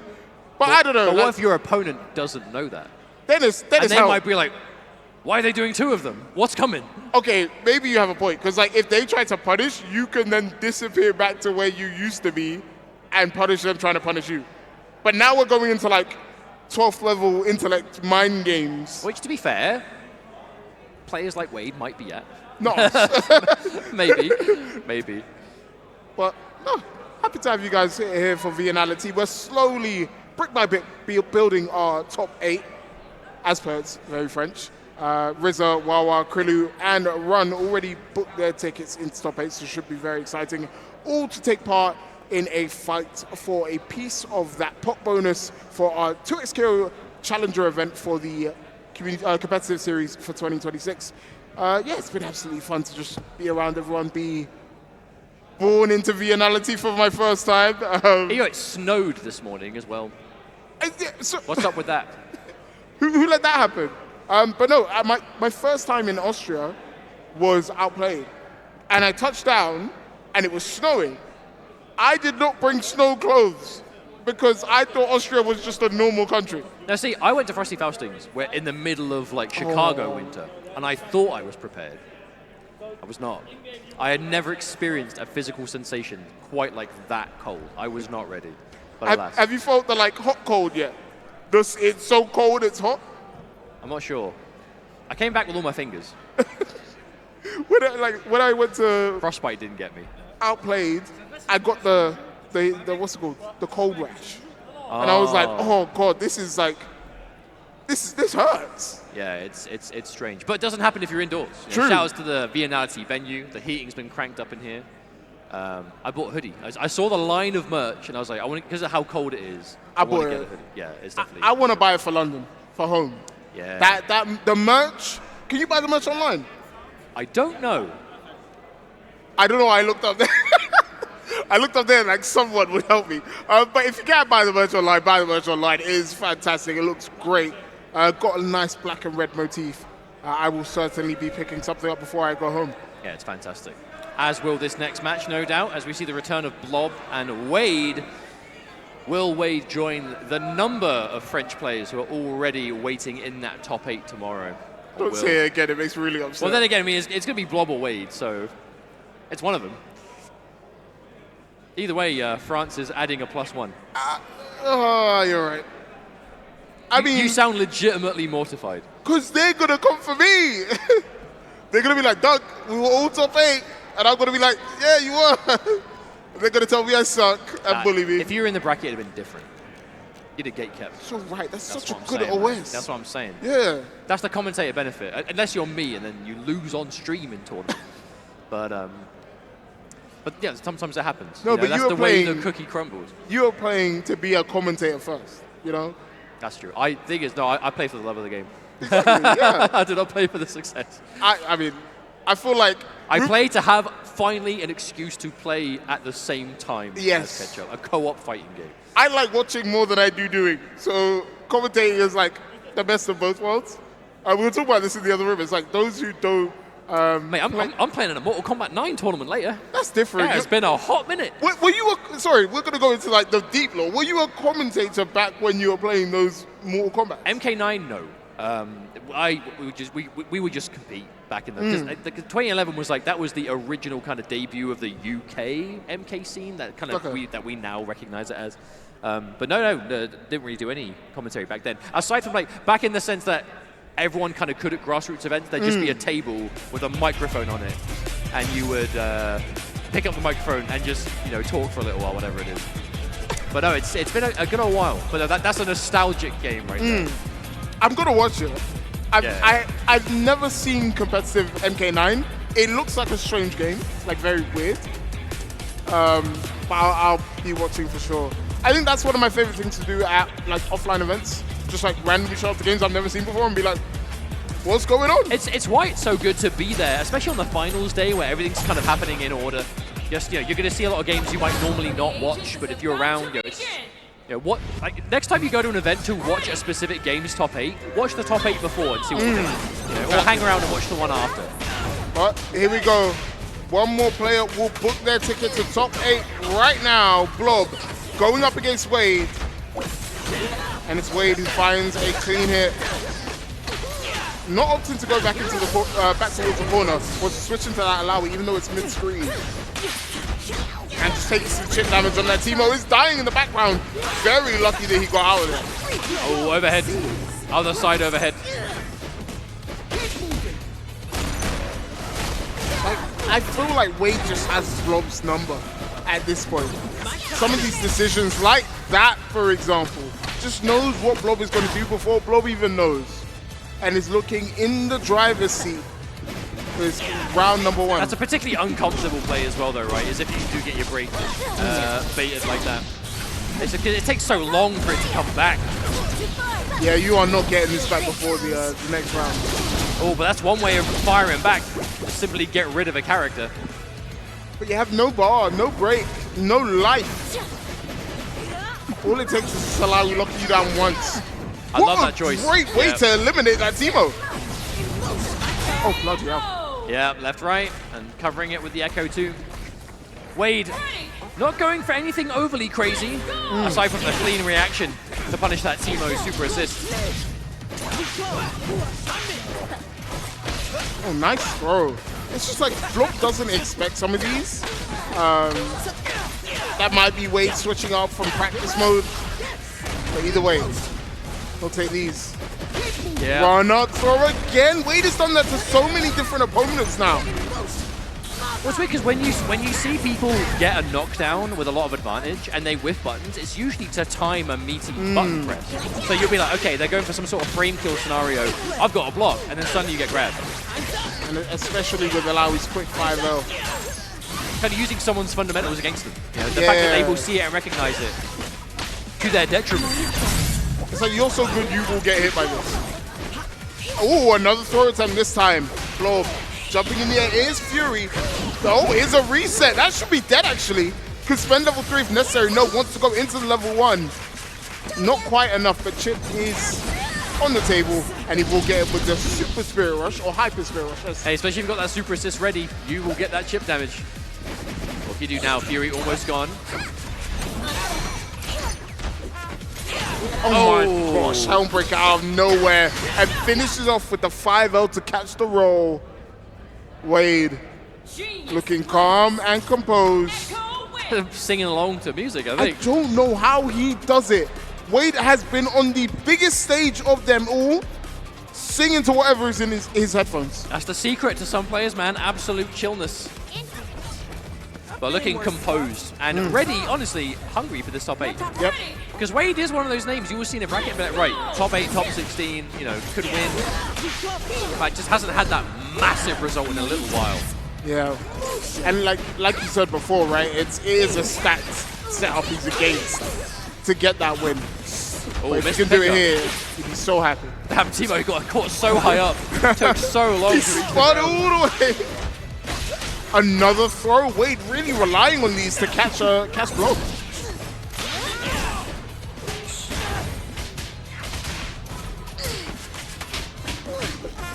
Oh no. Not the first time we've seen these weird kind of dropouts. The problem is that we've seen so many times this is such a two-touch focus kind of game, right? You want to get that first hit, put him in a situation, get the second hit, dead character, especially with Teemo, especially with Ari. And any drop is just going to make that so much harder. What a catch! The adjustment as well on the airborne opponent. Wade, so ready. It was a realization from Wade that you've thrown out your 3 darts, you're punishable all the way down now. You're mine. Great block on the cross-up and perfect execution on the mash-out. Wade on set point. Honestly, taking this as cool as you like. And again, this is for winners top 8. Wade can make this happen. We'll be seeing him again tomorrow. He's called the Iceman for a reason. He's trying to show us right now.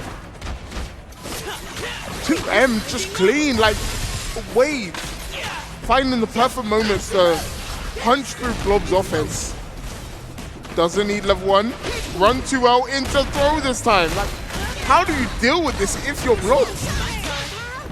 Very carefully, as right now Wade, I mean, it's all grabs, but there's such a value of that strong strike throw with this kind of just relentless aggression. Oh, Helmbreaker doesn't But go you for can the see the follow. hesitation on the side of Blob. It's that kind of situation, as soon as you want to press, boom, super. Wow! Whoa, Wasn't quite close enough though. punish, nice. I love that choice from Blob. Ari kept alive, bit of a lifeline, immediately swings, finds a big hit. And now the pendulum swings again. Wait, wow, that did so much damage. It's not done yet. That's for Oki. Goes low. And there is the option to go for the J2B, the instant air overhead.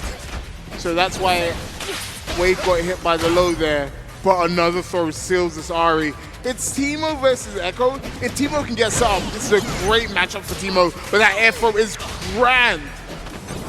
Yep, saves the bar as well. Hang on, immediately finds a hit. Could this be it? You go into the corner. We've got the loop. Surely not. Oh, he's out. no. Pixel. No Oh. way. No way, don't. Not on the final hit. He's going to build Fury. Do you spend it now? Backing off for the wake-up attack. Parry on the Ari. Rolls close on the throw. Connects. The Iceman can't finish it off. Blob pops the Fury and takes out Wade and gives himself a chance. I mean, that was the last thing you could do to survive. I absolutely understand. But man, Wade on the cusp of the ultimate clutch. But so close, but so far. And it was one of them where you're thinking, if you went straight from that throw into level 3, is it over? Wade's probably not thinking about that. He's the Iceman. He's cool as hell. Happily playing in this Alawi tentacle party. Oh, wow. What? Oh, but a grab again. Oh, what a wake-up attack. No, never mind. That's frustration. That's frustration from Blob. The way Wade has been dealing with offense, surely so frustrating for him to deal with. Tries to jump away or move away, gets hit by the Chrono Strike, and to the corner you go. One or two more opportunities. Tries to push back away, gets hit by the tentacle in the back of the head. And that is going to be Wade taking it 2-0 over Blob and moving into winner's side, top 8. That was a dominant pool and a dominant path. Wade looking like the Wade we know and remember. Man, even on the end, I still can't believe that Wade didn't win that penultimate round. With how crazy the decisions were and how clutch the comeback was looking. But, I mean, that's the nature of the game, right? But still, unfazed. Moved into the next round and immediately steamrolled. Did not drop a single game. Wow. He's just like, and this is in a day when Noka is in losers. Kane is out of the tournament. Yasha dropped a game to Orochi. Wade might just be the pick to win it all. Maybe. Never know. Maybe. I mean, again, you know, not to be a broken record, but when you talk about the top-level French players, it's so easy to be like, they're in the tournament, they're getting top 8, all of them, if not some of them, and any one of them could win, right? But Wade is in that conversation, you know, for good reason. And has been like one of those real day one supporters, you know, day minus whatever you want to call it, you know, has been eagerly waiting for this game. And even at launch, played the Alawi Echo a lot. Even though in recent months we've seen a lot of the Echo Warwick was so ready to go straight back to Alawi. And looks like he hasn't missed a beat. I think the Echo is really the meat of the pastry, right? He is what holds it and binds it all together. And he's like, okay, what is going to work best for me and the way I want to play the game? And Warwick at the time did that really, really well. He was even playing 2x assists with that, right? Now switching to the Alawi with that freestyle, making it work. And that is a testament to how Wade has been in every fighting game I've seen him in. He's been so adaptable, switching up teams when necessary. But once he makes that switch, he's committed as hell. He will make that work until he's shown reason not to. And that's why he's one of the strongest, and that's why he's in top 8. He also doesn't stop. He's so willing to just grind.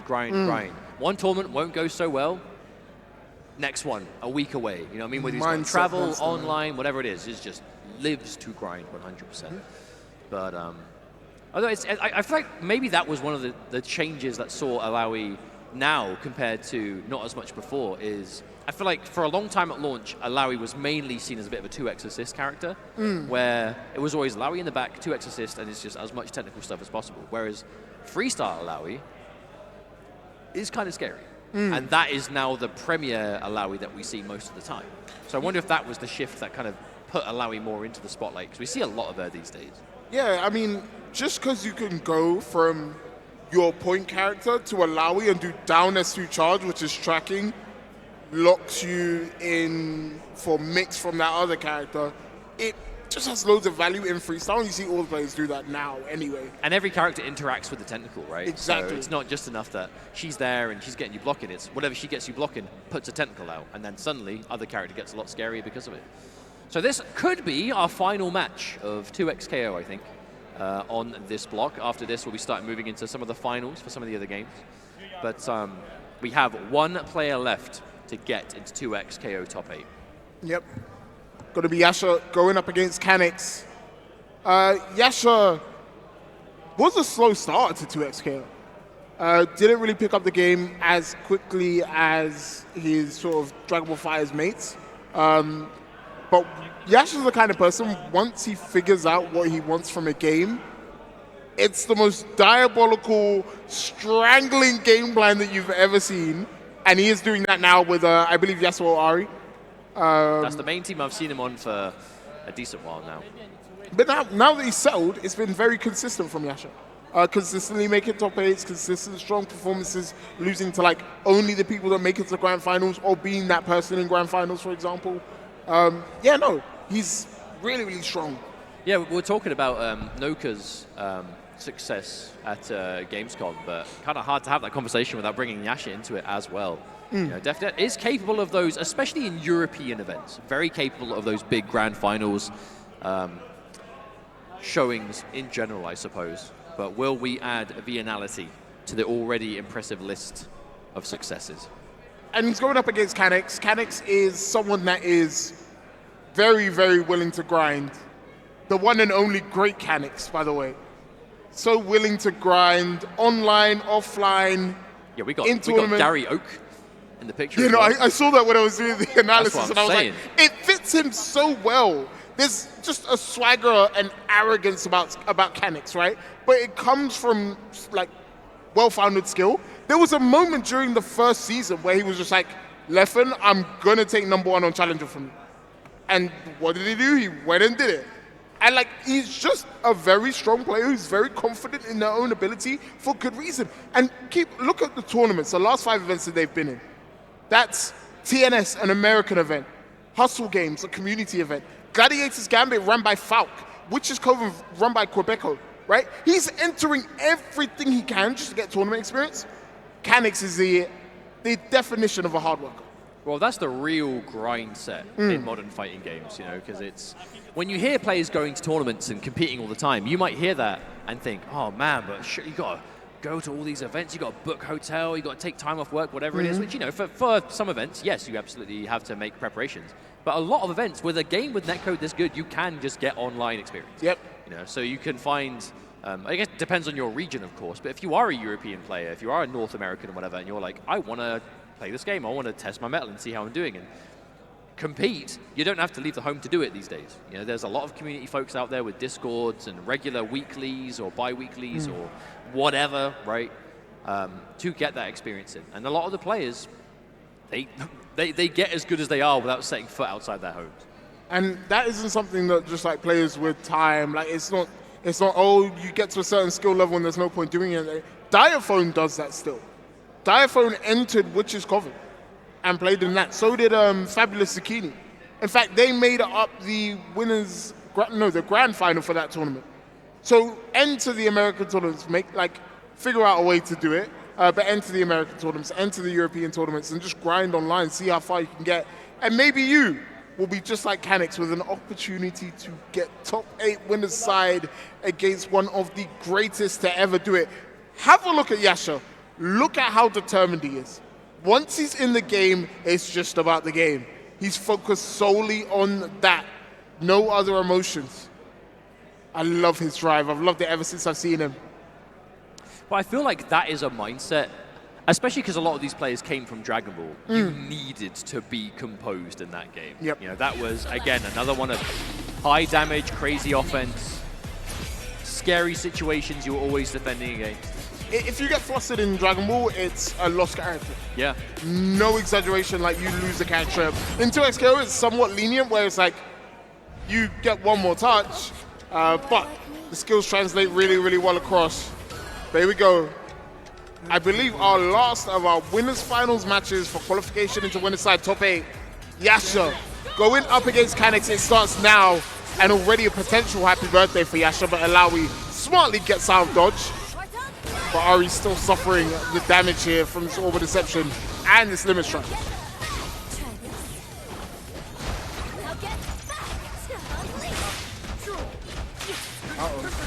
High low. I love that. Uses the push block to have absolute guard, so he didn't have to guess what direction to block it. Oh. Oh, wow. That was just such a bold anti-air. Good realization from Yasha there. He couldn't punish that at all. Didn't even try. Didn't want to get hit by the tentacle. Spirit Rush confirmed. I love that from Yasha. Not just the tag, but the jump to get into range. He's so ready and prepared. Oh, wow. And just straight up meaty.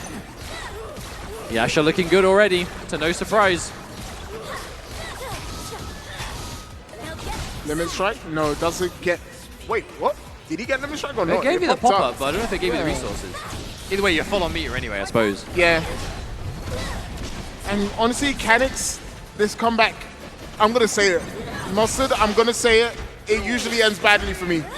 There's no way you make this comeback, Canix. This is over, surely. Two healthy characters, 6 bars on Yasha's side. It is a bit of a mountain to climb, but let's find out. Oh, no. You can tell, okay, nice. You can tell how Yasha really isn't in a rush either to like find those last moments. He played Vegito 17, which is the kind of team that's like, I'm going to play my own pace. And that's exactly what he's doing here in 2XKO. We'll get it confirmed into the corner. Break is coming back up for Canix, and he opts to spend it. Waiting for these to come back so we can maybe have a bit of lockdown. What an anti-air. Actually catches Ari in it too. Level 1 available, not enough to kill, but next hit will. Oh, a bit of chip damage. Oh, I love the overhead. Smart. Oh, wow. Immediate. I'm ready for the confirm, no less.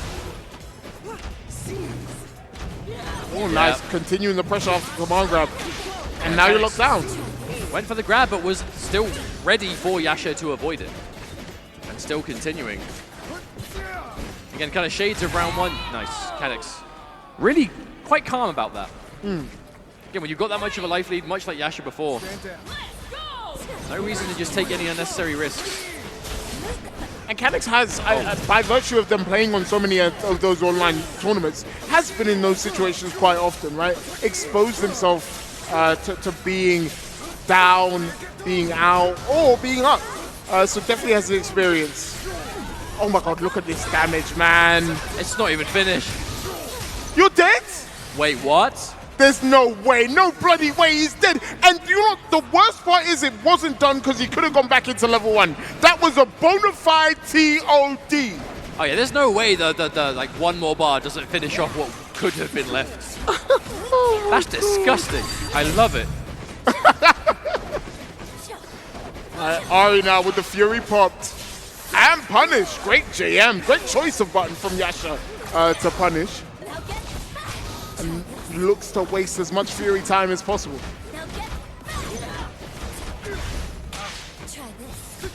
Oh, okay.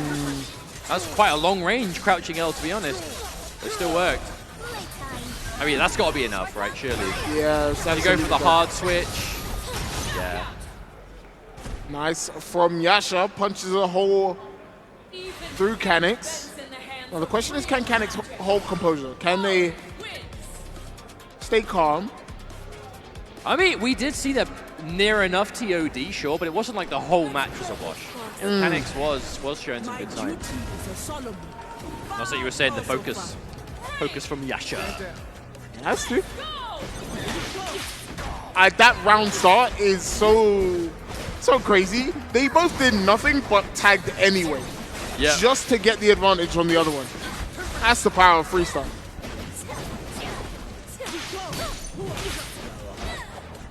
Oh, great movement from Yasha.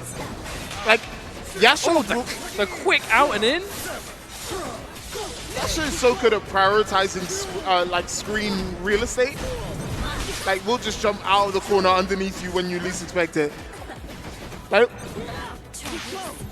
that. Gets out of the corner and like forces your back to the corner there. There's definitely an art to like jumping out of the corner when it's not necessarily obvious, but very important. Like, if you're Canix, you're probably thinking, oh, he wants to run under me if I jump here. Yasha just simple jumps over and gets the kill on this Ari.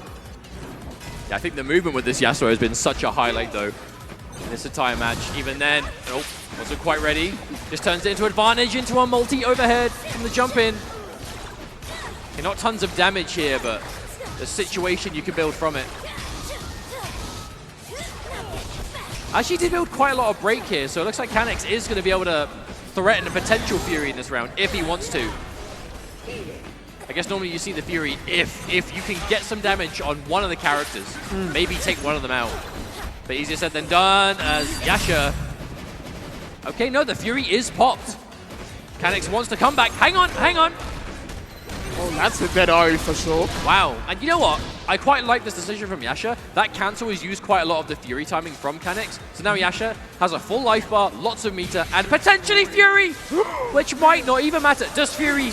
Surely you don't survive this, even with the Fury. No Fury way. buff. Oh my Oh god, my you goodness. do. Just about alive. Has 3 bar. Fury still up. Popped by Yasha. And there's still Tempest connects and puts Yasha on set point. No Fury on either side. There's no get out of jail free card here. Whatever happens, you have to take it raw. I think it was quite telling that Yasha was so willing to just pop that Fury, though, even though, again, you still had quite a lead and a lot of resources have been spent from Canex. That's just, no. I am getting this round. I'm going into match point. Not being afraid of the idea of, oh, I should keep my Fury for next round. Just have to spend it. Secure what you got right now. Nice 2H. We've seen some real, like, low to the ground 2Hs today. Okay, limit strike. What's the mix? Just meaties. Oh, didn't quite have the confirm ready in time. Oh, that was a clean air to air, almost. Once these guys get into air battle, it looks so cool. True string. Yeah, the Ari mirror match is one of the more interesting, I find. It's like watching F-Zero. Alright, tentacle up for Canex now. Opts for the 2M. Tag! What? I have never seen that before. Tag to get out of the command grab? That was a fantastic answer, though. Still dead, but like, that was cool. That is the play of the 1,000-match grind. You know what I'm saying? I mean, you just know. That's the weird matchup. Yeah. I played at 4 a.m. against X person. Now I know. All right, Canex fighting back. That is a misinput for sure. For sure has to be a misinput. Unfortunately, worst case scenario, because now not only have Fury, could very much be gone for the entire remainder of the round. To almost lose Ari here, it's a big hit. I mean, let's not, again, speak too soon, but Yasha definitely has a lot of momentum to build back after that unfortunate mistake. Luckily for Yasha, Canex kind of just letting them build it passively back up. Yeah. But right now, getting aggressive, goes low, is hitting the assist, but not the main character, and still has Yasha locked down in this corner. So the damage on Ari, though, in the back, all that, the health that Ari was able to generate just left because of the little hit there, but definitely the character's alive. Okay, combos. Cashing out something. Not going to kill, but now we're talking chip. Yeah, 50-50. Going for the command grab. So all up to Ari to finish this one off for Yasha. That was nearly a happy birthday must. That could have been very bad. Luckily, Ari got out of there. We'll get sliding knockdown. Oh no! What? Goes for mix. And now has that Alawi locked up. Level 1 comes out. It's not going to be enough to kill her. Oh, wow, Yasha was just committing to that combo on the Alawi. It's turned into a reset. Couldn't do anything more. Good block. Oh, Yasha. Yasha is looking for blood in the water right now. Will not find it. However, Fury popped.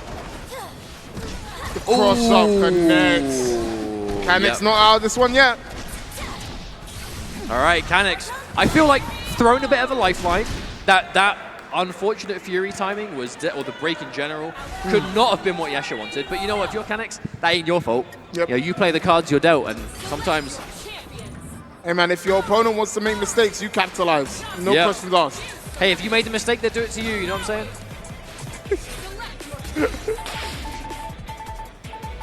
Oh no! Say it ain't so. That is concerning. When you see what was definitely an input error into checking the buttons. I mean, to be fair, you probably should check, but you hope nothing was actually wrong. Torpan is technically British now. Yeah? For me. Torpan, if you're in the venue, congrats. Your British passport will come in the mail. If you make top 8. But sorry, here we go. Final game between these two. Mechanics. The UK top 8 dream alive. Someone has to. I mean, we'll be there. Desperate times, etc. All right, level 1 comes out from Yasha. I'm going to be so honest. I turned around to look at you, then look back and Yasha was doing offense. I don't know what happened there. That was so swift. I mean, Yasha doesn't strike me as the kind of player who's going to let that kind of mistake linger. You know, you got to get over it, move on to your next match. And Yasha is doing that in spades, so this could definitely be a dead Ari. Yeah, she is gone. Yep, taking an early lead in game number 3. Ooh, why did that hit so many times? That was cool. Great It's the parry. way of the sword. You wouldn't understand. While you were at home, while you were out partying with friends, I was studying the blade. Oh man, the blade ain't got nerfed and you ask for my help. Still though, what a turnaround. Ooh! Dude, these big decisions. Ooh! That led to a full combo, hang on a minute. Like, Canix is not afraid to just let it rip. And for good reason. Yeah. Canix is winning. Oh. Been a little while since we saw a good old-fashioned dash up L. That really feels painful to get hit by. Oh. Yeah, Oh, we are definitely. Ooh, the light confirmed. That didn't combo. No, it didn't. That didn't combo. That was a different chunk of life. So what was Canix doing is the question. We are seeing some crusty execution going on, and it is getting the better of both players. And at this point, it's a question of who can salvage it, Like, who can regain control. and this is what happens when you get to crunch time. I don't think that did combo. No, I saw the no, light it and then the new chunk of red, unless it I'm was- mistaken. It was two different chunks completely. But Yasha will take it. Has the lockdown, freestyle available, goes low, great block from Canix, but use the push block so won't have another way to get out of the corner here. Ooh. Great backdoor, that's big. Immediate momentum shift. Now Yasha finds themselves in the corner, dealing with technical pressure. What a jump! It's crazy, you really do live and die by these throws. Yep, immediate. I like how Yasha went for an instant break as well before you even had to worry about like a potential for them to block away. Yasha just switched on. Okay, there's a catch. Limit strike here? No, goes to the Orb of Deception. I like this, honestly, get extra damage tacked on. Potentially look for a chip situation. There's level 1. Oh, what a tech. And that freestyle, trying to keep Ari alive, not going to happen. And this could potentially be the final life bar for Canix. Unless Alawi can make it happen another time, but man. She's getting beat up in this corner right now. Fury not in sight for a little bit. In fact, I don't think you build Fury during the next combo. So it has to be all fair and square here. What a parry! No! Oh! Okay. I think this one might do it, Doug. Just an inkling. A funny feeling. Just a little bit. What a strange set, though, that ended up becoming in the end. Yeah, I think it's when you get this close and you're looking for that top 8 qualification, and both players are making those kind of strange execution kind of hiccups. It definitely started devolving into, like, children throwing hands. But, like, when I look at that now, I understand more. That it's not them being bad, it's them feeling tense. Yeah. Like, they feel the emotional pressure that's going on in the game, and that reflects in their play. But someone has to win, and whoever moves on, you know they're fighting for their life. I believe that is all for our winner side top 8. So we actually just got confirmation that we will be doing the last game. So, right, I believe the next thing is MK11. So the next thing on stream after this segment will be MK11 top 4. I believe that is currently overrunning. So with that extra time they have, they're using it on getting all of these games streamed. So if you're a 2XKO fan, that means there's more to watch. So we have one more game, and that will be the top 8, the final top 8 decider, will it not? Unless my math is completely wrong. But yeah, so lucky you watching at home, if you're a 2X fan, there's one more match left to watch. This could be very heartbreaking, though. Oh, yeah. If the game is what I think it is. It's Blob versus Noka. Oh. And the run back. The run back. Either way, someone is going to be very upset here. Noka goes out, can't do the back-to-back big wins in Europe. Blob Double goes eliminated out as well by the same player. Exactly. Blob goes out to someone they beat 2-0 winners side before they can make their top 8. Like, for Blob, this is a massive top 8. Like, I would say this is a very, like, stacked tournament. Making top 8 here, it means something. It's super massive. Blob goes out just before the final hurdle. That's painful. Oh, my heart, man. I mean, top 8 is the thing you want to aim for, right? Of course. You want to have a reason to be in the tournament on finals day. You want to get one of those medals. And but for a lot of these players, they want to win the tournament. And top 8 is merely a stepping stone on that way.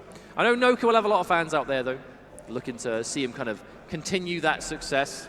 Dunk's head goes into the hands. Did I hit a sore spot? Now I just looked at the top 8 again. I'm going to get rinsed on my way out of here. What is our top 8 currently? Currently, our top 8 winners side is, well, the matches that you'll see tomorrow. RZA going up against Wade. Wawa going up against the winner of... going up against Yasha. Krilu going up against maybe the winner of this one, I believe.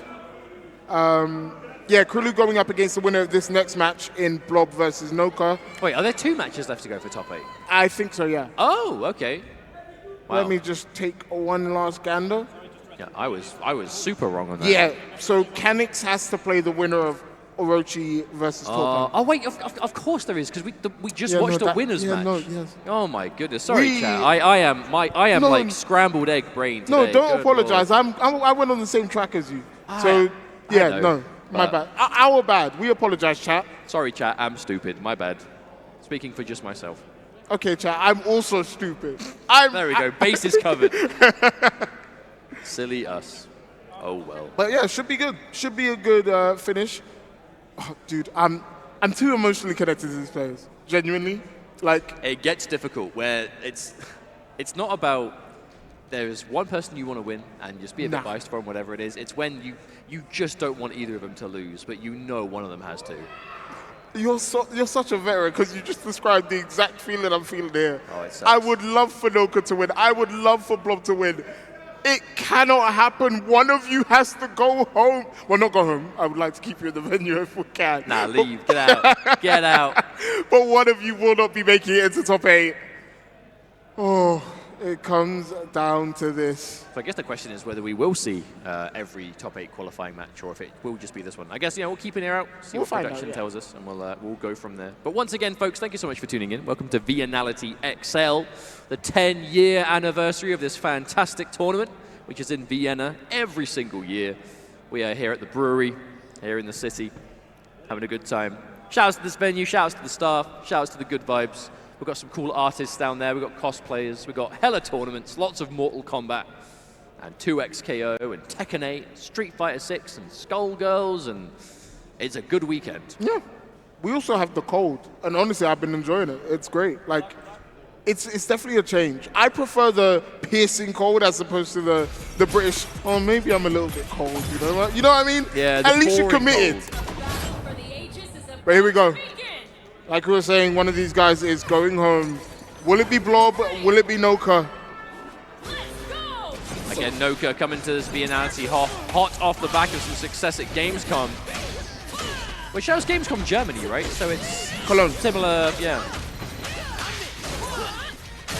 And I know he wants to do that back-to-back. Wants to prove himself here as one of the best in France. But Blob stands in his way. A usurper to the throne. Someone who hasn't won that big tournament yet. But that's a great J2H. Can't confirm it, it's a via assist. He'll take that Oki regardless. the defense. Ooh. The handshake probably going to make that overhead a bit easy to deal with, but not going to matter. So much damage just chunking through. Bro, she disappeared. Oh, Timo disappeared.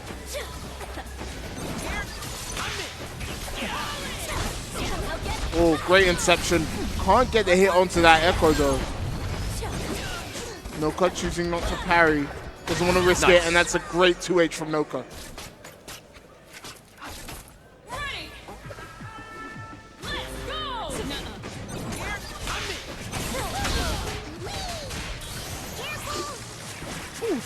Good confirm with the dodge. Yeah. Use the super, get that full screen. Oh no, not where you want to be though. Back to the wall, no meter, Timo. Noka is playing kind of ragged. Like, it is very aggressive, devil-may-care gameplay from him right now. But sometimes that's the element he needs, right? Just needs to throw himself, apply himself, and whatever happens, happens. And it's working out here against Blob. Well, it's interesting, right? Because we weren't privy to the match in the winner's side between these two players. So maybe this is simply, this is an adjustment that we wouldn't have seen. Yeah, we don't know. Maybe that first game, Noka was being too reserved. Maybe Noka wasn't able to get the ball rolling quite like this. But then again, saying that, Blob has popped the Fury, managed to get a catch. Would have been a dead character, but Noka managed to fight back. Never mind, hang on up. That's going to hurt. Yeah, one dead Echo coming right up, and the Vi soon to follow. I like that from Blob. Get the corner again. J2H to get out of that space. The 2H whiffed, and that's big damage. Not necessarily dead. Hold on, I'm gonna shut my damn mouth. Noka optimal as hell. Finishes it off with the relentless assault. That is one thing that has always been so impressive to me about Noka is absolute optimal combo knowledge. Depending on exactly how much bar you've got, where you are on the screen. Noka has so much time with this team. Yep. Hits so many of those max damage scenarios. From the day it came out, right? The only difference is he was playing 2 Exorcists before. Yeah. Otherwise, it's all the same. I taught him this combo though. Back in the day, I used to play this team as well. Noka finds a hit again. Can you say back in the day if it's like a month ago? Does that count? Back in my day, what? You mean yesterday, 2015? Why are you making me feel like a baby? I don't know, sorry, it's rude of me, I apologize. What the hell? Noka did Chrono Strike, F it, break, die. Flipping heck. Oh no. Oh! Yeah, how come whenever I do hard tag, I die? Is the key just to be a top level player and you get away with it? I don't know. Like, this is spaghettification, like, of the tournament. What a power play. Like, that is aura farming. I'm going to raw tag in front of you and you're going to do nothing about it. Nothing. My goodness. Oh, that was cheeky. Trying to go for the throw in between the gap of the charged Chrono Strike. Oh, look at the movement. There's no way you're getting out of this. Yeah. After the sway recovery. All that meter to go down with as well. You hate to see it. Oh. The judge. Not dead, no. I mean, it's one hit potential, I guess. Oh! Never mind. Honestly, the reset helps. Yeah. Like, genuinely it helps. I think Noka was probably expecting the combo to work, and then Blob was able to make the most of it. I mean, for all we know, maybe Blob decided to let it go. We'll have to ask him afterwards. Noka, though, will force that break from Blob. It's so oppressive, this projectile.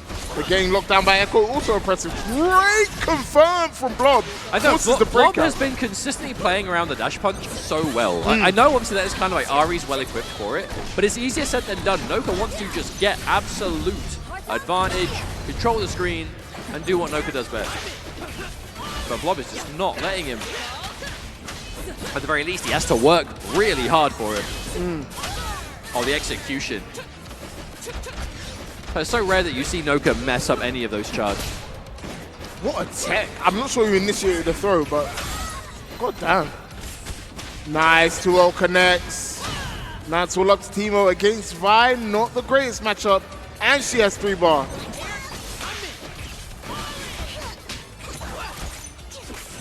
Oh, wow. Long-range footsies.